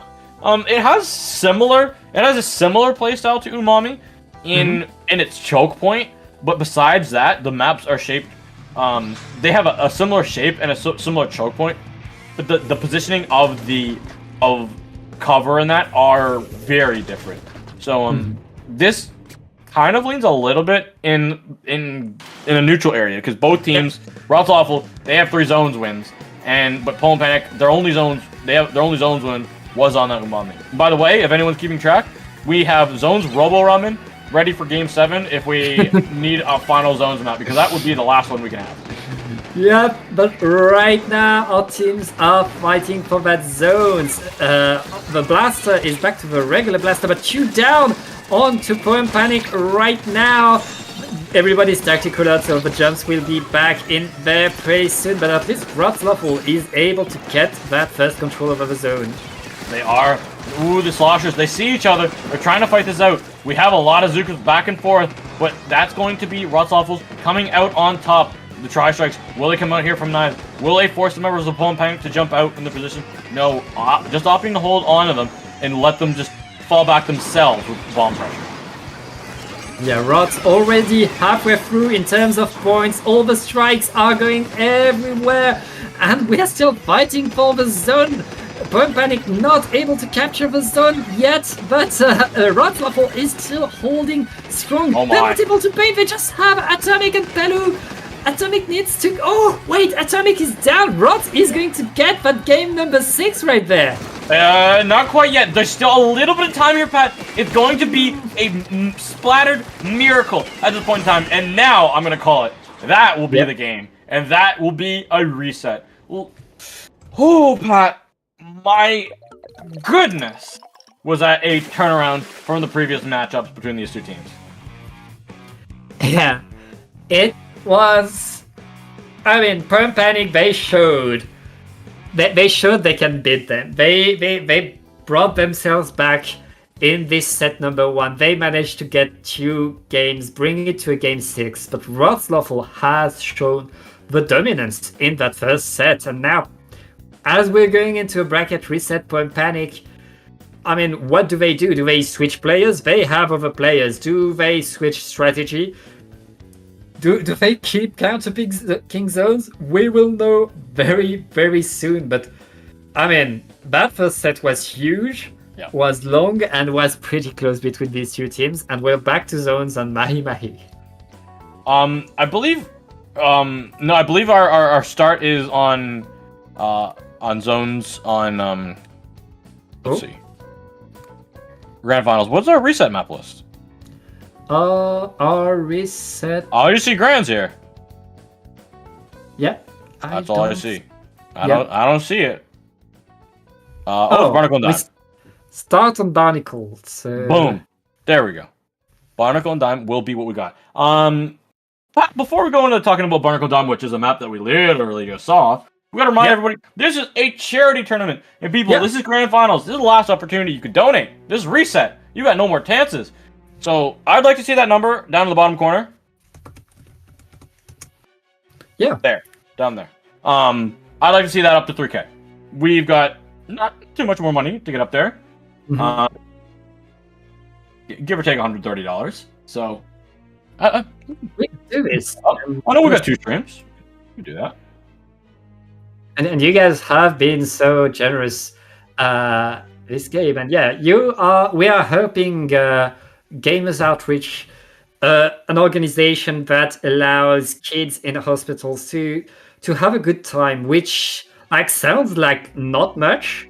It is actually so important. It's been shown scientifically that kids recover faster and better from their time in the hospital if they had a good time. But as we say that, game number 1 is starting, and we're back onto that same map that we just saw, and it's on Poem Panic to revert the momentum and make it work this time. Yeah. It's hard to beat a team twice in a row right after each other, and it's just how the map list rolled out. We'll see whose favorite it'll roll out in. At the moment, it's looking like Rothloff, even though they don't have control of the zone. Yeah, and right now Rothloff Atomic. Atomic getting the splat, but is it enough? Rothloff has the control of the zone, and Bomb Panic is really struggling to get in. Rothloff looking to attack there, have the strikes, they have the bubbler right there, looking to get in, but Atomic knows how bubbler works and gets a double. Yeah, she just was able to get in there, up in close and personal. That's going to be PX getting 1, getting 2. Can they get 3? No, but the jumps will be punished. It's just going to be the slosher left alive. They have a cooler, and they are going to see their opposing number 9s. But they are, the zone, it's still ticking up for Rothloff, and they have this cooler, and they have the specials coming on. And Rothloff again, despite being pushed, they managed to keep that zone, to not let that zone be captured by Bomb Panic. Bomb Panic activating the strike. This is now. They need to flip that zone now. Yeah, and that bubbler just to make sure that they have it. But right now, Rothloff counter pushing, getting the zone back for free because Bomb Panic had to use everything they had just to get the zone. Oh, I thought they were gonna go a little bit more with that. And that's gonna be Noctis getting a good splat there with the regular blaster. Not having that extra range, but having that faster kill time, that just the faster explosion radius as well. Then the range is a little bit slower. But the splats are coming in pretty easily here. That might have opened up the door. Bomb Panic should be able to get in here. But Yoshel, with these jumps, will they be punished by the tri-strikes? One of them will.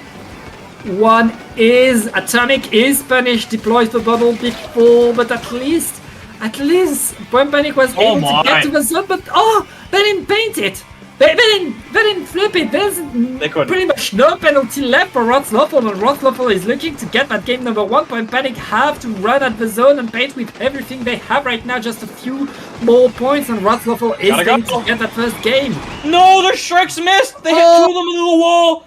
That would have been close. I think they could have been able to neutralize it, Pat, and it might have been able to flip, but we'll never know because 2 of those strikes hit the wall. I think it was too late, anyways. We'll never know, Pat. We'll never know. We'll never know. But game number 1 goes to Rothloff and Bomb Panic. Now they have to be worried. Yeah, beaten twice on the same map. Not something that you want. Like, no, seriously, Pat. I was sitting there like this as well. Like, it's in disbelief. Like, over. What's happening? Exactly. It's over. I don't know. It's not over until Judd. Yeah. Until Judd says it's over, but Judd decides. Judd tell us. But right now we're going to go to the next map. And if you're Bomb Panic, don't go to a lockout map. Don't go to a zones map. Go to Rainmaker, please. Try something. Somewhere funky. Go to Rainmaker. Just use a curling and just throw Atomic onto them and splat them all. But no, we're going back to zones, back to Mamirans. Oh, it's hard, Pat, to stay like on the mic and be like, "Hey, guys, this is cool." When it looks like it's a scrim. It looks like we're scrimming zones. It's the map modes they prefer. It's where they want to show they're better, and between these players. There's bragging rights. They want to show, okay, we want to beat you on these map modes particularly. It's about pride. And when you make it this far into the tournament, when you make it this far into the scene at that skill level, you're allowed to have some pride. Get the win. You get the win. You beat the team. Doesn't matter. I get the result. I beat you.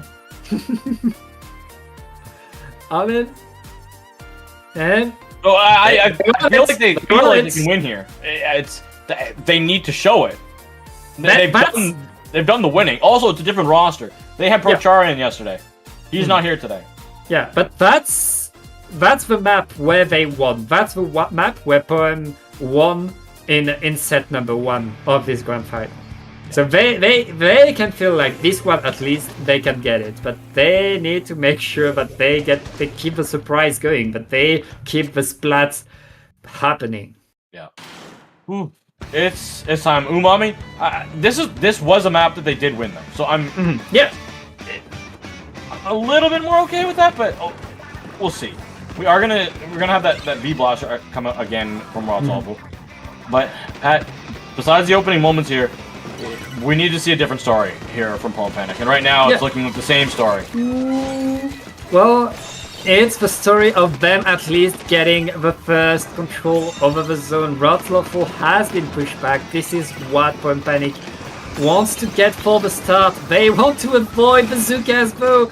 That's going to be a trade from Bazooka, and Atomic sealing the deal, getting one. Nice! Able to survive, running away right there. Yeah. Ooh, Atomic, gotta watch out for that bomb. Does have the big bubbler online, could pop that down in the choke point, but it most likely will get destroyed by a trash strike very, very, very easily. And that's an early bubble used from Rod's Awful, not gonna be used in zone. And there's Atomic running through it, absolutely. Just so fast, and jumping out fast with that cooler. Yeah, and right there, Rod's Lawful are kind of struggling to get back in, but with 2 splats right there on the super jump, they're able to apply penalty, they're able to get themselves in the game, and this is when they get some momentum, and once they have momentum, especially in zones, they're able to do so much.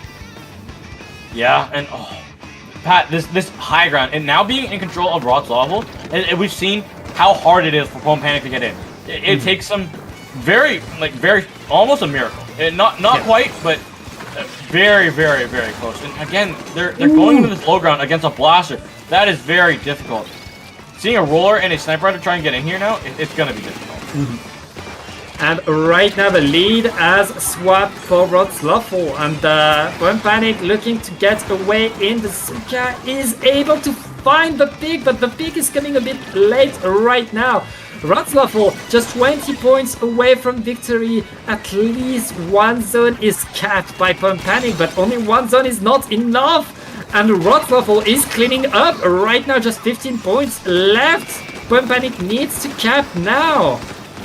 Pello is gonna get punished here with that Zuka. This zone, Pat, it's gonna be neutralized. So few players left. And Rod's Lawful, they are up to a 2-0 lead in this Grand Finals reset against a team that beat them twice yesterday. Well, once yesterday and once today. Rod's Lawful are getting game number 2. They're up 2-0, and Ginny, this looks eerily like set number 1 of this grand final. Rod's Lawful again up, beating Pwn Panic on their counter pick, and Pwn Panic Begging. flabbergasted. I'm begging. Don't go back to zone. Just show. Like I know I'm just a commentator, but like, please, for entertainment value, show us something else, something more for the people to watch. I'm okay with more zones, but like, I'm not okay with more zones. I'm not. It's they're right. You want to choose the map mode? Get to grand finals yourself. Wait. Ayo, I have someone that's saying they're willing to donate $50 for a Rainmaker game and was asked to notify us? Oh my. That would get us almost halfway to our 3,000. That would be awesome. But yeah, I'd love Okay, we're hearing that players have been notified that a $50 donation would be done for a Rainmaker game. We'll see if the players heed look at that that score, request. Pat. Look at it. We're within 40. Oh, just 40 more points. That, come on. Big Rainmaker, and we get to 3K. Yes, come on. Please. I don't care if it's Humpback. I don't care. Humpback would be good for the roller. I'm gonna straight up honest. Humpback would be good. Museum, Scorch, Undertow. Those are your other options. Scorch, not a roller map. Not much of a roller map. Let's see what it is. Oh, okay. It's. I mean. Sunshine and rainbows, Pat. Think of sunshine and rainbows and happiness. It was typed in the start chart. Maybe they didn't have time to see it. Maybe we'll see it next game. But for now, we're going to Splat Zones on Hagelfish Market. It's their right. They get there, and honestly, it's always the map mode where we see teams showing their skill. Hey, yo, they changed it up, baby. Rainmaker Scorch Guards. Okay. Let's go. Thank you. Psych. Let's go. Oh. Rainmaker Scorch Guard. And suddenly everything changes. Suddenly. Complete change of momentum. I'm happy. I'm so happy. I'm like... Oh, Pat, I love Scorch, and I love Scorch Rainmaker. That's just me. So, I don't know. I'm excited to see a non zones mode for now. I don't mind watching these teams duke it out on zones because it's cool and all. But like, we've got choices, people. It's like going to a restaurant and ordering the exact same dish, the exact same dime every single time, and never trying anything else. Hey, we're going to see something else, and now like there could be a lot that changes because all the map modes that we've seen so far had very similar dynamic. You know, now everything's on the table. Oh yeah. I expect to see more roller action on the side of Atomic. It's been working, but curling can allow you to make a path for your Rainmaker so fast, and having a bubble around the checkpoint means you get the checkpoint for free. Now, there's lots that could come on either side from any team right there, and we got the $50 donation. Thank you so much. We are now past the $3,000. Thank you so much for your... for all of that, and thank you. That's a lot of money, Pat. That is a lot of money going to a great cause from this amazing Splatoon community. Wow. Oh, and we see on the side of Point Panic, no backline. Pelu is switching to the Zap for they want to go fast. They want to go as fast as they can, and having no backline, having the Zap instead allows them to just run whenever they need to. Yes, I like that. You gotta stay speedy. You gotta stay fast on Rainmaker at times. Pencil's really good. Like, don't get me wrong. Pencil is very, very good. But it can feel a little bit clunky on Rainmaker at times. Yeah, especially since like the Zap gives you an extra bomb, which for defense, having a bomb, putting a section in position is so gonna look at that Atomic just going in there with the roller, putting the bubbler, securing that checkpoint. That's going to be checkpoint. Right. Secure for Point Panic, and this is the kind of momentum that Point Panic wants. And why didn't you do that earlier? It's not over yet. It's not over yet, Pat. Rotzlopper could easily, could easily find their way back into this one. But it's something. It's something. It's something indeed. Right now, Rotzlopper under the checkpoint, not able to get it yet, just looking to get in. All of Point Panic is defending though, and the blaster is down. That will be no bubbler to get that checkpoint. Right now, Point Panic is going to get the reset onto the Rainmaker. The team that gets the pop is in a very good spot to go forward.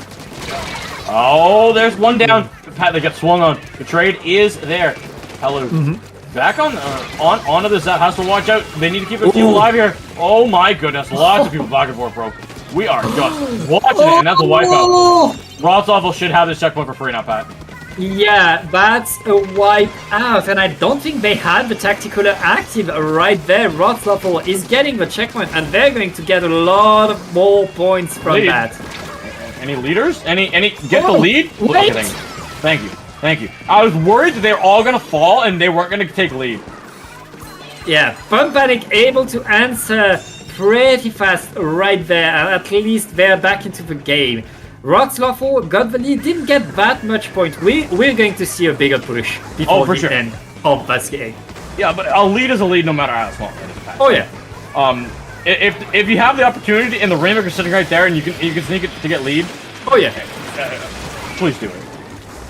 Yeah, and right now, Oh my Atomic goodness, Atomic getting forward, just swimming through everything, but Point Panic not able to capitalize off that, not able to get that lead back. All of Wroclaw on the defense. Wroclaw is going to get mid pretty much for free.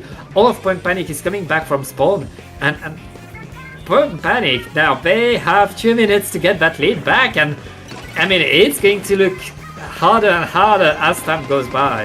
Yeah, it will be. It will be. They do have a lot of specials that they're going to go up against as well. So it's going to be even tougher for the next few seconds here. The Zuka is out. What can it find? It won't find anything, but the teammates will find at least 3 all the way around. We have the roller sniffed out, found out. She's able to get 1. She's able to get 2. Atomic going absolutely massive. How do you get away with this? No way. Atomic just sealing the deal, ending the Rainmaker push there. But Point Panic needs more than crazy defense. They need crazy attack. They need to reproduce that when they are going forward right there. They have the Rainmaker, they have the push, but they have 2 players down too. And right now, it's just the Rainmaker. And that Rainmaker is going back to spawn. Wroclaw is holding strong, and there's just 1 minute left. As said, there would be a bigger push than that, but I might be wrong right now. Wroclaw, all they need to do is just delay for 1 minute and they win this game. Yeah, it's looking really good for them to have a 3-0 lead in the series, but Atomic not down, not out, now finally taken out. This is going to be an opportunity here. Maybe we get the shots down here. Noctis has to use a big bubbler. He's able to get 1. Has to watch out because a suction bomb at any point in time could take you out. And right now, Wroclaw is looking to expose. Oh, the curling bomb. The curling ending the push right there. Point Panic able to get able to stagger Wroclaw right there, but with just 15 seconds left. Point Panic need to paint the ground. They need to go forward. They need to punish. They can't get any trade. They only need to get picks from now on. This is a mandatory game for them. If they do not get this, it's another 3-0 lead in a best of 7. Yeah. They have to. And the clock is ticking. It's not for the Rainmaker. It's for the Zuka. And here it is, Pat. It's online. Zuka will be ready to end the game. Tri-Strikes are out. Here goes Zuka. 1 shot, 2 shot, 3 shot. Oh, they live! The Rainmaker lives with the blaster. It's here. What can you find? Oh, the Rainmaker had to drop, and right there, Wroclaw ending it. Yeah. Got into the Rainmaker free zone. You can't stay there for long. You had to get out because you're about half time, and the Rainmaker had to run out of the Rainmaker free zone, meaning they ran directly in the waiting arms of a member of Wroclaw. And Genie, for the 2nd time in a row, Wroclaw is up 3-0 against Point Panic. They are. And Point Panic in their final counter pick of the tournament. Pat, maybe it's time we go to Salmon Run. I don't think you can counterpick Salmon Run, Genie, but I want that cap. Please give it to me. I want one. I want one. I want one. Got this one as well. It's not Salmon. I won this in Boston. Yeah, it's a good start. Back when got the bronze bracket win, me and my young team. Yeah. Very nice. Absolutely got carried by Biscuit. Absolutely got carried by Biscuit. But yeah. Overall, let's see what our next map will be, Pat. I'm feeling we're going back to zones. That's just where we're headed. It could be, but like the question is, what map map are we going? Oh, we're going to tower control on Hagglefish. You see Haggle? Right?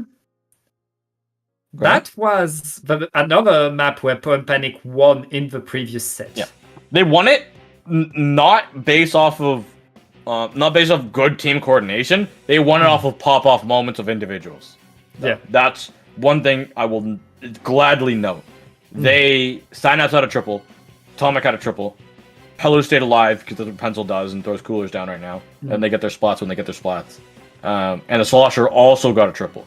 There were no times that I felt like, hey, we're just like organizing them into good coordinated spots by using utility of our bombs and our walls and our specials to force them into unfavorable spots and take good fights. More or less them just saying, I'm in a bad spot, but it doesn't matter. I'm going to skill diff you and get through. Oh, comp swap. I like the comp swap. Swap. Change it up. Yeah, Bomb Panic, they're done with backlines, and now they have both the Squeezer and the 96 Deco. That's going to be lots of mid-range action. They just need to avoid the ledges, because right now they're quad shooters, and there's a Blaster and a Slosher on the other team. Yeah, that was honestly it's good. I like the game plan. I like the idea of it. We're gonna see what they can do in this early rounds of this game. So far, so good. They're getting the spots that they need. They're moving the tower forward, Pat, and all signs are pointing up. Signs are pointing up indeed, and Bazooka is connecting for Point Panic. Point Panic is going to get to that first checkpoint, but they have 2 players down right now. It's going to be pretty tough to hold it. Okay, trades coming left and right. The tower is going to go back into mid. Decent first push by Point Panic, but you're going to need better than that. Oh yeah, you touched the first checkpoint, which is honestly, you have grabbed the bar. You haven't gone. You haven't raised the bar, you've literally grabbed it. You haven't done anything with it. Yeah, but now there's some continuation by Point Panic. They got 2 down onto rods, and there's a jump out by Yoshel. Yoshel wanting to keep that cooler going, and right now Point Panic is going to bring that tower back to that checkpoint, and as long as you keep the tower on your opponent's side, you are keeping that special advantage. But there's 2 players down onto Point Panic. Again, it's going to be the end of that push. Again, they need to get the jumps back in if they want to keep the fight active. So far, Rotov hasn't used the upper canopy too much to their advantage, more so than just using plat. There's 2 down to a Zuka shot, which is common and good, and it forces the rest of the members of Point Panic to jump out. Now, what do they have? They have Tri-Strikes, Pat. I'm going to see Tri-Strikes on top of Sign Outside in very few seconds, and the Slosher goes down without being able to use them. They go a little bit too aggressive, meaning the lead, even though they get it, it costs them. It costs them the push. It cost them the push. Not getting the checkpoint there is incredibly costly. They got a delayed wipe, and now Point Panic is able to get some momentum. All of Rotzwaffle is back onto mid, though. They need to defend mid right there, not allow Point Panic to get any momentum going, and they're able to do exactly that. Deny, deny, deny. All 2 teams are pretty much evenly matched on this map mode right now, but the Kraken being deployed is going to get one, is going to force all of Rotzwaffle to just move back, and Point Panic pushing the tower again. This is Synapse trying to find a space, but they can't. They're really just getting forced back. The splash will just going to be absolutely run through, but they're able to stay alive. Good job. Bazooka able to kind of help out. But now, here's Nice with the help of Noctis. Good combo. Good team coordination. And oh my goodness, both go down to Bazooka. And Atomic just getting more and more splats right there. This is the kind of pop-off that Point Panic is relying on and can rely on to get forward right now. Synapse getting an extra pick, denying the flank. That's going to be checkpoint, and that's probably going to be the lead for Point Panic right there. Wait, they get through the checkpoint. Thank you. Wait, yeah, they get that checkpoint. Pelu still on the tower right there. But now checkpoint number 2 is much more deadly. Every second you spend on that checkpoint costs you a special, costs you a player. And right there, Point Panic is just throwing their players at the tower, trying to get some more points. Yeah, they're trying. They've got some more people up, but they have to watch out because the bucket blaster combo. They're here. They're ready to defend. And so far, they're doing a really good job at that. Bazooka not able to find the blaster, which is devastating because now you've got to go for the bucket blaster combo. You got everyone else but those 2. Yeah, and everything is happening all teams are going right now, but the tower is slowly going back. We're back to a standstill, back to neutral. Both teams are happy with what they have, but with just 30 seconds left, Genie, Rotzloffel, they need a huge push. It's their turn to try to get a comeback onto Pump Panic. Yeah, oh my goodness, that's Zuka. I thought I was gonna take out Max there, but nope, they're able to stay alive. They had that big bubbler online. We're gonna see the shot on that lower left side. Will they be able to get the spot? No, Pelu is on this tower now. Trying to just stay alive. Under 10 seconds left here, Pat. And now I'm looking to see these double suction bombs inside of Plum Panic. If they can really be able to stay alive around this tower and maybe get a Kraken to jump on it. Maybe a Kraken, but Rotzloffel has the opportunities to get in. They're going to deploy that bubbler very much forward to allow them to get so much. Oh wait, there's shooter. Oh, the Kraken! It went off. There they go. They go.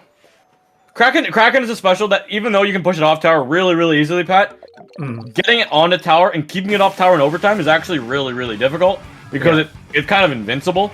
So once it gets up there, it gets launched off. But as long as it's on there for a single frame and you're not, the game ends. Yeah. And even if it's on there for only a frame, which is oftentimes what happens, frame is still enough. But we live. We continue. We continue, and Genie, I have déjà vu. A little bit, yeah. I've seen this before. Both these bad modes and this core, but this dynamic. Pump Panic is giving us hope. It is staying alive, but Rotzloffel still has that 3-1, still is so deep, so strong, and just one game away from being your grand champions. Pump Panic need a huge comeback, and now they need again to win on their opponent's counterpick. Yeah, they need to win a lot of games on their opponent's counterpick. They need 3 of them in a row, which is difficult. Like we can see best of 9 comebacks in Ludi because those are set map lists. That is possible. It is so much more difficult when it's counterpicks because eventually you're going to run into somebody's weird and wacky combination. There's going to be something that happens. Something's going to get through. You're going to go to a map that you absolutely all despise, and especially Genie.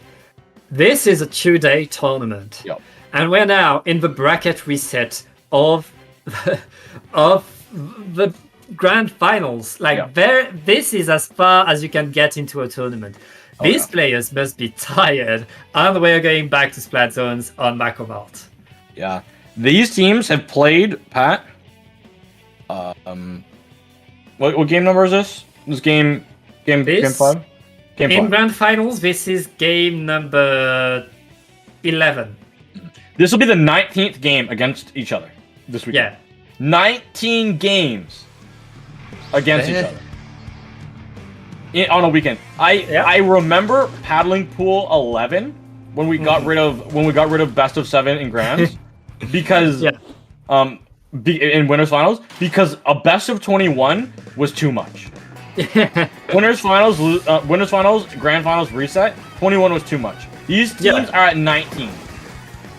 There's lots of games have happened. It's not done yet, and there's more to come.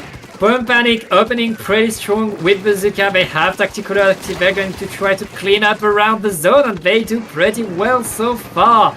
Pushing Rots away, but Rots is answering there, throwing Bazooka and trying to find a way in. They are. The zone is ticking pretty fast here for Pump Panic, but the zone is going to be capped over for Rotzloffel. The Kraken is now out here, Pat.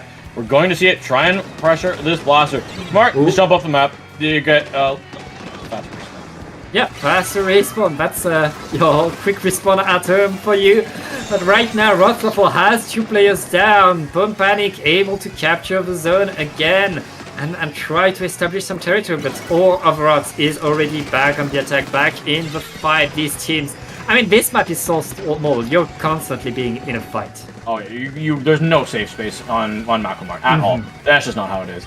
It was also kind of okay for Noctis to jump off the map there, because a comeback doesn't actually proc if it doesn't activate if you jump off the map yourself. So there is that. These are going to be maybe some spots found here. Knives, you are in a dangerous spot, and you are going to find yourself splatted. Noctis falling there was devastating, because Knives was in there ready to fight. Yeah, and right now, Panic are regrouping, are preparing the push, but they're not able to get the zone yet. We are so close to a lead swap, but Panic able to at least bind and chew down onto Rods. Panic gets not only the zone, but the control of mid, and that control is so important. Exactly. You said that best, Pat. How important control is, how important paint is. That having that space around the zone now is everything they need. They now just need to stay alive through this next special onslaught. And going 1-for-1 is okay as long as you're cooler up, and it was. So your Zap will be back in time for another fight. Good spot there from Signups with the Kraken. Unfortunately, their team has all gone down in zone. Not really, actually. They get the splats, but it lost zone control. So penalty has been applied.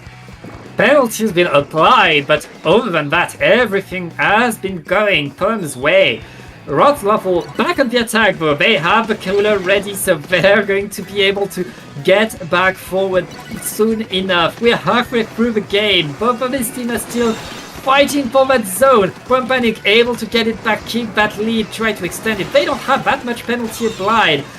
Rotzloffel able to apply it again, though, and again and again. And right now, these teams are still fighting all around the zone. It's all about getting that extra splat, pushing your opponent away. It is. Probably is going to be gone on the side of Rotzloffel. This is an opportunity, Pat. Panic, they need to get some spots. They got one with Azuka. Can they get another? That's fine. They get the zone control. They get the cap. They get that penalty applied again. Again, goodness! Knives getting the double with the back edge right there. Gets punished for it, but doesn't mind that much. That's a huge push. That's a huge push by Rotzloffel. And Rotzloffel, now it's their turn to have a control. It's their turn to have no penalty. They're going to get the lead off of that unless Panic is able to throw all their specials right here, right now. But no, the lead is taken, and Panic needs to attack fast. Oh, they need to attack fast, but they have to attack together, Pat. This is for championship point. This is for all the marbles. This is for the tournament. They need to go in now. They have no time. They get a splat. Nizuka is out. Can they find it? No, they can't neutralize it. Rotzloffel will be your HP for Hero champions. Rotzloffel, after being beaten by Panic in the Swiss part of the tournament, in winner's bracket, they come back, they get the bracket reset, and they win this grand final so strongly, showing everybody who is boss. When I talked about this, I'm like, they need to win 8 games. They won 8 and only lost 3. Oh, that's wild. Big. That is wild. I'm honestly amazed because these two teams have played so much. Like that was game 19. 19 games. That's as much like as most people play in a week sometimes. That's a lot of games. So much. And I mean, these two teams can congratulate each other. There's going to be a lot of talk between them and a lot of review. We've seen every play possible that can happen on a Splat Zones games, and a few other plays as well. But Rotzloffel are your heroes, your HP for Heroes Grand Champion. Congratulations to them, and congratulations to you, our viewers, because you got us above $3,000 raised for kids in need, for kids in pain, and you're going to help their life be a bit better when they are in the hospital. Yeah. I just thank you to everyone to donate. It means a lot. It'll mean a lot to them. I'm speaking from experience. It goes a long way, and it helps. And thank you for all your kind generosity. $3,000 is a heck of a lot of money. That is Yeah. That is a lot. But while we are wrapping up, I do have to say thanks to the organizers of Gamers Outreach for reaching out to us, both us here on Dapple and the organizers on IPL, to get both organizations to do a combo event, which we've worked together in the past, but we've never co-run an event together, which honestly is I'm happy how well it went, and it went smooth. There is no fires.